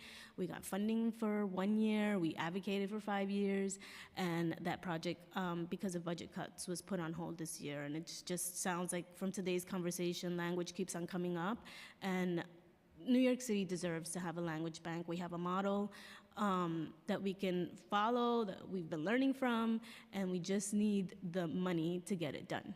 Thank you. Hi, thank you for the opportunity to discuss newcomer immigrant students. My name is Jennifer Pringle. I'm a director of the Learners in Temporary Housing Project at Advocates for Children. Based on our work with newcomer families, we're highlighting several concerns as well as recommendations. Many of these you've already touched on today, so I'm going to try to run through them very quickly, and there's details in the written testimony. First, as we've talked about, families have sought our help because their children with disabilities are not receiving special education services, and oftentimes they are discouraged from requesting evaluations and told to wait until they've been in New York City public school for a period of time in violation of the law. Schools need more training, more support and oversight to make sure that students suspected of having disabilities are promptly referred for evaluations and not told discouraged because they've been in the U.S. a short period of time or because they're an English language learner. Second, we've talked about the transfer schools. The 5 new transfer schools for English language learners got some funding last year, but to date, this school year, they have not gotten any funding. And it's unclear whether they're going to receive funding to support English language learners. You know, these transfer schools are don't need to tell you, so critical to supporting our older newcomers. Third, we are very concerned, obviously, about the 20-day placement limit, as well as what folks have talked about, these 28-day stays in Hannock hotels. You know, while students have the right to continued enrollment, it is a right in name only when the city is implementing these policies that make it basically impossible to continue in the same school given the challenges with commuting times and transportation obstacles. At the very least, if newcomer families have to be moved after these 28 and 60-day placements, if they could be moved to a shelter placement in the same community school district or same borough, that would do a tremendous amount to ensuring school stability. And finally, we've talked about these 100 shelter-based community coordinators. I want to thank you all for your support for these positions, which was so critical. However, as we've talked about, there's no plan to continue to fund these positions. They are so critical to making sure that students get connected with school, and we will need the council's leadership to ensure that this program, as well as other programs that are slated to end at the end of the year, are continued next year. Again, more information is in our written testimony, and thank you again for this opportunity.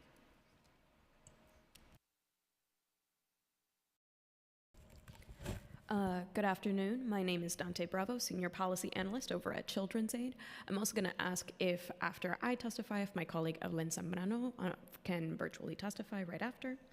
On behalf of Children's Aid, I'd like to thank Chair Joseph and Chair Hanif for the opportunity to testify. For 170 years, Children's Aid has been committed to ensuring that there are no limits to a young person's aspirations.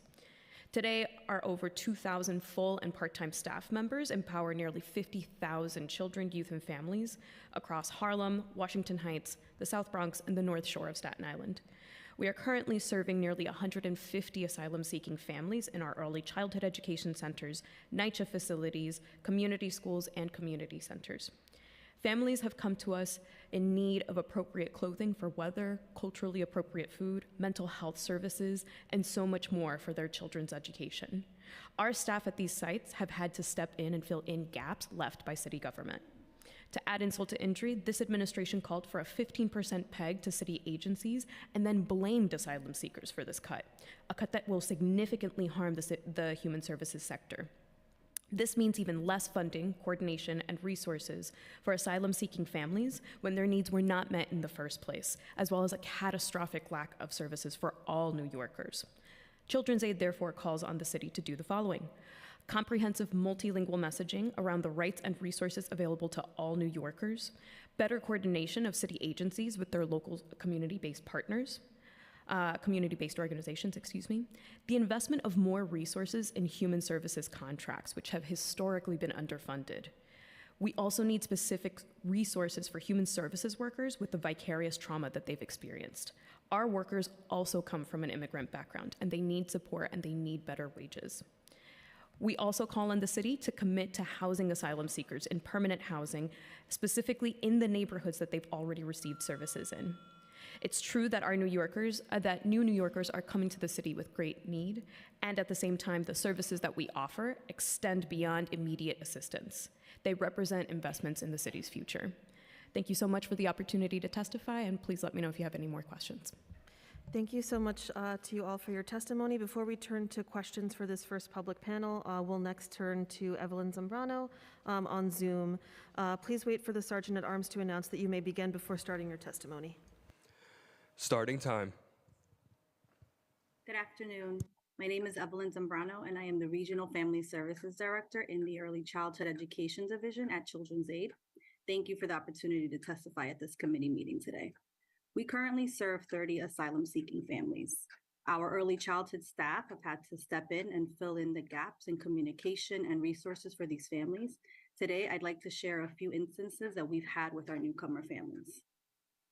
At one of our sites, there is a family with an underweight 2-year-old child.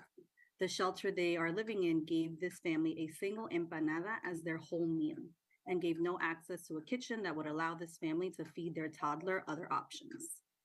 Other instances include asylum-seeking children coming into Children's Aid sites without weather-appropriate clothing. We've provided Metro cards for parents so that they're able to bring their child to and from school, gift cards for groceries, and gift cards for clothing for the family, and more. We work hard to stay in contact with families who sometimes lack reliable access to cell phones so that there's no interruption in services. Additionally, asylum-seeking families are missing opportunities to receive life-changing services because of misinformation they're receiving from the city. At one of our early childhood centers located in a NYCHA building, we have a 3-year-old and a single father. Their shelter worker told them that there are no services for a 3-year-old child because she's too young for public school. This family didn't get any referrals or any support services and was under the impression that there were simply no resources available to them. The father only found out about us because he walked in off the street and inquired about what was in the building. We have concerns about the 60-day shelter rule. As an early childhood educator, stability, consistency, and safety are important to the social emotional well-being and healthy brain development of children.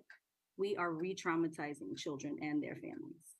We have to do better and find ways to work together to meet the needs of all New Yorkers. I'm happy to answer any additional questions you may have. Thank you again for this opportunity to testify today.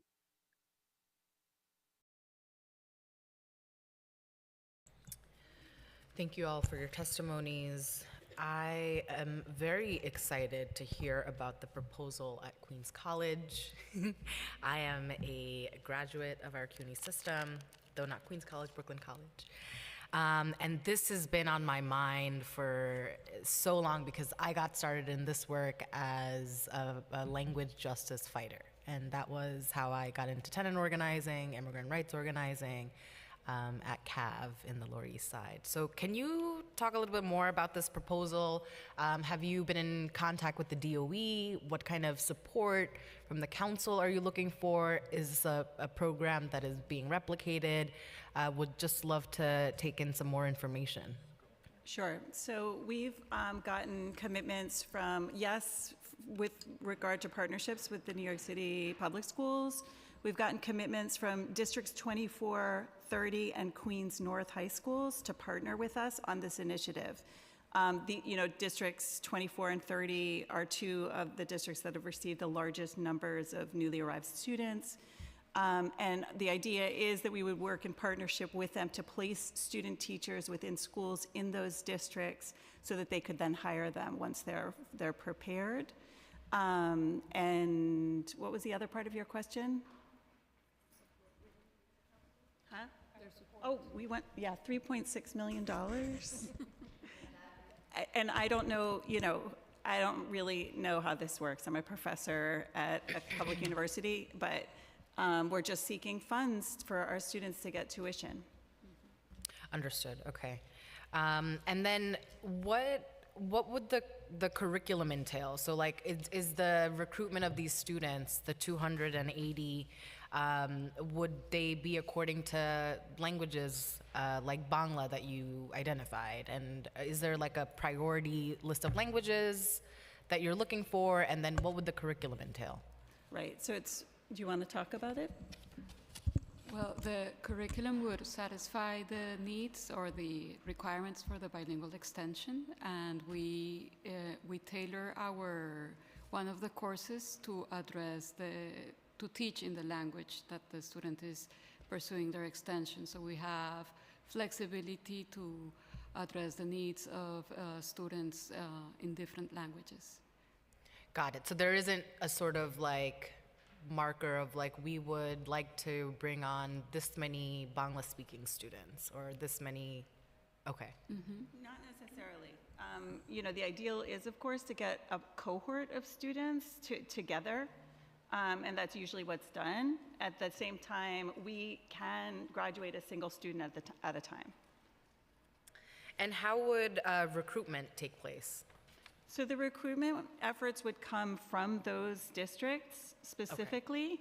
And additionally, you know, we have undergraduate students at our campus who would want to continue on for those certifications, who are also interested. But then what we found is that when we were even just talking about this, we started, you know, last year with the ITI, we started getting all of these inquiries from educators who wanted to seek that additional licensure and take the coursework to do it. Well, I support this proposal without knowing too much. I have the packet here of the proposal, but I'd love to just stay connected and really find ways to bring in the council to support this. And I know that you would find many champions, particularly because this council is filled with CUNY alums. So excited to connect and learn ways to make sure that this is something that we're able to bring into implementation. Thank you so much. Have you thought about partnering with bilingual pupil services? Yeah, bilingual pupil services is going to be a critical component of this because we see the paraprofessionals as a key career ladder to the bilingual extension. So thank you. It's a great program. Yes, it is. I'm an alumni. Oh, wonderful. That's wonderful. I didn't know that. Yes. So thank you. Yeah, that would be a great pipeline. Yeah, it is a key pipeline for paraprofessionals as they're pursuing their undergraduate license. Wonderful. Thank you so much. Thank you all so much for your testimony. We will now hear from our next in-person panel. So we'll hear from Jose Adolfo Jimenez, Gina Cerrito, Natasha Quiroga, Melissa Escano, Tamia Blackman Santana, and Trenton Price. I believe May Lee had to leave, but May Lee, if you are still present, please also approach. Thank you.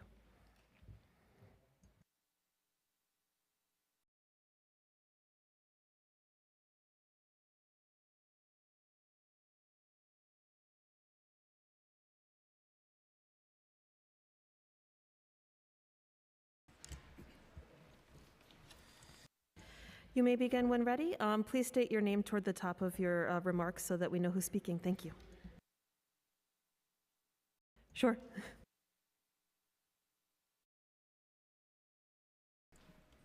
Is that better? Oh, okay. All right, here we go. Good afternoon, esteemed members of the council. My name is Jose Jimenez, and I'm here to share my testimony with the hope of, that my story will help to elevate the importance of supporting the education of multilingual immigrant learners. I stand before you as a proud graduate of International High School at LaGuardia Community College, a school which supports a special community which is often overlooked. International changed my life and empowered me with the tools that allow me to seek the opportunity I couldn't have dreamed of before I arrived in this city. I was able to graduate from high school, college, and graduate schools. I was the first person in my family to achieve this. In fact, at the time, my very own sibling and cousin attended other traditional high schools in our neighborhood and eventually dropped out. That marked difference resulted from the different educational experiences we had. I've dedicated the past 20 years of my professional career to public service here in New York, and I recently joined the executive team at International's Network. Why share my story now? Since my days at International High School, 15 other International Network schools have been opened in New York City and 15 others across the country under the mantle of an educational nonprofit called International's Network for Public Schools. They serve over 6,000 in New York City alone. My story is only one of them. That's a real impact in our community, and now more than ever, recently arrived immigrant communities need our support. In New York City, there are over 120,000 newly arrived immigrants, adding almost 30,000 to our schools, with 22,000 students overall in shelter. Newcomer multilingual learners, including asylum seekers, have high rates of interrupted formal education, resulting in lower literacy levels, limiting their opportunities to succeed under the extremely difficult circumstances they already face. They need our help. Internationals is stepping up to the challenge. We've submitted proposals for 2 new schools and raised money to support 10 existing New York City schools in order to give a fighting chance to countless lives of students and their families. I was once given this opportunity through education all those years ago, so I'm asking you to step up to the moment by supporting schools serving these students. Thank you for your time.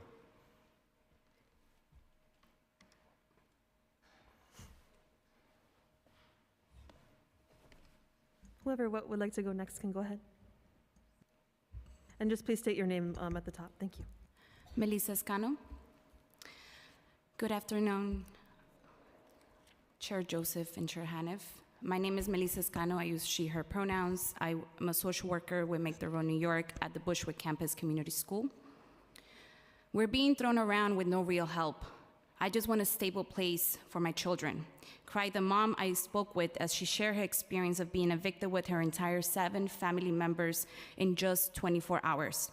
This family received only a 24-hour notice that they were being evicted from one of the shelters that they were in. Her son is a student at our Bushwick Campus Community School. A teacher had already shared with me that she had noticed that the students seemed disconnected and worried in class and was not the same since the eviction. The family was living in a shelter in Bushwick near the school and was just moved to a hotel in Queens.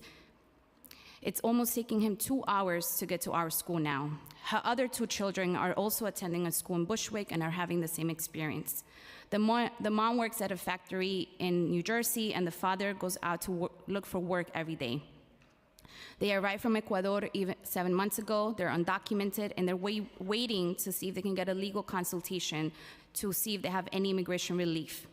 The mom says that the food at the hotel is not good. It depends on the time that it's being given. There's no kitchen for them to cook, and she fears that her children will be ill because they're not eating the food that is being given at the hotel. The student also shared with me that a worker from the hotel had told them that they should start looking for housing soon because ICE was going to come and do a raid in the hotel. The story of my student and his mom seemed to be the one of thousands and thousands being displaced each month in the city, uncertain of what's to come in the next few weeks as the holidays approach.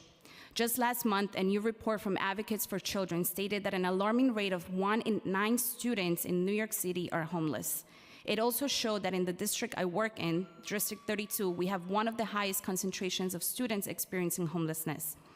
Less than a few weeks later, Mayor Adams announced sweeping budget cuts to the city agencies, including massive cuts to education services and supports. As a formerly undocumented immigrant myself, who spent more than 18 years undocumented in this country, I know firsthand the uncertainty and fear of being moved around the city and by city and federal agencies with disregard for stability, respect, and genuine humanity. So I can only imagine what our young people and their families are experiencing. I am currently the social worker at Bushwick Campus, providing different mental health supports and attendance supports to our students. I work with a lot of our recent arrival students, many who are feeling disoriented, lonely, and their mental health is being impacted. Our young people and their families are struggling in severe and inhumane ways. Large families are being placed in a single hotel room with only 2 bedrooms, just like my student. He shared that his 7 family members have to share the 2 beds, and they only get air mattresses to sleep in this room. I recently went to Roosevelt Hotel to see for myself what was happening outside, and I spoke to a family with a 5-year-old. The family has been moved around the last 3 months from Far Rockaway to Brooklyn, and now they're in Flushing. Their 5-year-old has not been able to be enrolled in school. How is the DOE not seeing that its own city is doing education and neglect? Mayor Adams has vowed that no child's education will be disrupted. From what we know students and families are facing every day, this is entirely untrue. This is completely unacceptable in a city that claims to be a sanctuary city. As a mother, as a social worker, an immigrant, as a human, I am demanding that our city agencies, like the DOE and our mayor, to stop these inhumane attacks against our most vulnerable communities. No matter where you live, where you arrive here, or where you're from, everyone deserves a home. I'm asking that if we have to go ourselves to see what's happening in these hotels and these shelters outside of them and speak to the families and get direct testimony from them, because they're telling us exactly what's happening there. Thank you.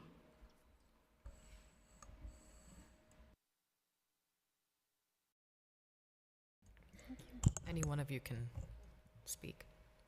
Hi, how are you? I'm Tamia Blackman Santana. I'm the Chief Officer of Engagement and Inclusion at Ballet Hispanico. Ballet Hispanico is celebrating 53 years. We're the largest Latinx Hispanic arts institution in America. We're located right here in New York City. I'm really here to testify for the children of New York City and for the joy and genius of the arts. I know, speaking to city council members, that I'm preaching to the choir. We're all in it together. No one has ever seen anything like this in New York City.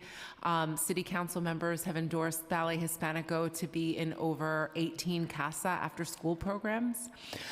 We bring a curriculum that is in partnership with Columbia University's Teachers College to really celebrate the Latinx African diaspora that's located in Latin America and celebrate Latin American history.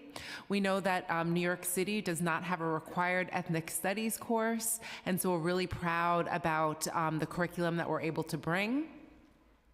This is a child-centered approach, and ask everyone to really where they come from, what their values are, what their culture is, and bring it into the room.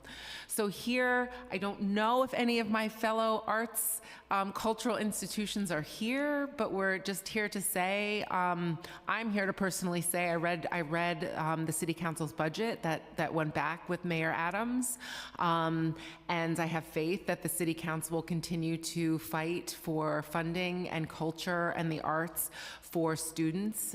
We know, especially children who are new to America, what healing the arts can be. And we think our teaching artists are first and second responders. We met with the Chancellor of the DOE last September when we first started receiving our newest New Yorkers, and asked how we can integrate together and how we can help welcome these students.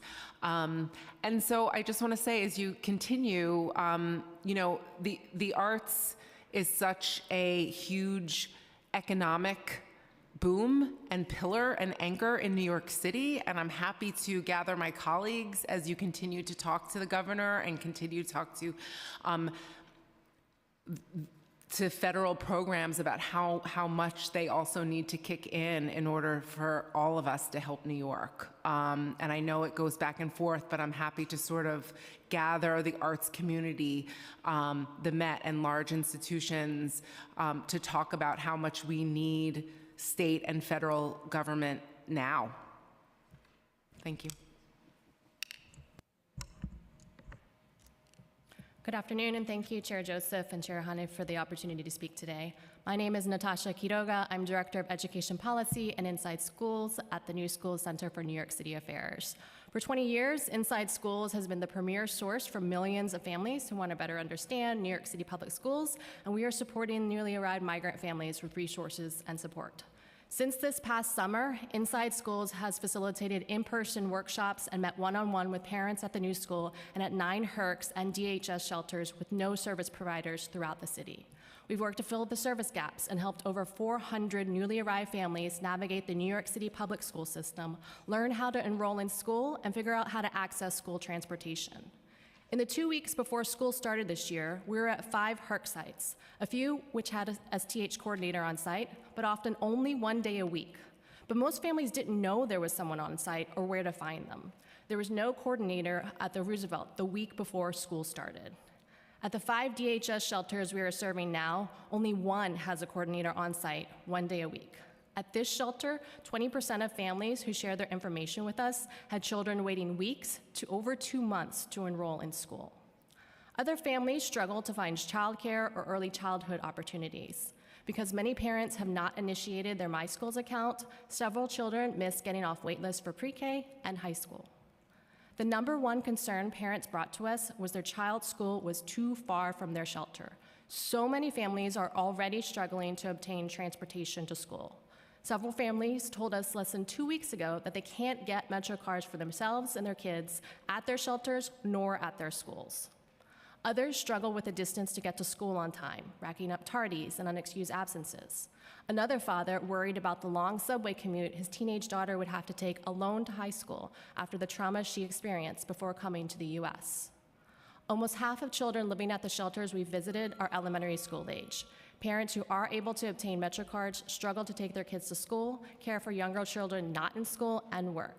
Several moms have lost their jobs because they had to pick their kids up from school or couldn't find childcare or a 3K program. We acknowledge the immense work of the DOE and shelter staff have to do, but too many kids are impacted and are falling through the gaps. The vast majority of families we met with were unaware about their children's rights and unsure of who to reach out to if they had problems. More must be done to address the disruption the 60-day rule will have in children's lives and education, such as allocating more resources to support school transitions, increased coordination between DOE, the shelters, and community-based organizations, and assisting families access early childhood opportunities near their shelters. We don't just want our children to go to school, we want them to succeed and thrive. Thank you for the opportunity to share these experiences with you and for your interest and support of immigrant children, youth, and families in New York City.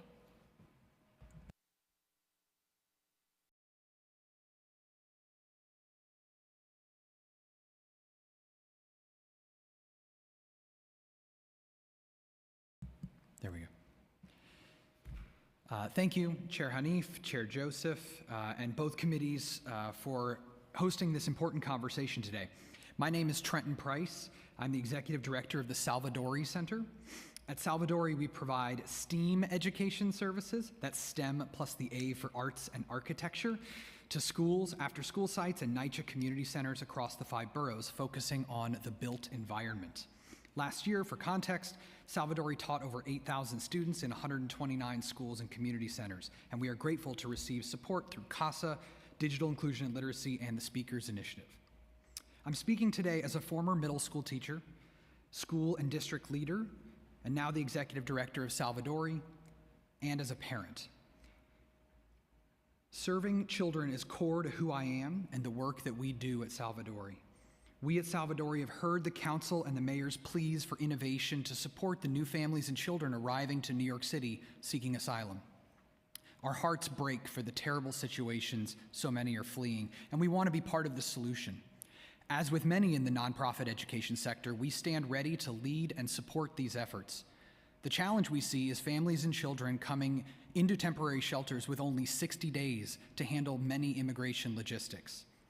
But we also see an opportunity to welcome the young people into New York City and prepare them for school. Salvadori has developed a program to provide drop-in STEAM education services in these temporary shelters. These out-of-school sessions will introduce youth to New York City's urban landscape, provide them bilingual opportunities to practice English, and allow for collaboration with other children to create community.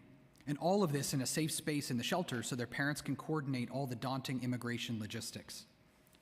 This model can be utilized by other nonprofit organizations to provide a variety of educational opportunities in shelters. We ask that the council consider leveraging the model of CASA to set aside funding for nonprofits to provide these much-needed out-of-school services in the temporary shelters. Programs like this will allow young people to learn about their new home in New York City, create community, and set them up for starting in school, all while providing parents time to work through the logistics of immigration. I thank you for facilitating this hearing and for your commitment to these important issues. We're grateful to be able to serve New York City's youth and stand ready to do more. Thank you.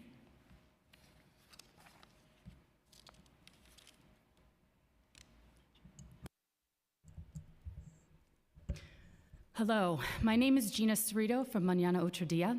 I have 3 children, 5th, 7th, and 12th in the New York City public schools, and I know it takes a village. Last October, I witnessed the incredible resilience and compassion of our community at PS 87 on the Upper West Side. 38 new New Yorkers arrived at our school carrying more than fear in their hearts. Our community, however, rose to the occasion, coming together to provide these families with more than just material support. We gave them a sense of belonging, warmth, and strength to face their challenges. Out of this spirit, District 3 Open Arms emerged, a collaborative effort involving District 3 schools, community institutions, and houses of worship, working tirelessly to ensure that these New Yorkers would not only survive, but thrive in our midst. Together with the JCC Manhattan and others, we created a network that goes beyond mere assistance. It's a lifeline of support. People part of this conversation have included your own Gail Brewer, Deputy Mayor Williams Isom, Superintendent Samuels, and Ruth Messinger, among others. This is a testament to the power of community. In the face of the 60-day rule, this vital community is under threat. Our schools have become homes, the bedrocks of stability for these children who have already endured so much. The fear that has been part of these families in the 60-day rule, we risk dismantling the very fabric of this support system that has been a beacon for those who found solace and hope within our District 3 schools. I implore you to recognize the immense values these new families bring to our schools and community. They are not just statistics, but cherished members of our extended families. Please, in the spirit of compassion and understanding, do not include families with children in the 60-day rule. At the core of New York City policy, let us passionately commit to every possible endeavor to safeguard these students' educations from further disruption, whether it be allowing them to remain at their current schools, meaning allowing them by having transportation and Metro cards, or not sending them far from where they go to school now. We need to focus on real problems, not create more. Real problems are the fact that schools don't have all the Metro cards they need. PS 244 still needs 50. They need a lot of support, mental health. Teachers and aides need support for secondhand trauma. I can go on and on, but please just let our schools continue to be consistent, nurturing homes for these children. They deserve it. I have a question for Jose. Can you elaborate on the supports that the Internationals Network nonprofit has been giving to schools over the last 18 months to support asylum seekers and the influx? Keep forgetting to turn it on. We actually just started a new cohort supporting school leaders for 10 schools in New York City. That includes supporting not just preparing teachers to help this particular community, but also leaders working with superintendencies. And we're just looking for help to open up more schools because we know that their schools are already at capacity. We started the first cohort. We're looking for support. We raised over $200K from philanthropic to continue this work over the next year or so. We want to do another cohort, but we need financial support. Understood. Thank you. I don't have any additional questions. Thank you all very much for your testimony. We'll now hear from our next in-person panel. So I'm going to call up Jonas Wu, Karen Kong, Adika Rama, Jessica Selecki, and Nuris LaRue.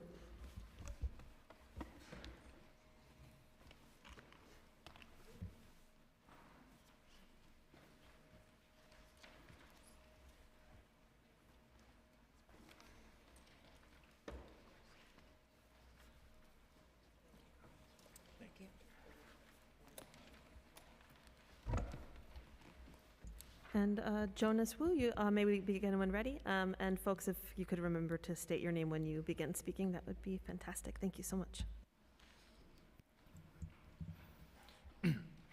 Good afternoon. First, I want to thank Chair Joseph and Chair Hanif and the rest of the council for allowing this conversation. My name is Jonas Wu, and I am a sophomore at NYC Lab High School. As the nation's only Pan-Asian children's advocacy organization, the Coalition for Asian American Children and Families, CACF, aims to improve the health and well-being of Asian American and Pacific Islander children and families in New York City. I'm a youth advocate at the Asian American Student Advocacy Project, or ASAP. ASAP is CACF's youth leadership program. I'm a part of ASAP's Language Access Campaign. Our Language Access Campaign aims to identify the academic and social needs and challenges faced by API English language learners.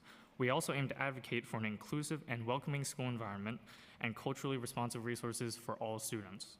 I joined the Language Access Campaign because I was not fully aware of how poorly ELL students were and are currently treated beforehand, Because I'm not an ELL student myself, I felt it was important, even more important for me to learn about these issues. This is because I come from a background of privilege in this context, growing up speaking English at home, and so I need to make sure I can use that privilege to advocate for all students.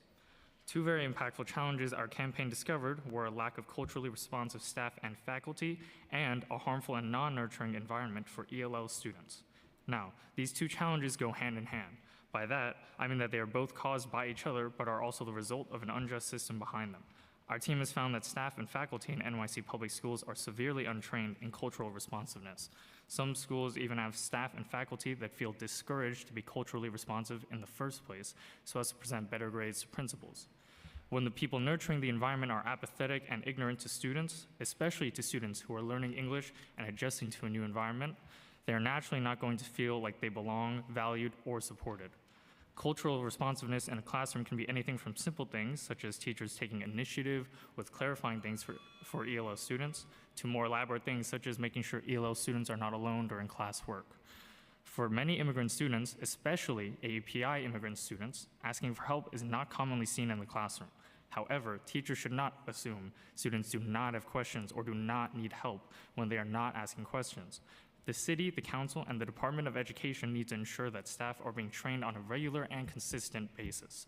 A one-time training is not going to be enough, as we should know. A very general and broad training is not going to set teachers up for success and cannot help the teachers to feel equipped or prepared to respond to the diverse needs of the students.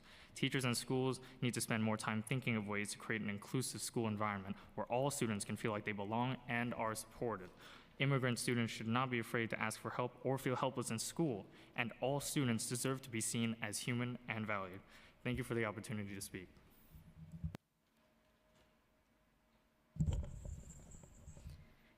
Good afternoon. First, I want to thank Chair Joseph and Chair Hanif and the rest of the council for allowing this conversation. My name is Karen Kong, and I'm a senior at Midwood High School. I'm a youth advocate at the Asian American Student Advocacy Project, ASAP. I'm part of ASAP's Language Access Campaign. Oftentimes, people would assume the challenges that ELL students face are all related to translation. While it is true that there needs to be adequately translated resources for ELL students, we cannot ignore the challenges that go beyond translation. One challenge is facing stereotypes. For example, one of my API ELL friends will recall moments when her peers assumed that she's good at math and learns things quickly. As a result, she was afraid to ask for help. When her classmates were engaged in conversations, she felt lonely because she didn't know what they were talking about. She also didn't get enough opportunities and have the confidence to interact with other students.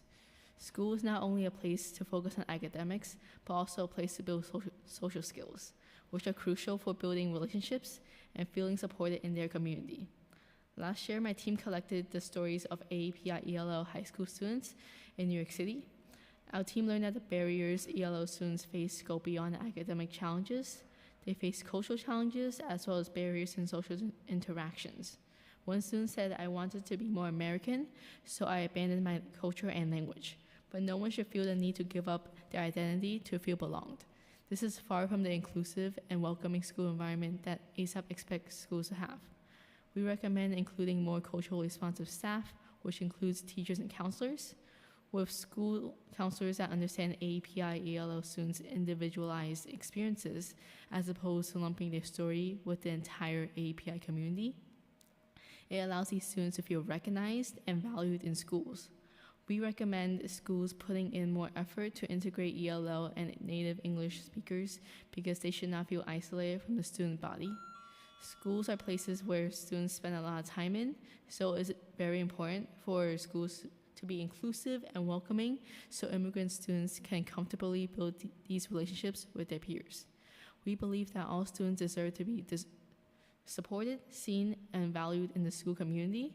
Therefore, we also ask the city and schools to think beyond the language barrier when serving the immigrant students. Thank you.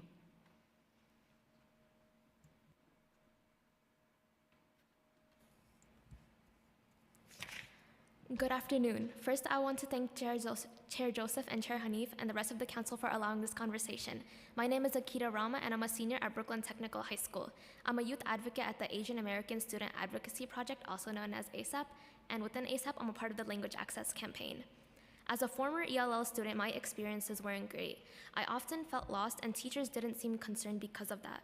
At parent-teacher conferences, they depicted me as a quiet kid who didn't want to talk to other children, but since I wasn't academically behind, there was no real issue. In reality, I hoped to talk to others, but I found it challenging, and I was scared of others judging my accent or mispronounced words. I wish there was more understanding from teachers about the importance of social connections for students like me. Having someone notice and offer support would have made a significant difference during my time as an ELL student. Last year, my team started to identify the challenges faced by immigrant students. We collected responses from students from 18 high schools across the city. We gained valuable insights into the challenges faced by AAPI ELL students in New York City high schools.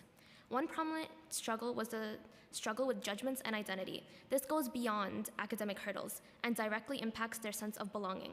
Some students shared that they were afraid to make friends in school because people made fun of their English pronunciations, leading to social isolation in schools. Some students shared that their teachers assumed that they didn't have any questions because they were quiet in class. Many students expressed in their responses that they only wished to be treated and seen as a regular high school student, not as a foreign student who didn't belong. This is not okay. We need schools to actively foster an environment where API ELL students feel genuinely welcome. To tackle this, we strongly recommend an increase in culturally responsive staff, including teachers and counselors. These staff members should be aware and celebrate students' diverse backgrounds, avoiding stereotypes and integrating cultural elements into their interactions, lessons, and assemblies. Our ultimate goal is to ensure that every student, including immigrant students, regardless of their background, feel proud of their identity and fully see themselves in a school setting. It's crucial for schools to step up and create an environment that truly embraces and supports students learning English. This means more than just having resources. It's about implementing special programs that cater to their language needs and providing engaging materials for an inclusive learning experience. By doing this, schools aren't just helping these students academically. They're fostering a culture of understanding and respect among all students. It's about ensuring that everyone, regardless of their language background, feels valued and included in schools. Thank you. Can I go next? My name is Maurice Leroux. I am a forensic social worker in the Education Law Project in the Legal Aid Society's civil practice, and I thank the Council for their advocacy for new arrivals. At the Education Law Project, I collaborate with a team of attorneys who advocate for equitable educational access and opportunities for low-income students, primarily students with disabilities. Prior to joining Legal Aid, I advocated for education services for children in foster care. Most relevant to today's hearing, I am a former New York City public school student who was classified as an English language learner, often referred as an L. I was born in the United States. However, my family moved to the Dominican Republic when I was 1 year old. At the age of 10, we returned to the US and I enrolled in a New York City public school where I had to learn about an unfamiliar culture and navigate a completely new school environment. I attended a 4th grade bilingual class, but there was no English language instruction at all. The entire day was conducted in Spanish, including the extra ESL instruction I received. By middle school, my bilingual classes had some English instruction, but not enough to get me to fluency. I had to learn English on my own by listening to music, watching TV, and trying to talk to English-speaking peers. I was isolated from my peers and could not connect with the school community. What I did have when I arrived in New York was stable housing and the ability to attend the same schools consistently. Acclimating to a new culture or environment is already intimidating and can negatively affect a student's social, emotional, and mental well-being. Now, the newest students are facing the added threat of frequent displacement due to the city's 60-day notice, potentially disrupting school stability on top of food insecurity, limited to no income, and unimaginable trauma. Thank you for highlighting, Chair Hanif and Chair Joseph, the inhumanity of this plan early in the hearing. As a social worker, I know that cultural competence is vital for helping newcomers adjust to a new country, and it is important that we create school environments that are inclusive and stable. First and foremost, the city must stop issuing 60-day notices and retract the ones that have already been sent out so that new arrival students can have the stability that their schools provide. Second, New York City public schools need more bilingual social workers, guidance counselors, and educators Third, parents must be provided with translation services so that they can fully participate in the school community. Thank you for the opportunity to provide this testimony today.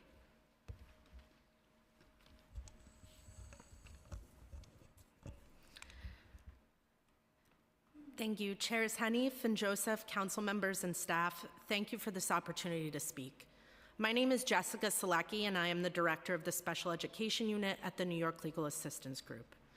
NYLAG's Special Education Unit advocates on behalf of low-income children with disabilities.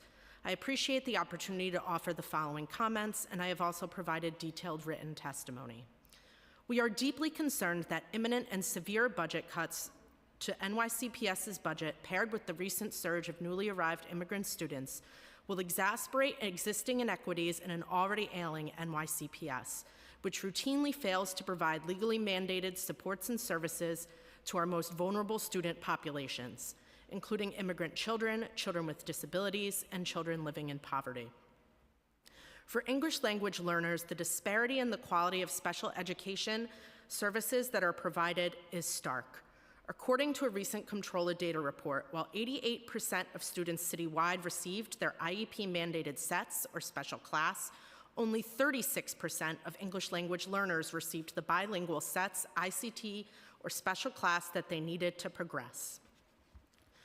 Two challenges in particular that we are seeing that we expect to get worse are a lack of proactive outreach to the newly arrived immigrant community and an ongoing NYCPS transportation crisis. There's a lack of outreach to new immigrant students and their families to educate them on their children's right to education, bilingual education, special education, and bilingual special education services. Recently arrived immigrants report to NYLAG that they do not have the information that they need to request an initial evaluation for special education services or to even enroll in school at all. Recently arrived immigrant children face distinctive hardships, which makes it imperative that NYCPS reach these families and help them access the supports they need. Many of these children have experienced significant trauma in their home countries and on their journeys to the US, which can impact their educational needs. Additionally, NYCPS is falling horrifically short already on its transportation obligations for students with disabilities and without. For students with disabilities, buses routinely don't show up, there's excessively long routes, buses lack the child's required accommodations for disability or medical condition, or get in repeated accidents. For newly arrived immigrant families, they have to wait at minimum 60 days before a school bus is provided. Parents who have no English, no familiarity with New York City are handed Metro cards and told to take their children to school by themselves. However, many such parents have several children in several different schools, sometimes located over an hour away from each other. It's impossible for these families to get their children to school in a consistent and timely manner. In terms of what can be done to address these challenges, the city must repeal the 60-day limit for families in shelters so these vulnerable children are not required to move and these problems do not get worse. Additionally, support through flexible funding could help and could enable community-based organizations to respond to the myriad of needs that these immigrant communities are facing in order to help the communities thrive. Thank you. Thank you for testifying. I want to just extend gratitude to the ASAP folks who are here. I believe I was at your conference a couple of months ago, but thank you for your continued advocacy and your commitment as young people to the fight right now. We need your voices. We want your voices to be the loudest ones in the room, and your direct experience and impact with the public school system as ELLs makes a huge difference to this conversation. So thank you so much. We are so appreciative that we get to learn from you. Thank you. No questions. Oh, no, wait. I also want to thank you so much for being young people. I started at 19 years old as an advocate, so I'm so proud to see you here. Keep yelling and we'll keep listening. I have a quick question for special education. Well, how long is the delay in getting families screened? And are you seeing this across the board, including preschool with early intervention and all of that? Unfortunately, I don't have that information. At this point, in our view, the lack of outreach is so severe that we just have no idea. Thank you. Thank you so much for your testimony. We will now hear from our final in-person panel before turning to our virtual panel. So we will next hear from Heather Choi, Alexander Reyes, Jason Otar, and Lupe Hernandez.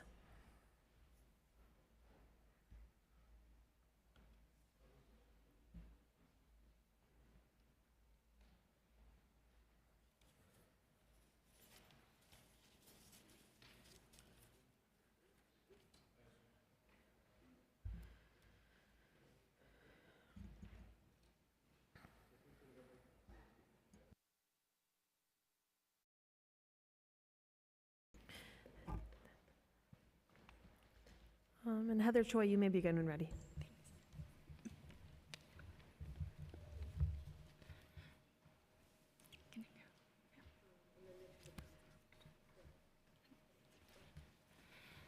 Good afternoon. Thank you, Chair Hanif, and thank you, Chair Joseph, and the rest members of Community Council. Thank you for the opportunity to speak today. My name is Heather Choi, and I serve as the coordinator of community and youth engagement at the Korean American Family Service Center. Since 1989, KAFSC has remained committed to providing culturally competent and linguistically appropriate services for survivors of domestic violence, sexual assault, and child abuse. Notably, 98% of those we serve face limited English proficiency. We recognize the pressing need for culturally and linguistically appropriate services within the Asian immigrant community. In addition to our core services, KFSC has been actively engaged in supporting immigrant families and students through programs such as the Hodori, meaning Little Tiger, after-school program serving over 200 students and their caregivers daily, and the Youth Community Project team. While many of our students have benefited from English programs designed for limited English proficient students, they desire more comprehensive initiatives. These students often feel isolated, facing challenges in fully understanding academic requirements and expressing themselves due to the absence of English-speaking peers, a shortage of qualified teachers proficient in their mother tongue language, and a lack of resources, including textbooks in their native languages.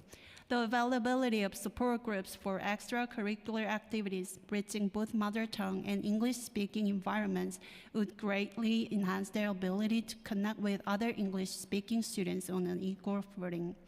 Despite existing family support systems such as orientation for parents with translation services, the lack of resources and staff has resulted in significant delays in accessing translation services. Additionally, inadequate translation of essential academic journey materials for parents contributes to parental difficulties in navigating the school process. Thank you for your attention to this critical matter and for your continuous support of the Korean American Family Service Center.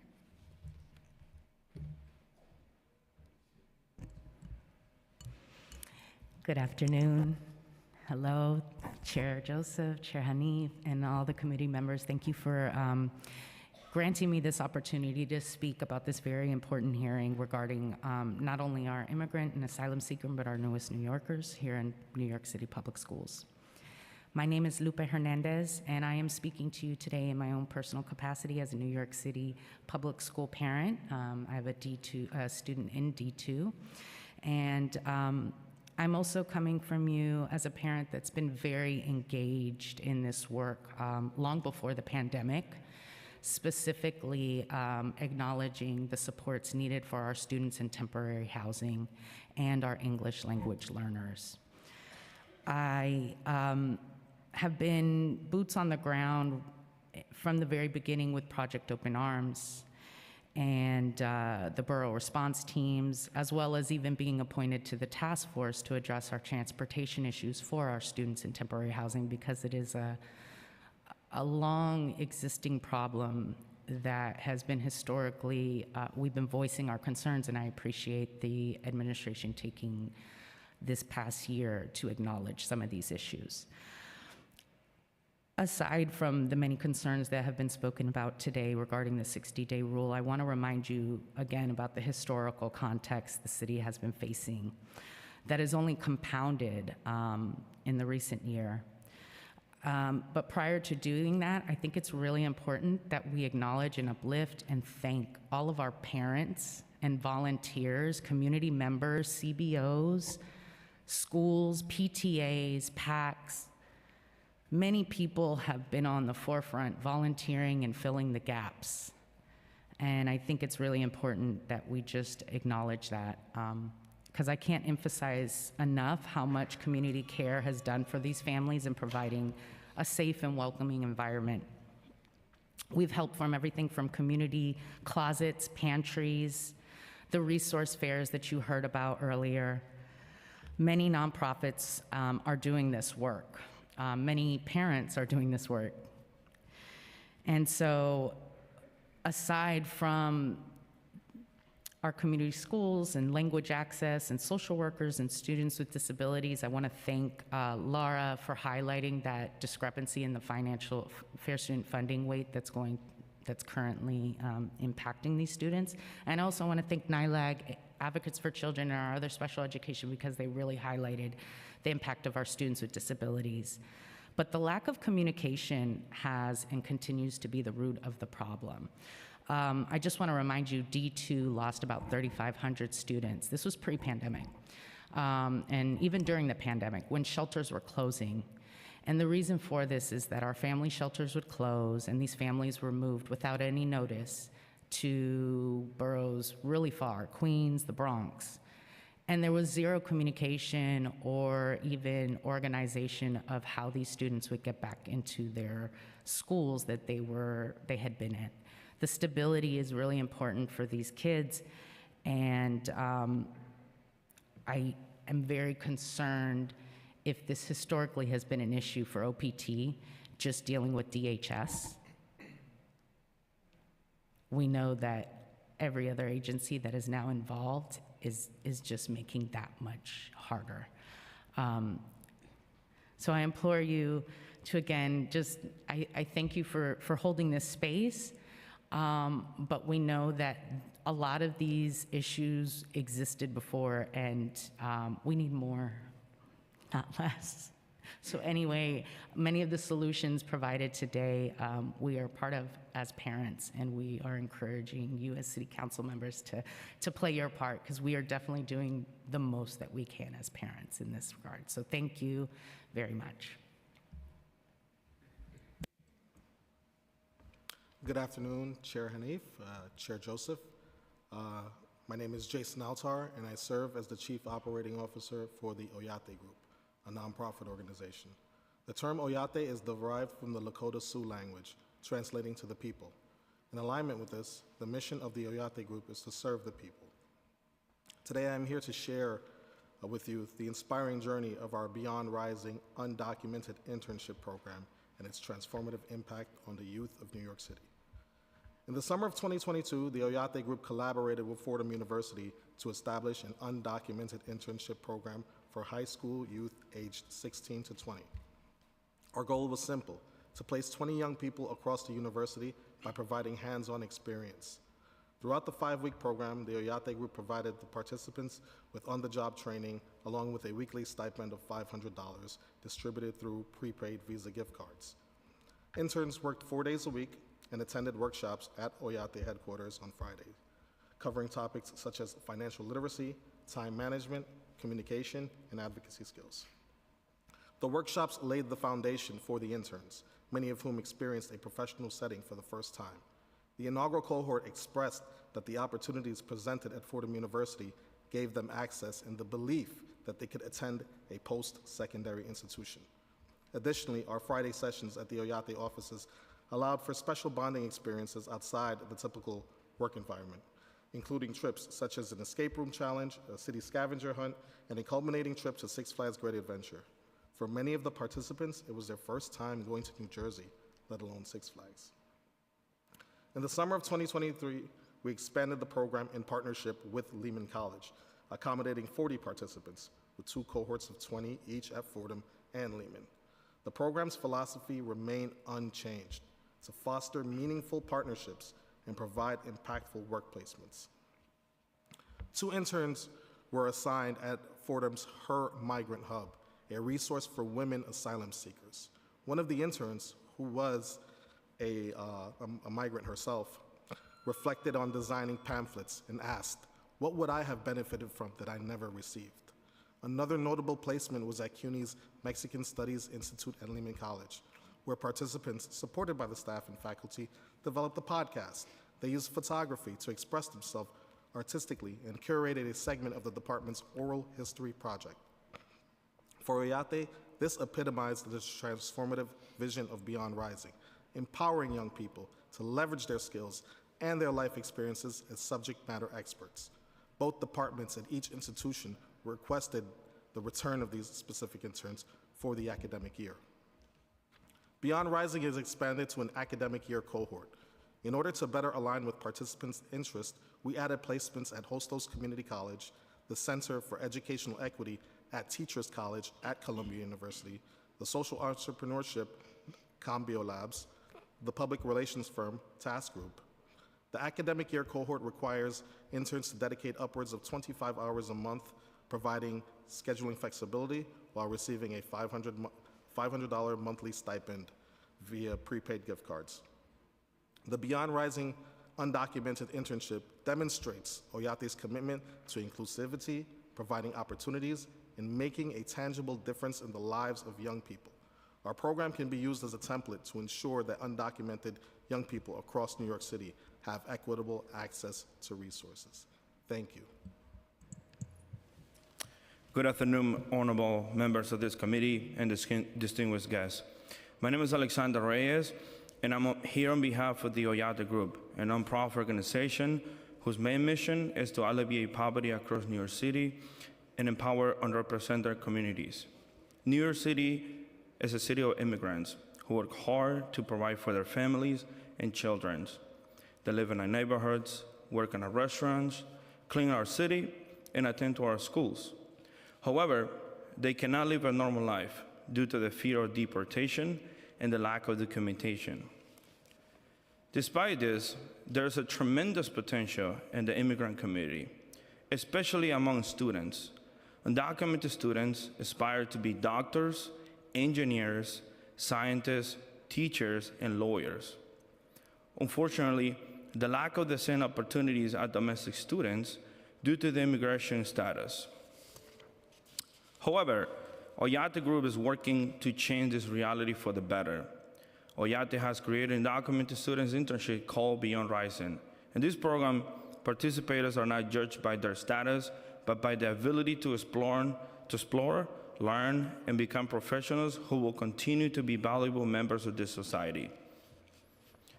Beyond Rising, participants are able to grow in the sciences, humanities, law, marketing, and higher education. At Oyate Group, we value our participants' contribution, which is why we compensate them with a $5 gift card for every 25 hours of work. This opportunity helps participants to make valuable connections, leading to college admissions and potential jobs. Beyond Rising is building future leaders who will likely one day run this institution. Oyate Group not only helps undocumented students to succeed and reach their full potential, but also hires former undocumented individuals. I came to this country with no clear path to succeed. I crossed the southern border in 2012 as an unaccompanied minor, was later adopted, and obtained a permanent residency. Graduating at the top of my class, I earned a full scholarship to attend to St. Lawrence University. After graduating, I decided to join Oyate because I believe in their mission and the work that they do for our youth. Together, we have opened many doors and proven that it's possible, which is the reason I'm standing here delivering this testimony. Thank you, and we are ready for questions. Question? Where are you located? And thank you. You are the American dream. As long Thank as you we so much. pour in and invest in you, you are the epitome of the American dream. Where are you located and where do you service? So our primary catchment area is Uptown and the Bronx, but we have young people. So just to put it plainly, we only have 20 slots for the academic year cohort. We received over 400 applicants. About 5 of our young people, one young person lives in Glen Oaks, and she travels to Fordham every Saturday. Every Saturday. That's the opportunity that we create. It's just a drop in the bucket. I also would like to add up that we also take college students who are freshmen and sophomores, and every day that they're done with school, they go straight up to their internships and work and gain that experience in different fields across the city. Wonderful. So thank you for that work. We'll have continued conversation. Yeah. Thank you. Thank you all very much for your testimony. I'll now turn to our virtual panel. We'll first hear from Nancy Bedard, followed by Dalvin Bartley. And Nancy Bedard, please wait for the Sergeant at Arms to announce that you may begin before starting your testimony. Time starts.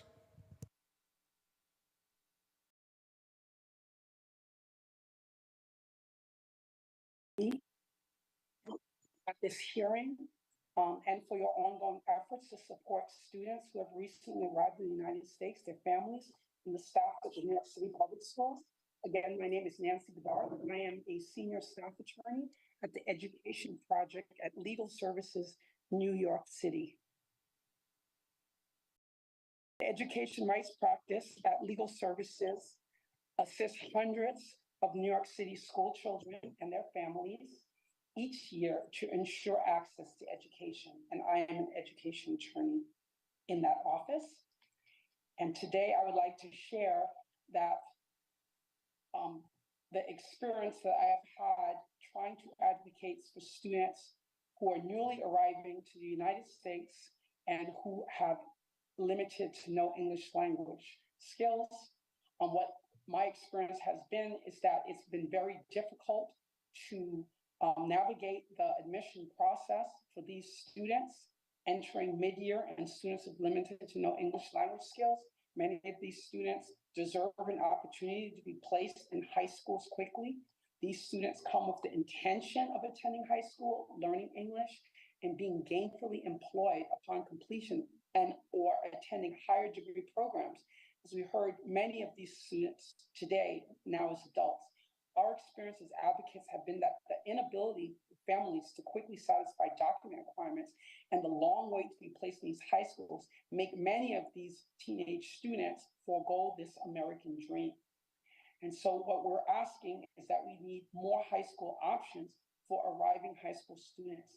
These options should include more dual language programs. We've heard today about how ELL is limited and how more dual language programs are much required and needed from these students. And many of these students are older. They have no credits when they arrive in high schools.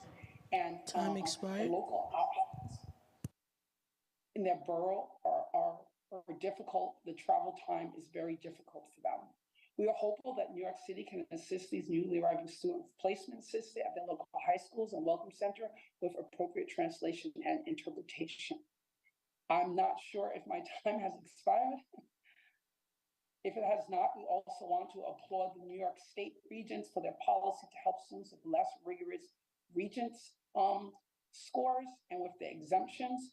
But what we really ask is that these students attempting to pass the Regents and pass high school in New York City, that they be given ELL and dual language tutoring. Tutoring will assist these motivated students in completing their course or passing grades. As we know that the New York State right now has Regents requirements in order for students to complete high school. And we know that the amount of students, ELL students and newly arriving students are not able to complete high school in 4 years. We also are seeking that New York City will be mindful of the traumas that many of these students face traveling to and arriving in the United States. New York City DOE should embrace the differences in their languages and cultures and offer them a broad range of services like arts, music, and sports.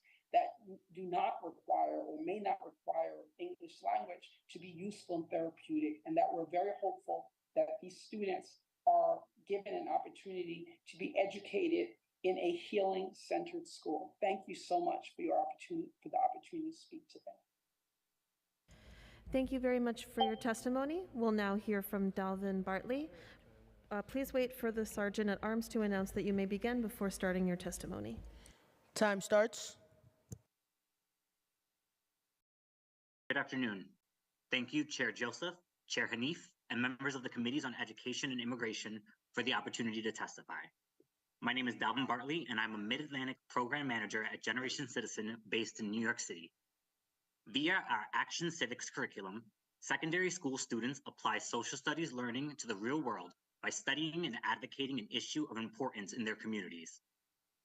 Over the past 2 years, Generation Citizen has experienced tremendous demand for our programming, allowing us to expand from about 150 classes in fiscal year 22 to over 230 classes in FY 23 and about 321 classes in the current fiscal year 24. This constitutes at least 8,025 students served across all 5 boroughs. Our project-based learning program allows students to connect with one another and their communities, supporting middle and high schoolers' social emotional learning and culturally responsive and sustaining education. Interest in our programming has boomed as schools seek to support students' emotional and community needs as we gradually emerged from the pandemic and have seen an increase in immigrant students in our schools. Many of our school partners serve districts and neighborhoods that house many students whose families are immigrants to this country, and many of the students we serve speak a language other than English at home. For example, at IS 125, 58% of their student body is Latinx and 30% of their population is Asian. For East Bronx Academy for the Future, 66% of their student population identifies as Latinx. GC works to ensure that our curriculum is accessible for all students, providing the student handbooks in different languages for many of these schools. This is a common thread throughout all of the schools that Generation Citizen partners with, which is proof that immigrant students in the NYC DOE need to be kept at the forefront of conversations when discussing support that can be provided to ensure that all students have an equitable opportunity for a high-quality education. Over the years, Generation Citizen students advocated on a range of issues, including school-based campaigns like advocating for healthy and equitable school lunch options, which resulted in the introduction of halal food to the school lunch menu. Others focused on community concerns like increasing protections for low-wage workers, particularly immigrants, the lack of affordable housing in New York City, and addressing racism and discrimination against Asian Americans and other marginalized groups, including families who have immigrated to this country. All students, especially youth of color, socioeconomically disadvantaged youth, immigrant and refugee youth for whom our public education system may be their first exposure to our democratic process, and other youth from underprivileged or otherwise underrepresented backgrounds need meaningful and powerful engagement within our public institutions as an integral part of their core social studies education. GC is incredibly thankful for the City Council's renewed funding in the past few years. Generation Citizen hopes to continue its partnership with the Council and the Department of Youth and Community Development to bring civics education to schools as we continue to support students of all backgrounds in the Action Civics process. Thank you again for your opportunity to testify. Thank you very much for your testimony. We have now heard from everyone who has signed up to testify. If we inadvertently missed anyone who would like to testify in person, please visit the sergeant's table and complete a witness slip now. If we inadvertently missed anyone who would like to testify virtually, please use the raised hand function in Zoom and I will call on you in the order of hands raised. Seeing no one else, I would like to note that written testimony, which will be reviewed in full by committee staff, may be submitted up to the record up to 72 hours after the close of this hearing by emailing it to testimony@council.nyc.gov. And now I'll turn it over to Chair Hanif to close out the hearing. Thank you so much.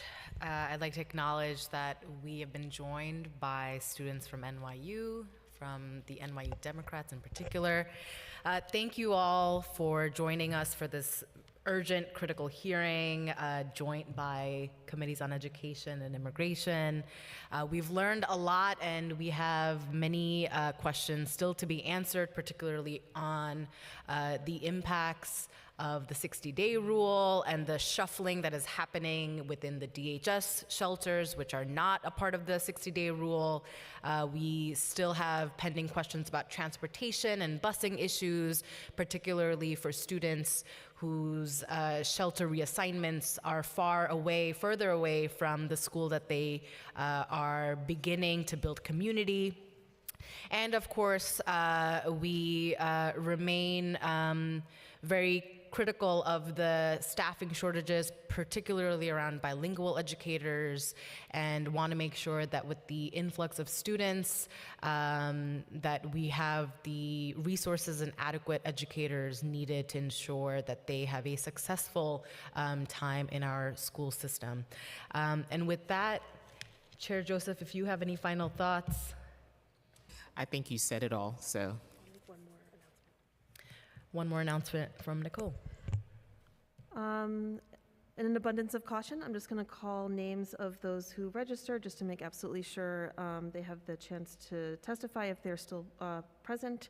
I'll call on May Lee, Sharon Leslie Brown, Christopher Leon Johnson, Tamin Ula, and Paulette Healy.